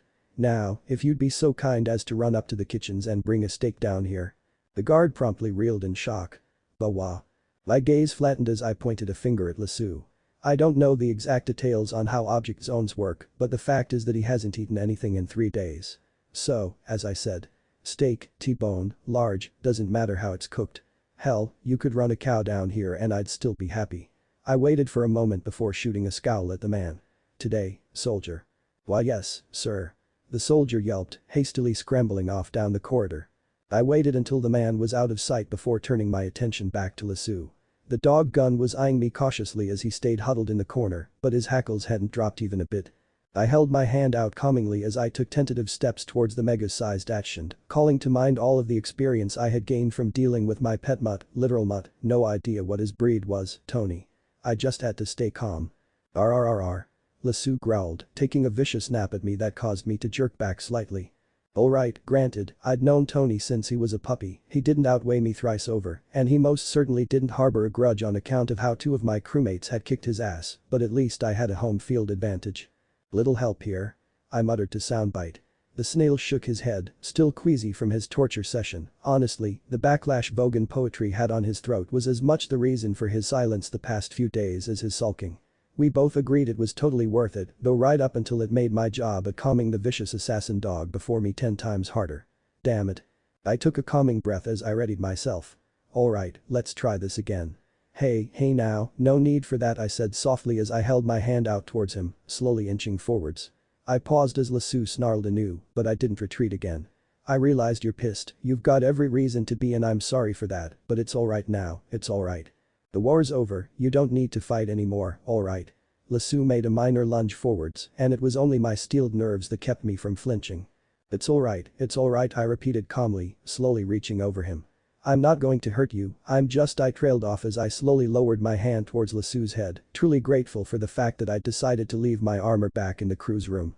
Lasu shrunk away from my touch initially, but after a moment he slowly raised his head up and met my fingers.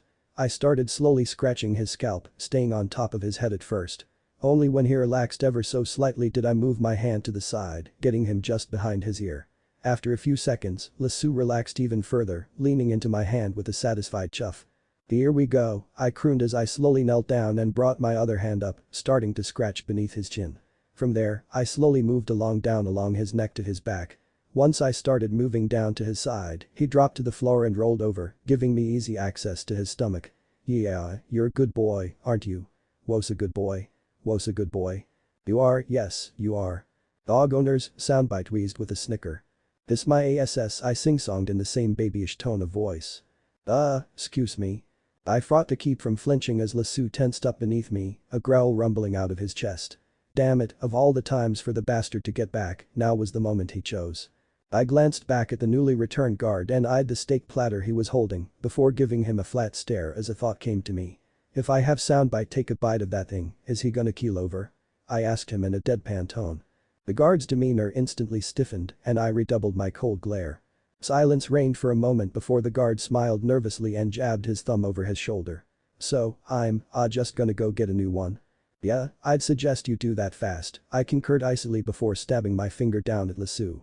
"Before I let him eat you instead." The menacing canine growl promptly sent the guard scrambling down the corridor as fast as his feet could carry him. "And make sure Sanji doesn't catch you throwing that thing away, otherwise he will grill you up," I called after him before going back to my ministrations on Lasu. He was a big fat dumb ass, wasn't he? Wasn't he? Not like you, you're a good boy. Yes, you are, yes, you are. Lasu chuffed and wiggled happily beneath me, his tail thumping against the stone. It was all going quite well, when suddenly, without any warning. "Lisso." A very deep, very familiar and ridiculously sluggish voice echoed throughout the hall. The Dachshund's ears perked up and before I or any of the guards could react, he quickly flipped to his paws and darted past me, hip-checking a guard out of the way as he galloped around a nearby corner. With no small amount of trepidation I gave chase, the guards hot on my heels. Thankfully, depending on how you looked at things, Lasu hadn't gone far. He'd stopped a few feet in front of us, balancing on his hind legs as he begged against the bars of a cell. A cell that held. I snapped my hand out and grabbed the collar of the nearest guard I could reach, dragging him close so that I could shove my face in his. "Not only did you keep both members of an assassin team in the same cell, but you took their own weapon through a corridor that was only a few feet away from them," I demanded incredulously. The dog was still a gun, so we thought. The guard hedged uncomfortably. "The gun is part dog." No wonder he suddenly changed, he smelled these too. Good God, where did Cobra hire you people? The Baroque works reject line. I started to shake the hapless and in my opinion, almost definitely witless guard. I mean, my God, man, this is basic guard shit. Separate the damn prisoners. I took another look in the cell and promptly tensed at something else I realized. And put the bigger one in C-prism stone. I shoved the handcuffs in my belt at him. Damn it, there went my anti-devil fruit contingency, but desperate times. He can swing a 4-ton bat like it's 4 pounds, I do not trust regular old iron to hold him. What is wrong with you morons? Ha ha ha ha. Well, this ain't exactly impel down they got going here, brat. Miss Merry Christmas barked, shaking back and forth in the C-prism stone chains that she was wrapped up in. At least the Marines had done something right. And I wouldn't worry your head off if I were you. Well, Mr. Four's got the strength to get out of here, he sure ain't got the brains, that's for sure. Speaking of which, Christmas started shifting back and forth in her chains for a moment, dropping her smirk into a scowl and turning to bark at the Goliath next to her. "Hey, moron. My back's killing me here. Gimme a massage. Now, moron, now. Mr. Four slowly looked down at her before nodding with just as much speed. "Ooh, okay," he droned. With a single jerk, the large man broke his cuffs like wet cardboard and reached towards his partner. I promptly stuck my arm out, stopping one of the guards from going towards the cell. "Don't. Four's too moronic to concentrate on more than one thing at a time. Interrupt him and we'll be dealing with a real-life Goliath. With any luck, he won't have the presence of mind to stop you from cuffing him once he's done." I cast a glance at Lasu, who hadn't moved from his position against the bars. Still full beast point, thankfully. With any luck he'd stay that way too. Otherwise I didn't want to think about it. "Oh, quit your belly aching, you stupid little brat." Merry Christmas barked from where she was lying face down in as much as her chains would allow. If we were gonna have Lasu blast us out of here, he'd already be in his hybrid form by now. And besides, we wouldn't have him shoot in here. That'd just be stupid, it'd kill even us. You're saying that you're above using suicide attacks? I asked in disbelief. Certainly not for crocodile, that's for sure. The mole woman snorted. Before he tried blowing us straight to hell with that bomb of his. She shrugged slightly. Maybe, the pay was admittedly damn good. But after we saw how big that blast was and he didn't warn us. No chance in hell. That sad excuse for a warlord deserves every second he gets in impelled down. Yeah, no kidding, I muttered to myself before raising my voice. So, here's another question for you. If you could have had Mr. 4 break out at any time these past 2 days, why haven't you already gotten out of here? Well, you see, brat. Crack. Yo. More to the left, moron. No, my goddamn left, not your left, mine. Crick. Ah, that's better. Anyways, the reason why is that your long-nosed friend and your furry friend blew us straight to hell and back. We might have given them a few hard knocks, but we got pretty damn fucked up ourselves. If we tried to break out, especially with me wearing these, she shook her arms and showed off her cuffs, then we'd be turned into sieves in seconds. Rule number 1 of being a professional mercenary assassin, brat. Knowing when to fold them. I thought why is fee if. That's what I said then, and this is what I'm saying now, moron. The rules are changing all the time. Try and keep up, you moron, keep up. Do you seriously expect him to? I asked curiously. No, but it helps cool down my raging migraines. Merry Christmas growled in aggravation. She was silent for a moment before glancing up at me, a curious glint in her cracked sunglasses. So, tell me brat. What was that all about? She scowled at my confused look. Lassou, you dumb brat, Lassou. Would you stick up for him like that? Not that I ain't grateful, the dumb mutt's grown on me, kind of like a fungus, but still. Like you said, he helped try and burn this country to the ground. So, would you help him, huh? I blinked in surprise before shrugging casually. Well hell, why not? I had a dog too, once, back before I started on this crazy journey my crew's on, and, well I reached up and scratched Lassou's ears, which earned me a pleased chuff. I realized that it's not quite as simple as this, what with some animals being smarter than others present company notwithstanding, of course. I smirked as Soundbite chomped down on my shoulder. But personally, I believe that there aren't really any actually bad animals. When domestication is involved, at least. Just bad owners, you know. Gotta catch 'em all. Soundbite rasp wheezed in my ear. Hey, if the shoe fits, I muttered back. Miss Merry Christmas stared at me with an unreadable expression. Finally, she broke the look and sat up as Mr. 4 stood back, cracking her neck slightly. Well, not that it hasn't been great talking with one of the idiot brats who ruined our chance at the payday of the century. Hey, you're the one who tried to claim that Luffy was dead without actually seeing a body, I promptly shot back. So, who, pray tell, is the idiot here? Christmas's expression dropped into her trademark scowl. Alright, brat, just get the hell out of. Bye idiot. Both Christmas and I looked in surprise at Mr. 4, who had an uncharacteristically serious look on his face, or at least, his face was forming into what looked like an uncharacteristically serious look. His baby face made it a bit hard to tell. Christmas barked, voicing what we were all thinking. Wait, why do you want him to wait, moron? What's there to wait for, we're all done here. Do you need us to repeat it all for you, moron, because I won't do it again, you hear me, I won't.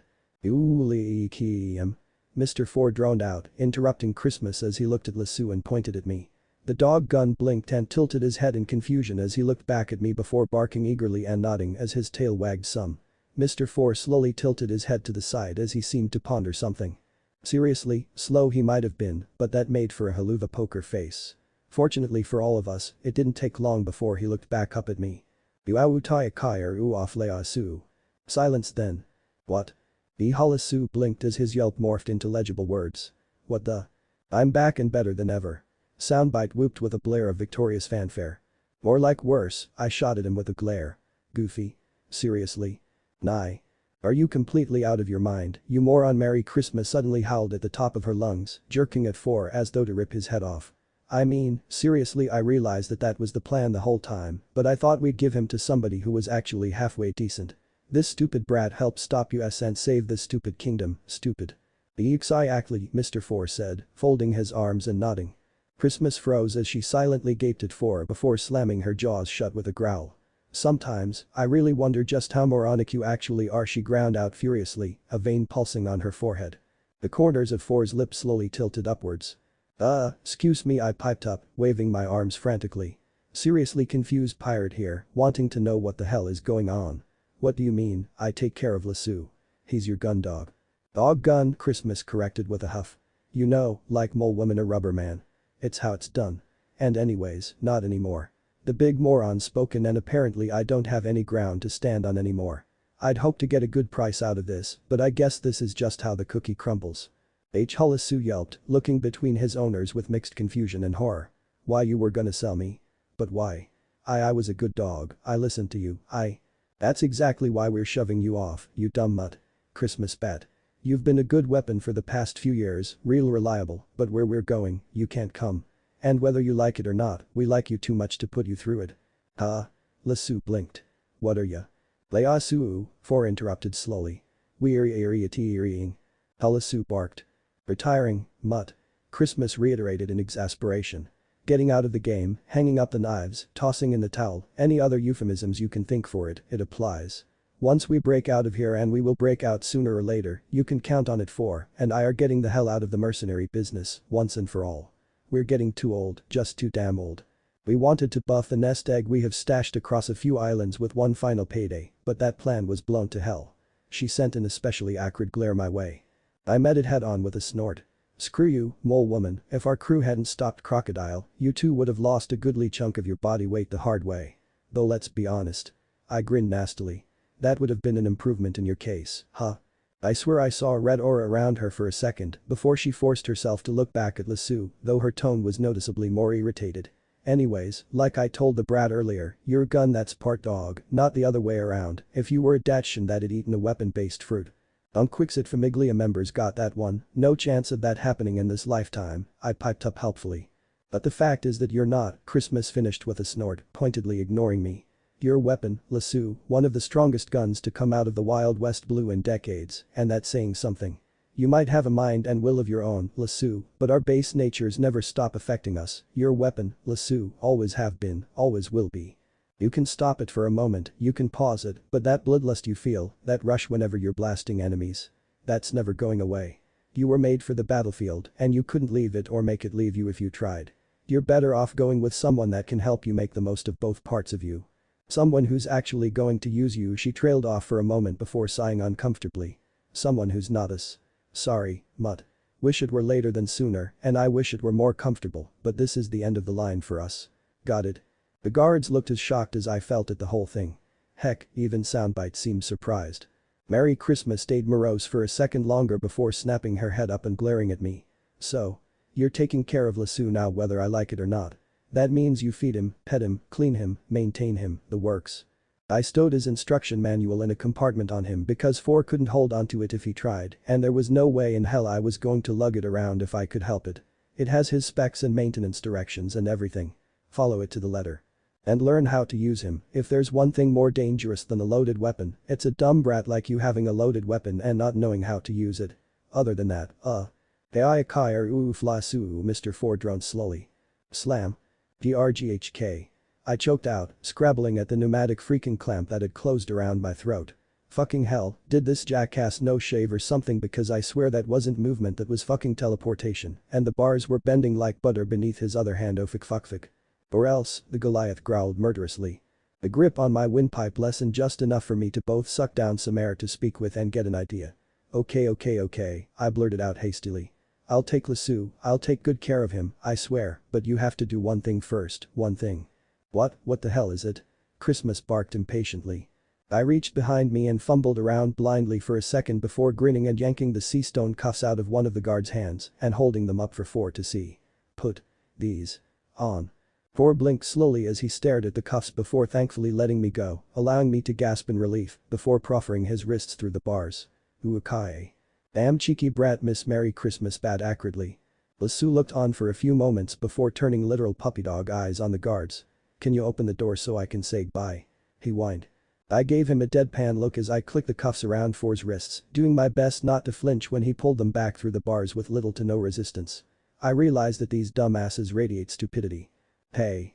No sea stone whatsoever on his own weapon or the quarter giant, plus, to reiterate, putting them together, and you seriously think you have room to object? I demanded incredulously. I took solace in their chastised expressions before looking back at Lussu. Anyways, literally dogged loyalty is all well and good, but opening their cell for even a moment. Yeah, hell to the no. I met the puppy dog eyes head on with all the unmoving frigidity of a glacier. Soundbite already played that card, chewed it up and spit it out. That door's not opening. I really had to fight from flinching when he flipped to baring his teeth and snarling viciously. His musculature started to shift beneath his fur. Lasso. When he suddenly flinched on account of a harsh voice lashing out at him. He slowly turned his eyes towards the cell, where Four was glaring coldly at him. The glare held up for a moment longer before he softened into a smile. Buuut Lasso. Alright. Lasso whimpered as he hung his head before slowly nodding in agreement. Oh okay, he looked up sadly and waved his paw. Bye, master. It was fun. Mr. Four nodded slowly as he waved one of his hands. Bye, Lasso. Miss Merry Christmas pursed her lips sourly for a moment before hanging her head with a sigh herself. Goodbye, Lasso. Lasso stared at them for a moment longer before looking up at me, fear and trepidation obvious beneath the neutral expression he was trying to put on. I smiled kindly as I knelt down and held my hand out to him. Before it starts, let's get one thing straight. None of that master business. My friends call me Cross. Welcome to the Straw Hat Pirates, Lasso. I'm glad to have you, and there isn't a doubt in my mind that the others will be too. Though, I smirked as I jerked my thumb at Soundbite. Fair warning, he'll probably blast you with a dog whistle once or twice. I'm an insufferable jackass. Soundbite proclaimed, sounding way too proud of that statement. Lasso stared at my hand hesitantly for a moment longer before lolling his tongue out and grinning as he gave me his paw. Call me Lasso, and same here. I nodded and smiled as I stood up and clapped my hands. Well. Come on, then, let's go and get some dinner. As we followed the guards out of the dungeon, we were met with a guard carrying a steak platter. Should I just put this down here or? Don't know, don't care, just don't let it go to waste or our cook's liable to kill ya, I drawled as I walked around the frozen guard. Hey, now, a sultry voice drawled from a nearby cell. If none of you are going to have that food, maybe I could have a bite. Fuck off, acupuncture bitch, I shot back without a glance. Worth a shot, Miss Doublefinger shrugged indifferently. No further interruption surfaced as I made my way back up into the palace with our new companion. A few more minutes, and I met the majority of the crew outside the dining room. I briefly considered how to succinctly and professionally explain the current turn of events before plastering a grin on my face and raising my fingers into a salute. Hey, guys, guess what? I got a dog. Nobody knew what to think for the first few seconds, staring curiously at the oversized dachshund up until Lasso stated his name, to which Usopp reacted pretty much exactly as you'd expect. The Mr. Four Team's bazooka dog, are you fucking kidding me? I pondered how to react before widening my grin into a shit-eating one. Nope. Met Four in Merry Christmas on the way back from meeting with the Unluckies. Sweet, sweet revenge, baby. Soundbite crowed. And they didn't want their poor doggy to share their fate, and since I've got experience with dogs and I'm a decent guy in general, they said I could keep him, as long as I take good care of him. Actually, I think I'll need your mechanical expertise to help with that, Usopp, you're the best guy I know with gadgets, after all, and you could really show off by upgrading Lasso. Huffing up his ego seemed to work for a few seconds, before he forced his frown back in place though, it was more worried than hostile. Can we trust him? We're talking about a former Baroque Works agent here. Hey, my master and his friend were good to me, and I showed my loyalty for it. Lasso sniffed indignantly. Cross was good to me too, so I'll be showing him and his friend's loyalty. It's that easy. Usopp scrutinized Lasso suspiciously for a moment. Alright, in that case he crouched down and held his hand out. Shake. Lasso stared at Usopp for a moment before bringing his paw up and placing it in the sniper's palm. Happy. Usopp held the paw for a moment longer before standing up and turning around, his head bowed and his chin cupped contemplatively. Well, it will take a while for us to trust you completely, but for the moment, I think that. Chomp. Everything froze as Lasso's jaws crunched down squarely on Usopp's ass, gnawing on as much flesh as he could get his fangs on. The silence lasted for all of 1 second before Soundbite began laughing his ass off. And, not entirely surprisingly, Luffy joined him. Cross. Nami growled out as she pinched the bridge of her nose. Lasso? I asked with much the same tone and position. Ish bastard mocked my species as soon as he saw me, slammed my old master into me with a hammer, and caused me to blow myself up. Lasso growled out viciously. I may be loyal to you guys now, but I deserve this much for payback. I stared at him contemplatively for a moment before shrugging neutrally. To be fair, Usopp, you did make him try and blow himself up. He was trying to kill me. The sniper howled, trying to yank himself out of the dog gun's jaws. And VV was trying to kill Laboon when we first met her, but you don't see me raising a big fuss over that, do you? Mr. Jeremiah. I shivered slightly at the princess's frigid tone before spreading my arms helplessly. Come on, VV, they offered out of the blue, and you don't leave any options on the table when they're available. Plus, he was originally a gun. Guns don't kill people, people kill people. He has a will of his own, Vivi retorted darkly. He's a dog, dogs are loyal to their owners. Come on, who do you blame for a dog being mean, huh? The dog or his owners? Vivi's expression remained cold for a few moments longer before she finally relented and slapped a palm to her face. Just don't let him back on Alabastan soil once he leaves it, alright? I've got a better question. Usopp snapped. Why aren't you doing this to Chopper? He also blew you up and threw sand in your nose. Right. So, experimental adrenaline serum 23B apparently causes hallucinations. Good to know, good to know. Old Present turned to the doorway, where a drowsy-looking Chopper was scribbling something on a notepad, Zoro alongside him with a well-hidden look of concern on his face. Lasue darted his eyes over to the other's own, but I held out a hand. Bite him if you have to, but wait until he's not the size of a stuffed animal, alright? The Datshin considered that before shrugging. Fair enough, but don't make me wait too long. That depends entirely on him. On that note my gaze hardened again. Let him go. I waited for a second before crossing my arms firmly. Now, or soundbite breaks out the whistle on my orders. Lasue promptly let go with a disappointed chuff. Fiian. Nami sent a half-pleading look at Luffy. Captain. Luffy tilted his head slightly as he stared at Lasue before looking at Usopp. You said that he's a dog who can turn into a gun, right? Usopp nodded frantically, but before he could say anything I piped up. Actually, he's a dog gun rather than a gun dog. He ate the Datshin model of the mut-mut fruit. And just like that, Luffy had stars in his eyes. You mean he's a gun that can turn into a dog? Cool. Nami pinned me with a betrayed look, flinging her arms out in a gesture that just screamed WTF. I put on a bemused expression and shrugged heavily. Look, I'm playing this by ear, alright. After all, our crew is gonna. I trailed off uncomfortably as I glanced at Luffy. Well, suffice to say that we'll make allies stranger and more hostile than this in the future, and the pros outweighed the cons, I explained carefully, still looking at our captain before returning my attention to Nami. In the end, there really aren't any downsides to all of this, and, well, I tilted my head slightly.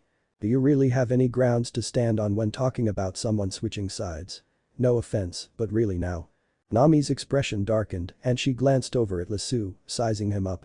In the end, she slouched forward with a hand pressed to her temple. Fine, you're the expert on character here. But if I put one foot in dog do, he and you are going over. Don't worry, I know to hang it over the edge when I go, Lasue reassured her.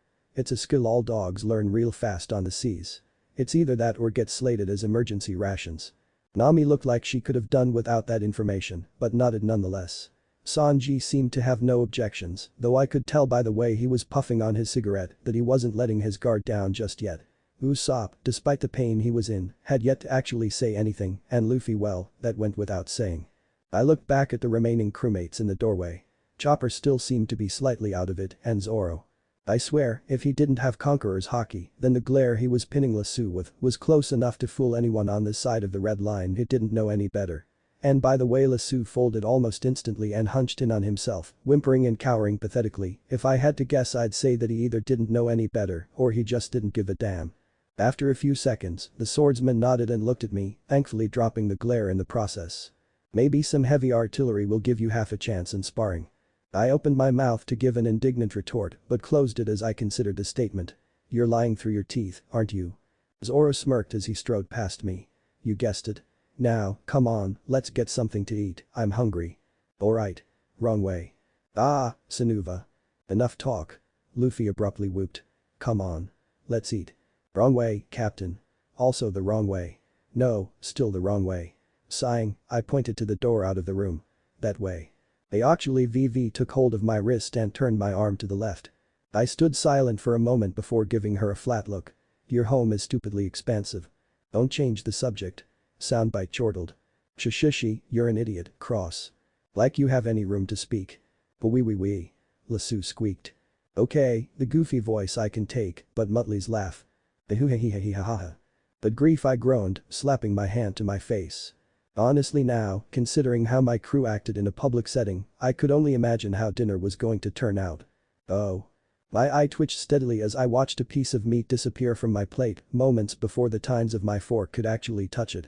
I really do not know what the hell I was expecting. Luffy, I snarled out darkly. Moving fast, I snatched up my knife in a reverse grip and stabbed it into the wood where Luffy's hand was once, twice, 3 times in a row. All to no avail, on account of how I still barely missed stabbing the dead meat, both raw and cooked. Finally getting fed up, I glanced around and waved one of the nearby serving girl over. "Pardon me, miss," I hissed with forced politeness. "But have you ever heard of ghost peppers before?" I grinned as the blood drained from the already nauseated woman's face.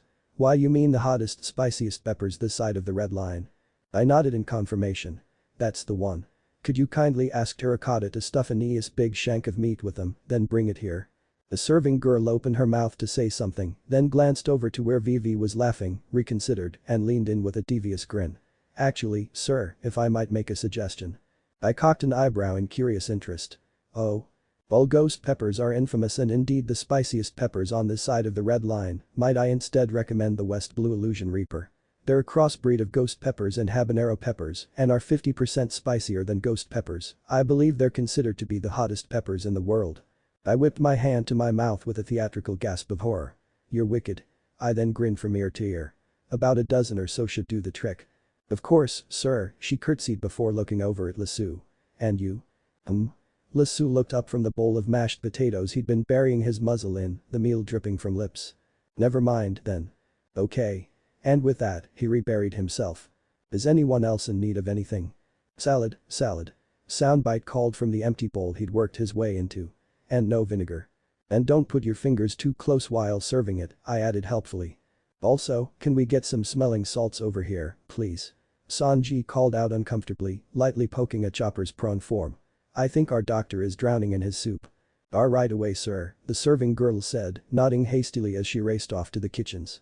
Thankfully for my appetite, it didn't take the girl long, and soon enough she was back with several companions, carrying the requested platters. Mine in particular was notably mouth-watering, and I'd have dug in myself if I weren't fully aware of the fact that doing so would mean death by oral immolation. Soundbite was just as eager, snickering and cackling in his bowl. The second the salad was dumped in, the greens immediately started vanishing at blinding speed, accompanied by the sound of mechanical shredding. I smirked as I fingered my fork, and as I did so I noticed Usopp grinning with just as much malice over his food. I waved and got his attention, pointing down at my food and then holding up 3 fingers. The sniper promptly replied with a snicker and a thumbs up. I then held my fork up over my plate with an eager-ish grin. "Oh boy, this is gonna be good." I crowed as genuinely as I could manage. As predicted, the meat almost instantly disappeared from my plate, and judging by Usopp's shit-eating grin and his own empty plate, I wasn't the only one who'd been robbed. Thankfully, our comeuppance would be delivered in 3, 2, 1. Buuut. Usopp and I cackled as the ambient temperature in the room suddenly spiked, accompanied closely by the whoosh of flames. "Oh, yeah, chalk one up for strategy and deviousness." I cackled, grinning eagerly as I reached out to stab a particularly juicy-looking leg of poultry. My demeanor promptly flipped as the meat disappeared. "Again? Seriously, isn't your tongue burned to hell and back? My, eating hurts a lot." "Then why are you still doing it, dumbass?" Nami demanded incredulously, cracking her fist over Luffy's skull. My eye twitched furiously as food continued to disappear at a blinding rate. "Alright, that's it. Hey Lasue." The Dachshund hybrid popped his head up curiously. "Care to demonstrate how good you are at following orders?" I jabbed my finger at Luffy. "Sick him, boy."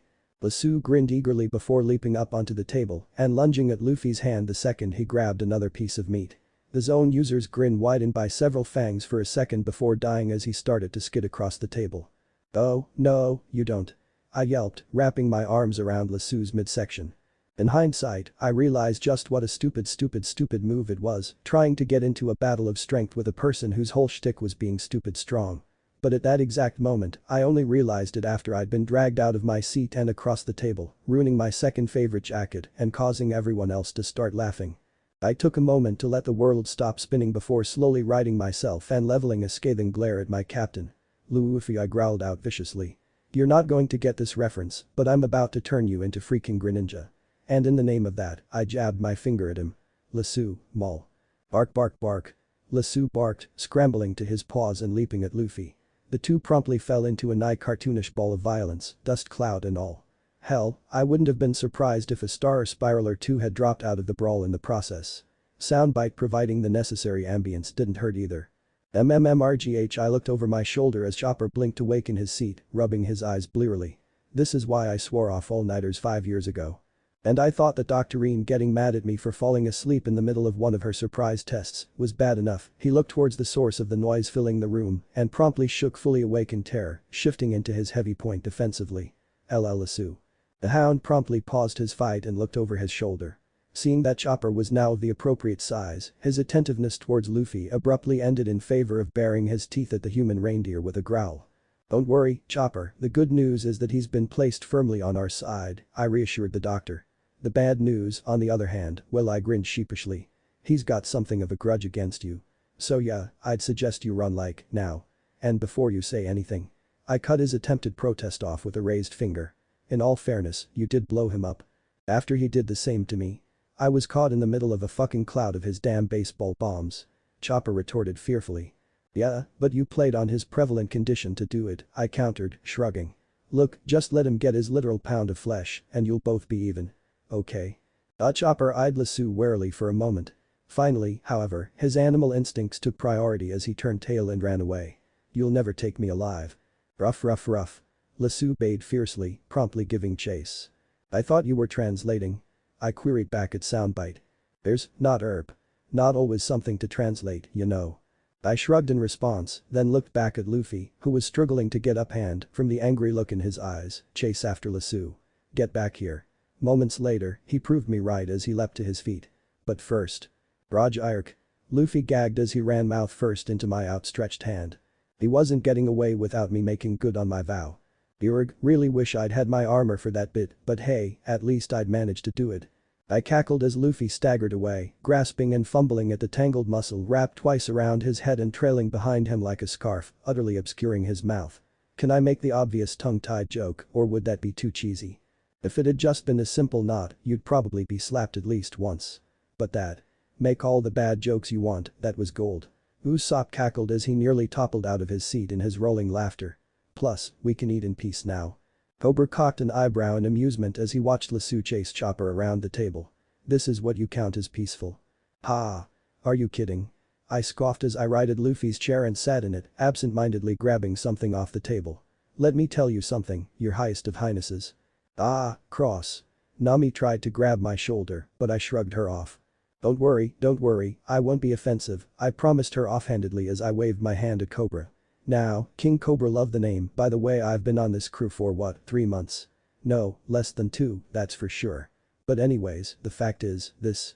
I rolled my finger, indicating the sheer chaos around us.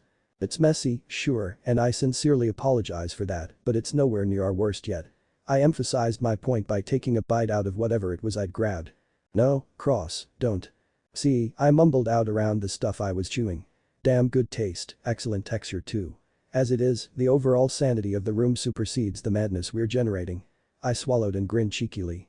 "And Ergarul." I froze as my stomach suddenly started churning and groaning like a ship in a hurricane. "I tried to warn you," Nami groaned, thumping her head against the table. I slowly brought my hand up before my face, confirming my suspicions. "Biscuit." I turned my horrified gaze back to the confused ruler. And I went on slowly. "I do believe that I just broke even. If you'll excuse me." "Breworg." "I need to use the bathroom." "Oh. Will you dumbasses stop laughing already?" I demanded indignantly. "It's not funny." "Oh, I beg to differ." Chaka chortled as he washed himself down.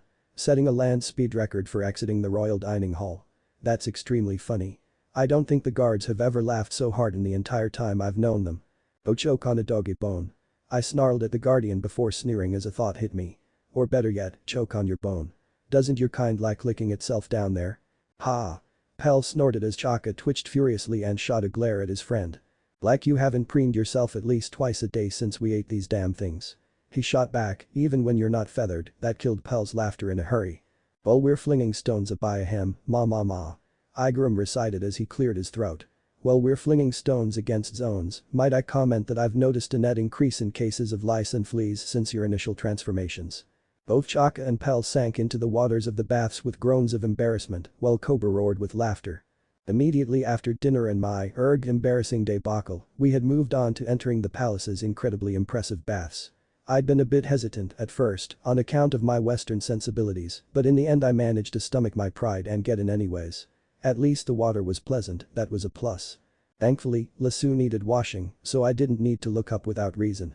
I did, however, glance up when Sanji asked a very specific question, to which Cobra gave an honest answer. I raised my eyebrow at the king in disbelief as most of the other guys started to scale the wall. "Seriously? Just like that?" Your daughter is over that wall. Indeed, your highness. What are you thinking? Igaram pleaded desperately. Cobra gave the captain of his guard a flat look. I'm thinking that I have been a single man for nearly 2 decades and that there is a rather attractive red-headed young lady on the other side of this wall. Igaram froze as he processed that statement before swallowing heavily and following his king. Gee, good point, sire. In fact, I shall accompany you.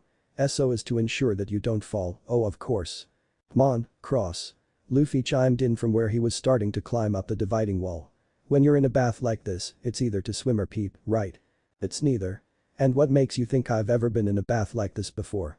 My culture has different sensibilities about privacy. I roared indignantly. And yet, you're giving me a bath buck naked, Lassu noted before giving himself a hard shake, tossing off the suds I'd managed to lather up on him. I spat and hacked as I got the suds out of my face before glaring at him. Yeah, well, when in Rome, Mariagua, Alabasta, wherever. Point is, the name of the game is adapting to the local culture. Now do me a favor and stop moving, will you? While I wrestled with the dog, most everyone else climbed the dividing wall. Upon reaching the top, they stared over the edge for a few moments until happiness punch. Splurt. They fell back in a cascade of nasal blood, splashing into the water. I observed them flatly for a moment before raising my voice so that I could be heard on the other side. Either you're sporting something really impressive there, Nami, or these guys are pathetic. Who are you calling pathetic, Cross? Sanji roared as he splashed to his feet. You, swirly brow, Zoro rolled his eyes with a scoff, thankfully diverting the cook's attention from me as the two got into a well, not a brawl, the current conditions didn't allow for that, but a controlled duel at least. Why don't you come on up and find out, Cross? Nami called over in half-sultry, half-faux saccharine voice. 3 reasons, Nami. I shouted back with a roll of my eyes. Primo, 100,000. YA too rich for my blood. But I'm WORTHIT. Oh, I doubt that. Zoro scoffed. Heyo. Soundbite cackled. Screw you too. Secundo. I continued nonetheless. One of the most important rules in the man code. Don't stick it in crazy. Excuse me. That look you get in your eyes at the thought of a payday is nowhere near sane. You need help, woman. Ha. You're saying you're sane. Who you up? No, I scoffed. We're all cracked in the head, I'm just sane enough to admit it. TSK. And tertio. What language is that? Soundbite inquired. I dunno, Italian. I'm mostly just making it up as I go along, I shrugged. Anyways, tertio. Another, even more important rule in the man code. What? Only if the carpets match the drapes? Nami asked, her voice distinctly peeved by this point.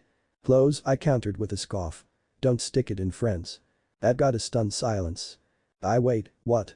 Nami stammered, obviously caught flat-footed. You heard me. I reiterated.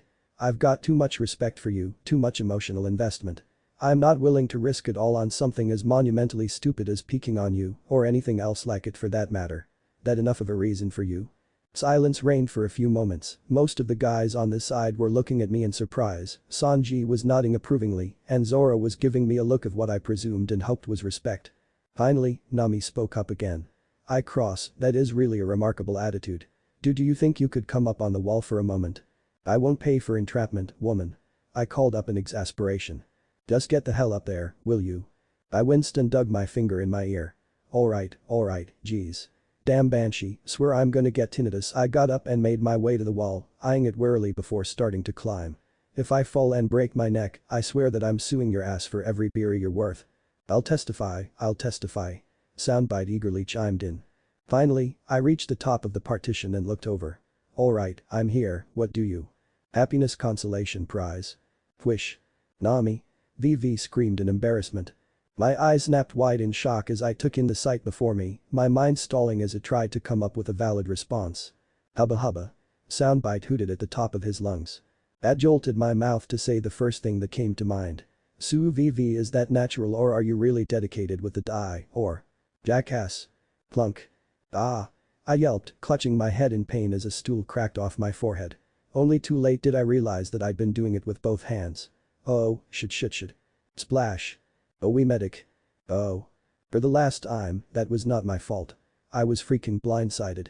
I roared, crossing my arms as I stood my ground in the bedroom the crew had moved to after the scene at the baths.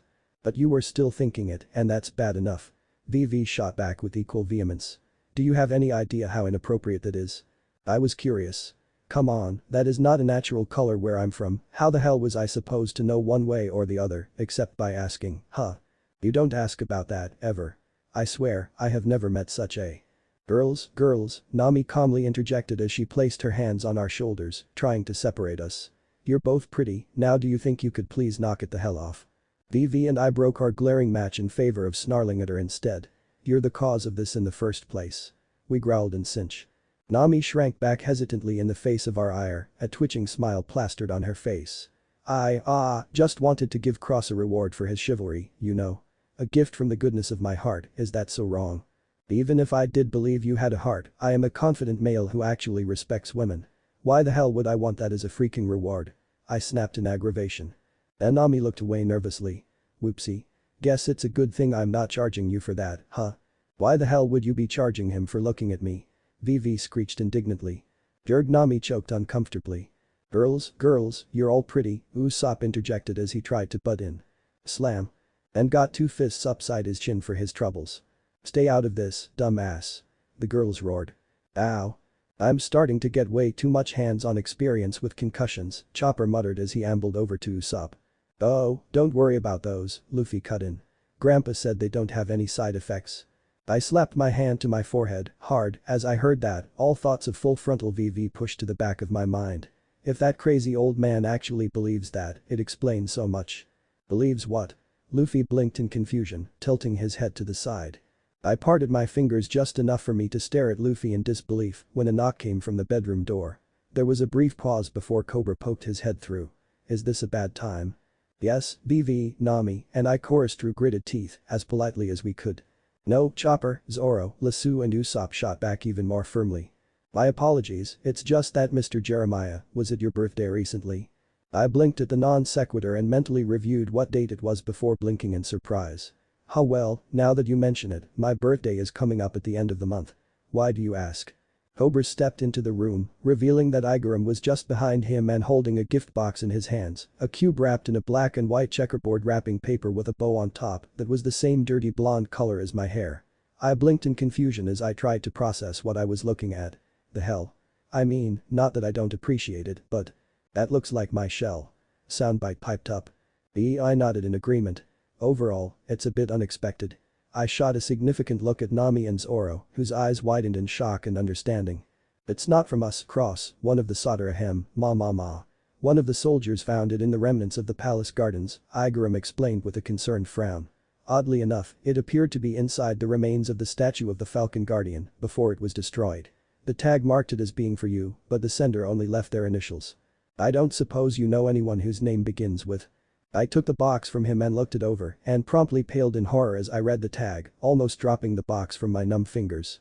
The ROB. I breathed weakly. Who's that, Cross? Luffy asked concernedly, no doubt seeing the look on my face.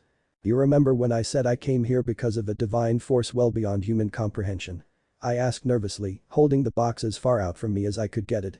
ROB, they're not initials, they're an acronym. ROB stands for Random Omnipotent Being. And the first B? Sanji asked warily. I promptly split my lips in a snarl as I got my wits about me, digging my fingers into the box's paper. Considering how this thing ripped me from my home without so much as a how do you do. Bastard. Bastard random omnipotent being. Even Soundbite looks like a freaking saint compared to its sense of humor. Gulp Soundbite swallowed uncomfortably. For a brief moment, I really considered just tossing the damn thing out a window, but eventually I settled for placing it on a nearby beddable and starting to work the wrapping paper off. Everyone else, save for Luffy, Zoro, and, after some hesitation, Nami, stepped back and gave me a wide berth as I opened the package. I scrabbled against the stupidly resilient paper without success for a moment before almost slapping myself in realization. I took a hold of the two tassels of the intricate ribbon, took a deep breath and pulled. The ribbon promptly snapped undone, and the four sides of the box collapsed outwards, revealing the contents hidden within. I stared for a few seconds before blinking as I actually processed what I was seeing. It was a black metallic box with chrome borders, several small knobs and switches on the front, two small screens on one side, and a larger screen built into the top. Attached to an outlet on the front was a microphone that resembled the ones used for adult transponder snails. I blinked again, finally making the connection that it looked like a ham radio transceiver before looking around the room. Most of them were looking at it in uncomprehending curiosity except Cobra, who looked thoroughly polyaxed. You know what this is, father? Vivi asked. Yes, I do, the king nodded promptly as he looked the machine over. And I think you might want to revise your opinion on whoever this being is, Mr. Jeremiah. That device is a piece of technology developed by the genius Vegapunk that the world government outlawed, destroying all the models and prototypes as soon as he invented it. I don't think that they even kept one for themselves. It's a snail transceiver designed to amplify the natural capabilities of transponder snails. Normally, transponder snails are only capable of connecting with one other member of their species at a time, and even the adults need to relay with one another to make inter-blue calls. That device removes those limits completely, presuming it works as Vegapunk claimed and going by his track record. I have no doubt it does. You could use it to connect to every other transponder snail in the world at once, bar an exceptional few. Silence fell. Then every jaw in the room besides Cobra's fell as we processed the sheer scale of what he just said. Then Soundbite began cackling. Ha. Still think I'm a bastard. He crowed with a grin. All attention snapped to the snail as his expression morphed from cocky to infuriated. Plagiarist. Knock it off, that's my shtick. And then just like that he was back to cocky. You think you can get a copyright in this hellhole of a world? Good luck. And once more Soundbite's expression shifted, becoming flat out freaked. Help. Putting the pieces together, I snarled at Soundbite. Or rather, I snarled at the entity using Soundbite as its puppet. What's the big idea, giving me something like this? Some sick reward for putting on a good show for you? The snail's expression morphed into a look of superior indifference before he scoffed and spoke in a voice apropos for a bratty teenage girl. Well, that's not very nice, especially seeing how I'm granting your request. Without even giving me a change of clothes a fucking choice, I yelled indignantly. Not that request, dumbass. Brob drawled, the snail rolling his eyes before his expression morphed into a grimace and he spoke in my voice. If I live through this, I had better have some damn good form of compensation coming my way, because you fucking owe me. I stared at the snail in flat-footed shock as his face and voice morphed back to the obnoxious persona they'd been employing. So, yeah, you managed to survive up to this point and without even taking any life-threatening injuries, to boot. Well, other than giving yourself a, shall we say, full cleanse after Little Garden. Which, I have to say, was hilarious. And I suppose that you have a point about robbing you of an easy chance to save hundreds of lives just so I could watch you squirm trying to save as many as you could with just your own insignificant brawn. But hey, it's not like anybody really important died, so no big whoop. Don't even think about it, princess. Wouldn't want to hurt the little slimeball, would you? I snapped my eyes up to VV, who looked to be about 2 seconds away from wringing Soundbite's body. And that goes for the rest of you, too, unless you want a taste of what Jerry goes through whenever he eats a biscuit, Brob sang. The good news is that the sudden pallor that everyone in the room adopted seemed to distract them from the embarrassing nickname. The bad news was that judging by the haughty scoff that followed, we weren't done yet. So, yeah, you asked for compensation. Here's something a few hundred times more dangerous than a golden transponder snail when used right for you to play with. So, unless you can seriously tell me that you're not enjoying your stay here. I remained silent and Soundbite's puppeteer made him grin cheekily. That's what I thought. At this point, you owe me more than I owe you, so don't expect any more favors from me before your future knowledge runs out. But I don't get it. I protested desperately. How is this thing supposed to be dangerous? Like, at all I mean, it's just a communications device. Unless it amps Soundbite's natural abilities. Geez, you really are a dumbass, aren't you? Brob sighed wearily. Well, just to hurry my entertainment along, let me give you a hint. Madness is an STD. The gastropod's grin was nearly splitting his head at this point. It's the gift that just keeps on giving. Better figure it out nice and fast, else I could get bored. Suddenly, the gravity in the room seemed to triple, nearly bringing me and everyone else in the room to our knees. And we wouldn't want that, would we, now? Haha. Hey. Without any warning, Luffy was standing in front of the transceiver, mic off its cradle and held to his mouth, completely unaffected by the gravity increase. Soundbite's eye stalk cocked curiously. Ooh. The king-to-be has something to say. What do you want, oh would-be ruler? Something to ask about the present or past. You wouldn't care about the future, would you, now? Luffy's expression was hidden by the brim of his hat as he stared at the mic silently for a moment before speaking. You're the mystery bastard who stole Cross from his home. The entity blinked Soundbite's eyes in surprise before grinning cockily. Yeah, that's me. Why? What about it? And just fee, I'd suggest you not do anything stupid, kid. You're impressive, sure, but I'm way above your weight. Before the higher being could finish speaking, Luffy snapped his head up, revealing a down and out apoplectic expression on his face. Stay away from my crew. He snarled furiously before slamming the mic back in its cradle. The transceiver wasn't harmed, but the table and the floor beneath it. Those cracked, and violently at that. The effect was instantaneous. The gravity increase disappeared utterly, and Soundbite sagged with a sigh of relief. I've had trips from eating alfalfa before. Nothing compared to that. Did not like Lassou whimpered, pressing himself low fearfully. Still, that gravity thing could have been useful for training, Zoro mused as he rolled his muscles before looking at me. Hey, Cross. That devil fruit is already in the hands of or will go to a marine, and a damn good one too, both morally and combat-wise, so no, I shot back, mirroring his motions, but with much more difficulty. God damn, that hurt. I take back what I said, Mr. Jeremiah. Your opinion of that being was fully accurate, Cobra groaned. He'd taken it almost the worst of us all, having been laid out flat. I'll doubtless be feeling this for a while. Cross, your future knowledge isn't going to run out anytime soon, right? Nami asked hastily. We're not going to hear from that thing again for a long time coming, right? Don't worry, we've got I thought it over for a bit before shaking my hand contemplatively. Upwards 2 years, maybe more with travel time. Either way, with any luck we won't get any other social calls for a good long while. But what did it mean about madness being an STD? The gift that kept on? Chopper asked curiously. It's a saying from I was about to say country, glancing at Igaram and Cobra, but I eventually sighed in defeat and massaged my forehead. From my world. If I got its gist, it was saying that madness is infectious. I contemplated that for a moment before shaking my head. Yeah, not a clue. For now I looked at Soundbite. Do you think you can test it out, see if it? Soundbite concentrated for a moment before shaking his head. Yeah, I got nothing. I glanced at him in shock before looking the machine over and groaning as I saw the problem. I flicked a switch on the side, causing the device to light up before glancing at the snail again. And now? A moment's concentration then jubilation. This is useful. The next second he was scowling furiously. But useless. I blinked in surprise. Excuse me? Useful but use? I can reach out and touch them all. Or none at all. No in between. I grimaced as I processed the implications. Yeah, I could see how that would be constricting, to say the least. Well, I suppose we'll just have to puzzle it out later. Wait, you're not actually taking that thing with you, are you? Usopp demanded. I mean, after what that thing just did.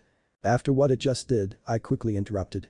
I think we have more than enough reason to not just toss this thing away. I don't like it, but like as not, it held up its end of whatever bargain it thinks we made. Everything it did after, it did on its own time, completely mutually exclusive. So, for now I patted the machine's casing. We hold on to this, if only for the hell of it. Alright. Excuse me, guard. I looked back at Igaram in surprise, who had beckoned a guard into the room and then indicated me. Escort Cross to the Firthahem, ma. Escort Cross to the first floor of the royal storage and allow him to take a vessel to carry that device in. And while he's doing that. He turned to the rest of the crew. I think it's high time you all informed us exactly who your friend is. Lassou raised his paw uncomfortably. Me too, please. I want to know what I'm getting into here. I swallowed heavily before bowing briefly. Thanks for your generosity, and I apologize for getting you into this situation, I said before following the guard. I once again had the privilege of enjoying the palace's architecture as I followed my guide towards the kitchen area. The larder contained a spiral staircase, and following it down revealed a gargantuan room. I couldn't help but gape, and the guard chuckled at my expression. The country as ancient as ours picks up a lot over the years, Mr. Cross. The first floor you see here is generic items such as storage devices, surplus hygiene items, replacements for vases, even firearms and weapons are kept here. The second floor, however, has much more valuable treasures. Typically, only Captain Igaram, General Chaka, Lord Pell, and the royal family are allowed to set foot down there. Even among the royal guards, few have seen it. I whistled in awe as I looked around. Yeah, well, considering what your ancestors stocked up in the bedrock of this place. Yeah, not surprising. Well, would it surprise you to find out that there's a third level? I glanced back at the guard, who averted his eyes with a sly grin. Of course, we're not permitted to speak about it, but someone might tell you that we keep the most priceless and valuable treasures of Alabasta there, such as… I warded him off with a raised hand. I appreciate the friendliness and all that, but secrets are secret for a reason. The less people who know, the less chance it could leak out, alright. The guard considered for a moment before nodding in agreement. Fair enough. Now then, Captain Igaram said you needed. Something that I can carry this around in, I answered, holding up the transceiver for him to see. Something with easy access to it, so that I can reach it at all times. The guard mused as he rifled through a nearby crate. Should it be heavy duty? Wouldn't want your device busting open, would you? I gave the guy a flat look before raising the transceiver and repeatedly ramming it against a pillar, all to no effect. The individual that supplied me with this device doesn't like it when their toys break. My hand is more hurt than this thing is, I deadpanned. Trust me, this thing getting damaged is the last thing on my mind. The guard stared in shock before slowly nodding. Alright, then here. How about this? He withdrew what appeared to be a nicely constructed messenger bag made out of canvas, complete with a solid shoulder strap and a firm-looking buckle for the flap. Seemed like it'd fit. Mike took the bag and gave it a once-over before slipping the transceiver in, microphone facing forwards, before slipping the bag over my shoulder. I hefted the weight a few times before nodding my head side to side. Feels good to me. Soundbite. Soundbite gave the bag a once-over before whistling in approval. Seems snazzy to me. Then this is the bag for me, I nodded confidently. Thanks a lot, sir. Now, if you could just get to the main corridor, I think that I can make my way back to the room on my own. The guard nodded, shooting a furtive longing glance towards the staircase heading down to the next level, before shaking his head and marching back to and up the spiral staircase. Let me tell you, it was a lot less fun going up than heading down, and while I wasn't huffing and puffing once we reached the kitchen, my legs were burning. We soon made our way back into the maze of twists and turns called Alabaster Royal Palace. It was a bit confusing, admittedly, but Soundbite was able to give a general direction for me to go in. So, I started curiously. Any thoughts on how we can use our little windfall? Global eavesdropping, maybe? Soundbite considered that for a moment before shaking his head. To make the connection, I have to call them and they'll all ring. Not subtle. Plus, I'm not receiving, I'm transmitting. If I want anything from them, they have to call me while I'm doing it. Well, that's annoying, I'd sked. And any forms of amplification for your capabilities? The baby snail clicked his tongue negatively. Actually tried that with Pinky and the brain. Nada. I guess it just doesn't pure. Gah. I jumped in shock when Soundbite suddenly started shaking and humming repetitively. What the? Are you getting a call? Seems like pure. Well, that's annoying. I blinked in confusion as a thought occurred to me. Wait, how? Who even has your number? I don't remember giving it out to anyone. Soundbite, on the other hand, glanced away with a shifty look. I pinned the snail with a glare. Soundbite, what are you not telling me? It was while pure. You were all unconscious. She was desperate and I didn't see the harm. She? I promptly demanded with a sinking feeling. I knew who was on the other line. Rather than dig himself any deeper, Soundbite instead jerked himself upright with a prominent colic. The next moment, his expression sank, his eye stalks and mouth drooping with a great depression, almost as though someone had killed his, or rather her, dog. Cross, Soundbite mumbled in a familiar voice, albeit with an unfamiliar tone. Officer Tashigi, I nodded respectfully, trying to keep my expression neutral. Soundbite and thus Tashigi flinched self-consciously.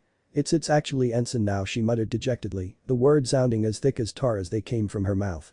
She was silent for a moment longer before hanging her head lower still. I'm so sorry, Cross. We didn't know, there was nothing we could do. It's fine, I waved her off casually. I'll be honest, this isn't really a surprise. Hell, I saw it coming. Ishigi jerked in shock. Wait, why you did? She demanded in confusion. But then, how are you not mad or concerned or? Because it was the obvious outcome, of course. I explained without a care in the world. Do you really think that the world government would attribute the downfall of a traitorous member of the warlords to pirates? They'd sooner arrest a world noble. Oh wait, Tashigi blinked, presumably surprised by something I'd said. Wait, just to confirm, what are you? I gave her a confused look.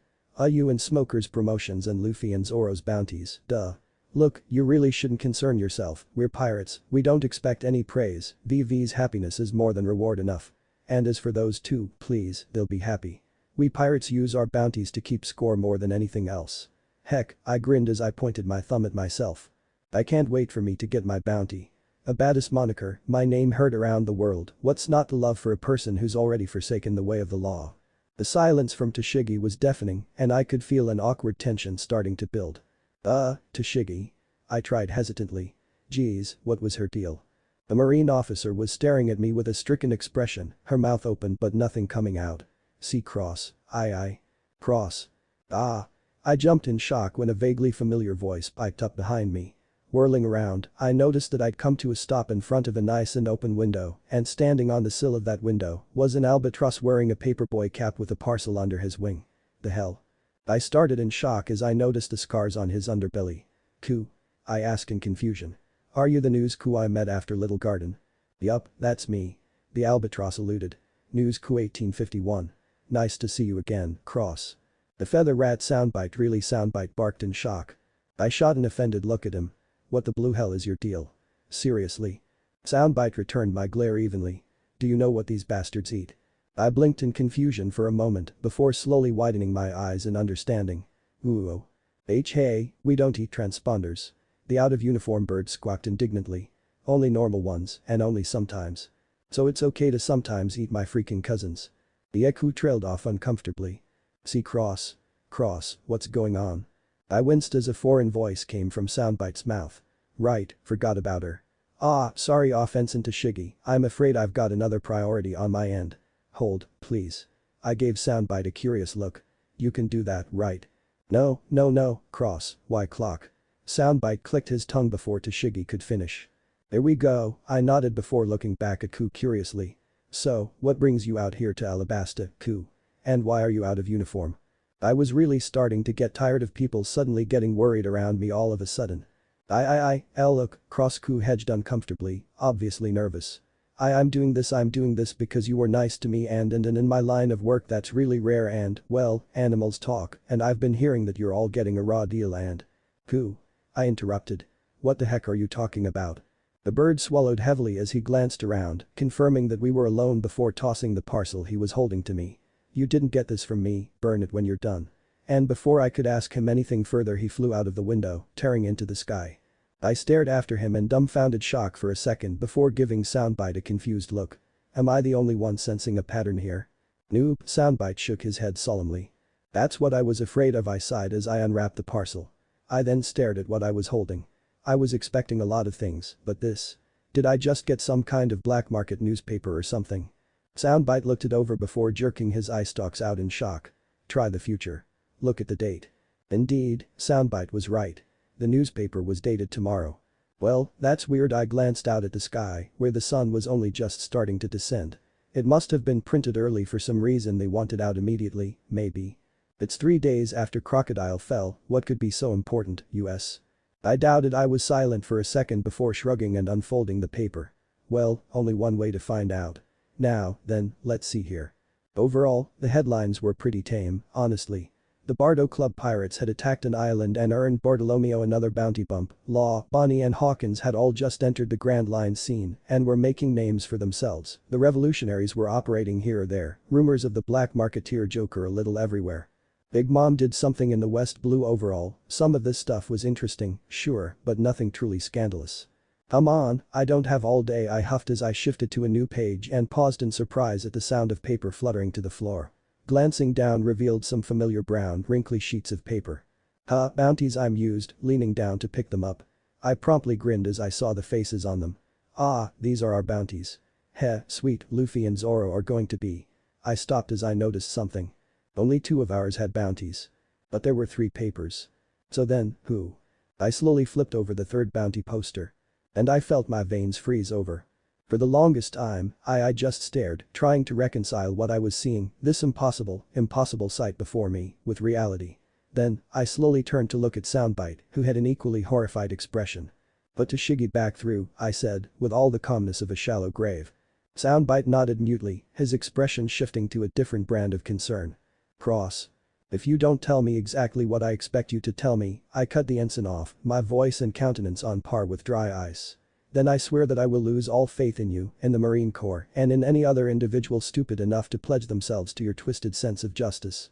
Ashigi gaped at me for a moment before stealing her expression and glaring at me with unshed tears in her eyes. There is no justice in what's been done here, Cross, she whispered solemnly. Not even I'm that blind. And so she said it. She confirmed it. She confirmed it and I ran. I ran the full distance to the room we were using before slamming the doors open, cutting off the conversation that was no doubt going on. And the second everyone saw the state I was in, they straightened up.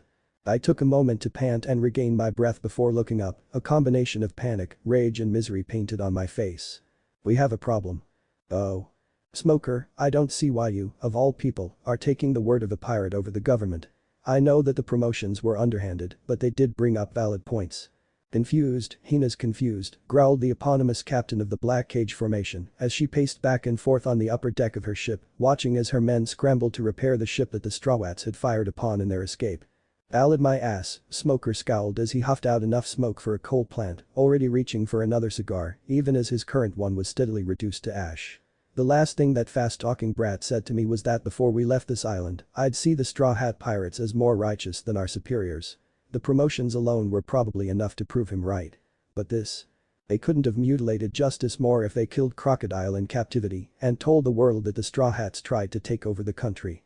So, what are you trying to say, Smoker?" Hina hotly demanded. "Are you saying that you've lost faith in justice? In the Marines?" "No." The captain and the Commodore looked up in surprise at the interruption. "Ensign," Smoker nodded solemnly. Commodore Tashigi nodded back before shooting a determined glare at Hina. "And to answer your question, Captain, the answer is ambiguous.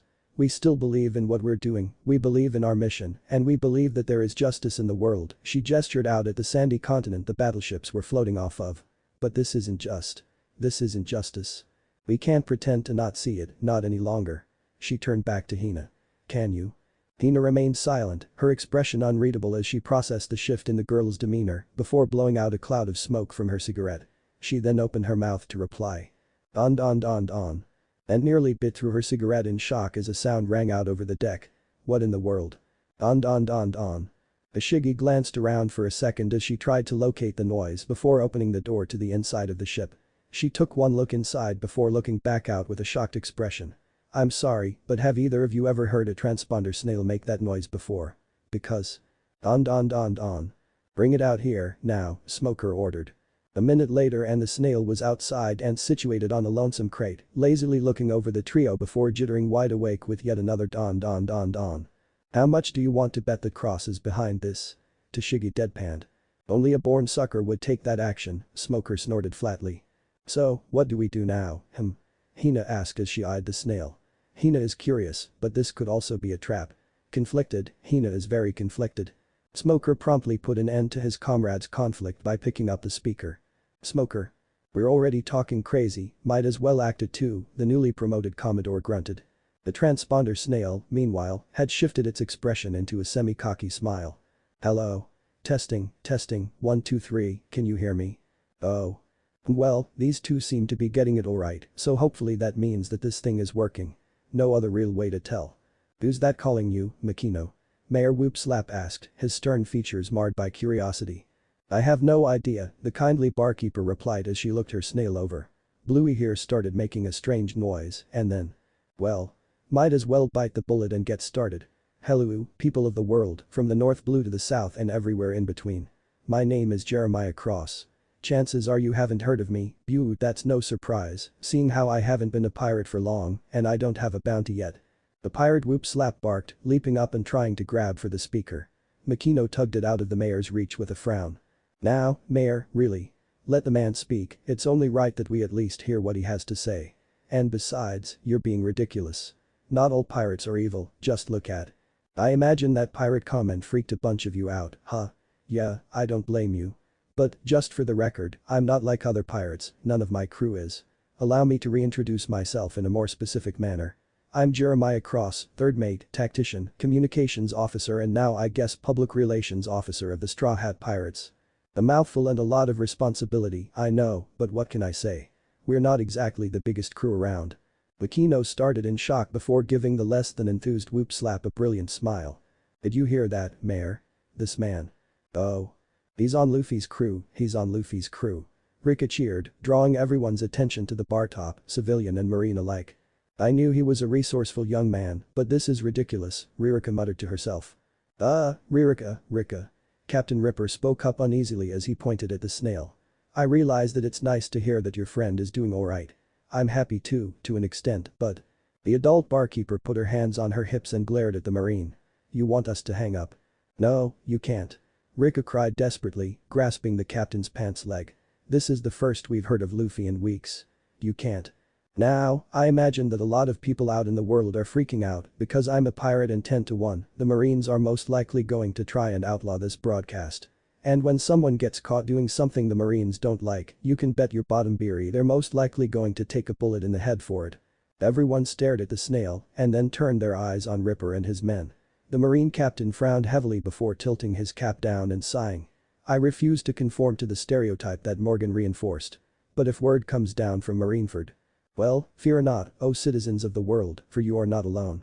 As of this moment, I am utilizing a device designed for and subsequently outlawed by the Marines known as a snail transceiver.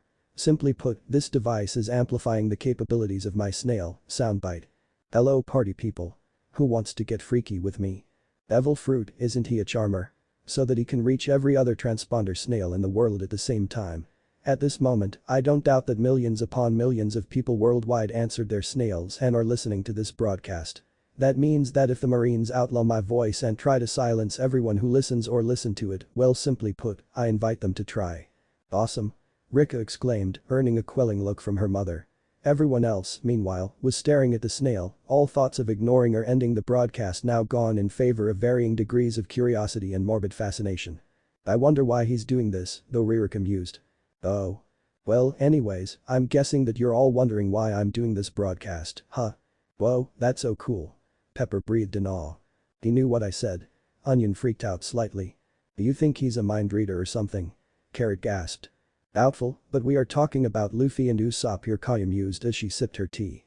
Shoes off the couch, boys, Mary chastised as he dusted the furniture, his eyes never leaving the snail. Sorry, Mr. Mary, the trio muttered in chastisement. Well, to answer that, let's start with the Marines' depiction of pirates in general. Dishonest individuals that either can't or won't make an honest living, so they decide to band together under flags in the name of wealth and destruction. They don't care about anyone but themselves and would sooner kill you and take everything you hold dear than do a single honest day's work to get what they want. Bottom line. According to the Marines, pirates are monsters. That's a lie. The 3 ex-crewmates of the Usopp pirates shouted defiantly. And I won't lie to you. For the most part, the Marines, well, they're right. Huh? The trio started. Aya blinked in surprise as she stared at the snail. Well, now. Oh. The fact is, a lot of pirates are as the Marines described. Murderers, cutthroats, bloodthirsty to a T. Far too often has a skull and crossbones been the harbinger of death and destruction for far too many. But note my language. For the most part a lot of. I differ from the Marines in that I don't use absolutes. Just like how not all Marines are unilateral zealots, neither are all pirates killers. HMPH, Genzo nodded firmly as he listened. Sounds like Luffy found someone who has a good head on his shoulders. Good. Those people needed someone with a brain on board. Besides Nami, you mean? Najiko teased as she poked her male role model's cheek. After that stunt she pulled when she left. They rubbed off on her too much, Genzo snorted, grinning despite his words before becoming serious. And besides. You worry, I know. Well, the purpose of this broadcast is to display what I'm saying with gusto. My crew and a lot of other crews like ours. We didn't set out to loo ouch. Alright, lem try that again. We didn't set out to pill ow. Sanuva. We didn't set out to rob people bly. Ah. Damn it, witch, leave me alone, will you? Najiko fell to her knees laughing while Genzo started trying to strangle the panicked transponder snail. Show some shame, woman. Alright, sorry, difference of opinions from our second mate, navigator and treasurer. Let me start over. Oh. Not all crews set out to kill. Us. We set out for different dreams, sure, but we have one common denominator. Adventure. We set out to see the world. Every inch, every wonder we wanted to see it all. We want to reach the end of the Grand Line. We want to follow in Roger's footsteps. To find the One Piece that's our dream. And it's as lofty a goal as it was when they set out, but for Sanji's sake, I hope they do it. Patty yelled. Of course they'll do it. That kid wrecked every big name in East Blue and he's not slowing down. Karn concurred and the rest of the chefs cheered with equal exuberance. All except for their boss, who was watching the snail with a stern expression that his employees had come to expect from him and hadn't said a word since Cross identified which crew he was a part of. Now, I imagine that the Marines will tell you otherwise, but the fact is that this dream does not necessitate bloodshed. We don't go out of our way to hurt any civilians, we don't pick fights unless we have to. In essence, we are the antithesis of the pirate stereotype. And that, right there, is why I am broadcasting to you all here today and why I will keep broadcasting to you for the foreseeable future. To tell you our side of the story. Oh. Henceforth, whenever I feel like it, I'm going to start up this broadcast and I'm going to speak to the world. I'm going to let the world know who we are, what we're like, how we live our lives. I'm going to let you all share in our adventures as we travel the Grand Line and see more incredible sights than have ever been seen before. Woo. Quiet, Laboon, quiet. Crocus waved at the island whale absent-mindedly. I can barely hear anything. Now, fair warning, this broadcast. It won't be for the faint of heart. And it's certainly not a call to the sea either, you can be sure of that. When we decided to come out to the Grand Line, we all made a conscious choice, a decision, to willingly put our lives on the line. This ocean, this journey we're on, it's completely nuts. I mean, it is insane. We've almost died more times than I can count, and while I personally find that exhilarating, there's every chance that if you try, you won't be as lucky. So, if you decide to go out to sea, then you damn well make sure that you're prepared to put your life on the line, and absolutely nothing less, you understand? Good. Crocus smiled fondly as he listened to the young man's voice. Internally, he was both sad and happy. First Strawat, now this young man. Both perfect members to join the crew, sublime crewmates through and through.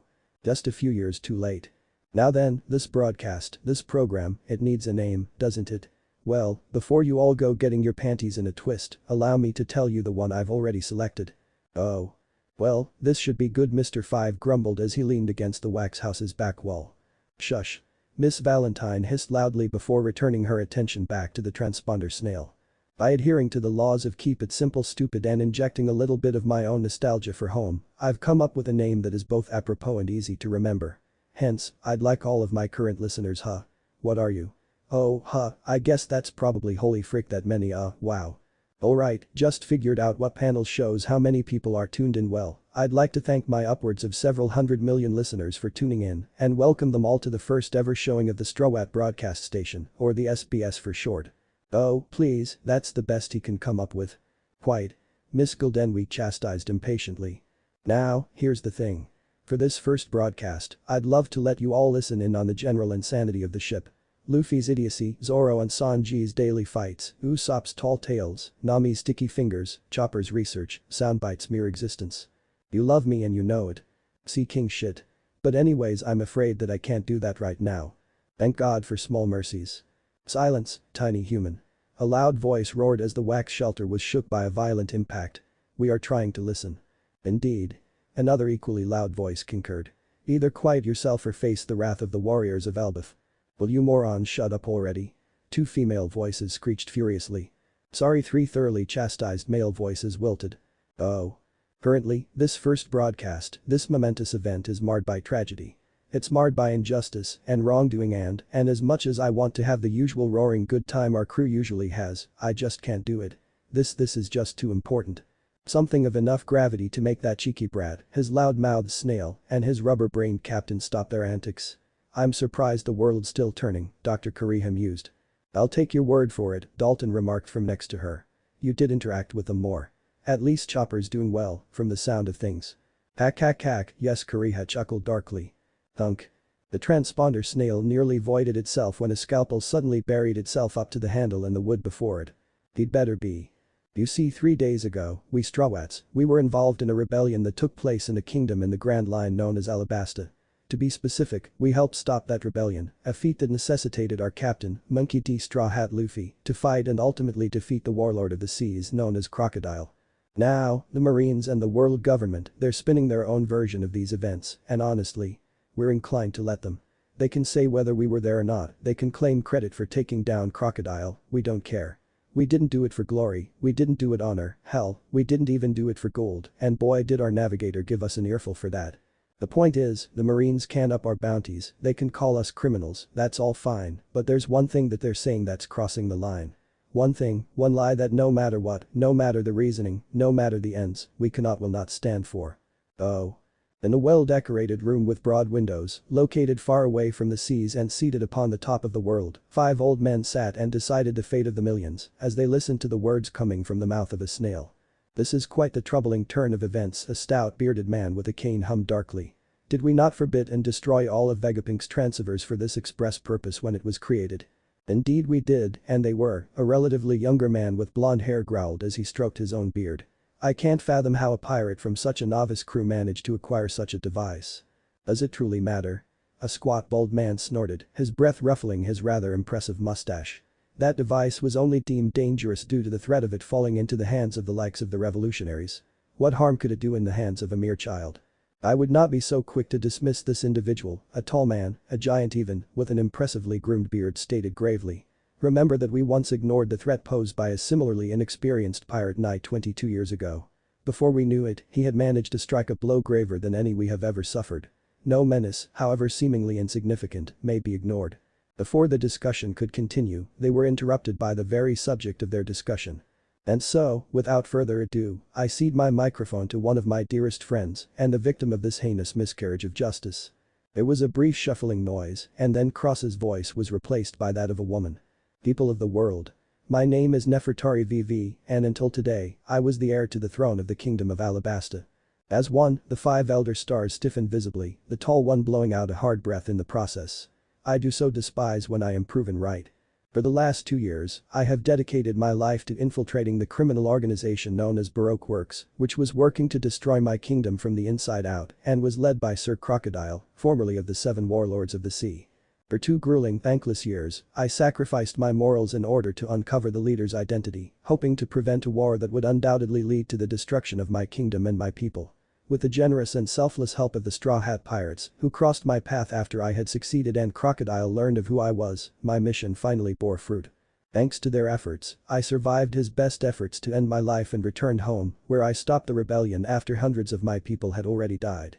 All I did in the name of my kingdom of my people. I did it so that I might safeguard their future. So that I might one day return home and continue to protect them with all that I am and all that I have to give.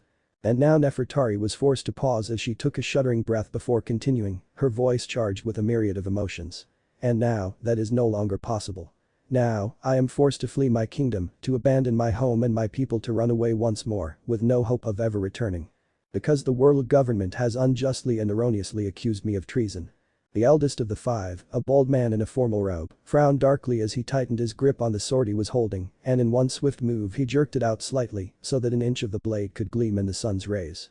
The threat, he intoned gravely, has just become real.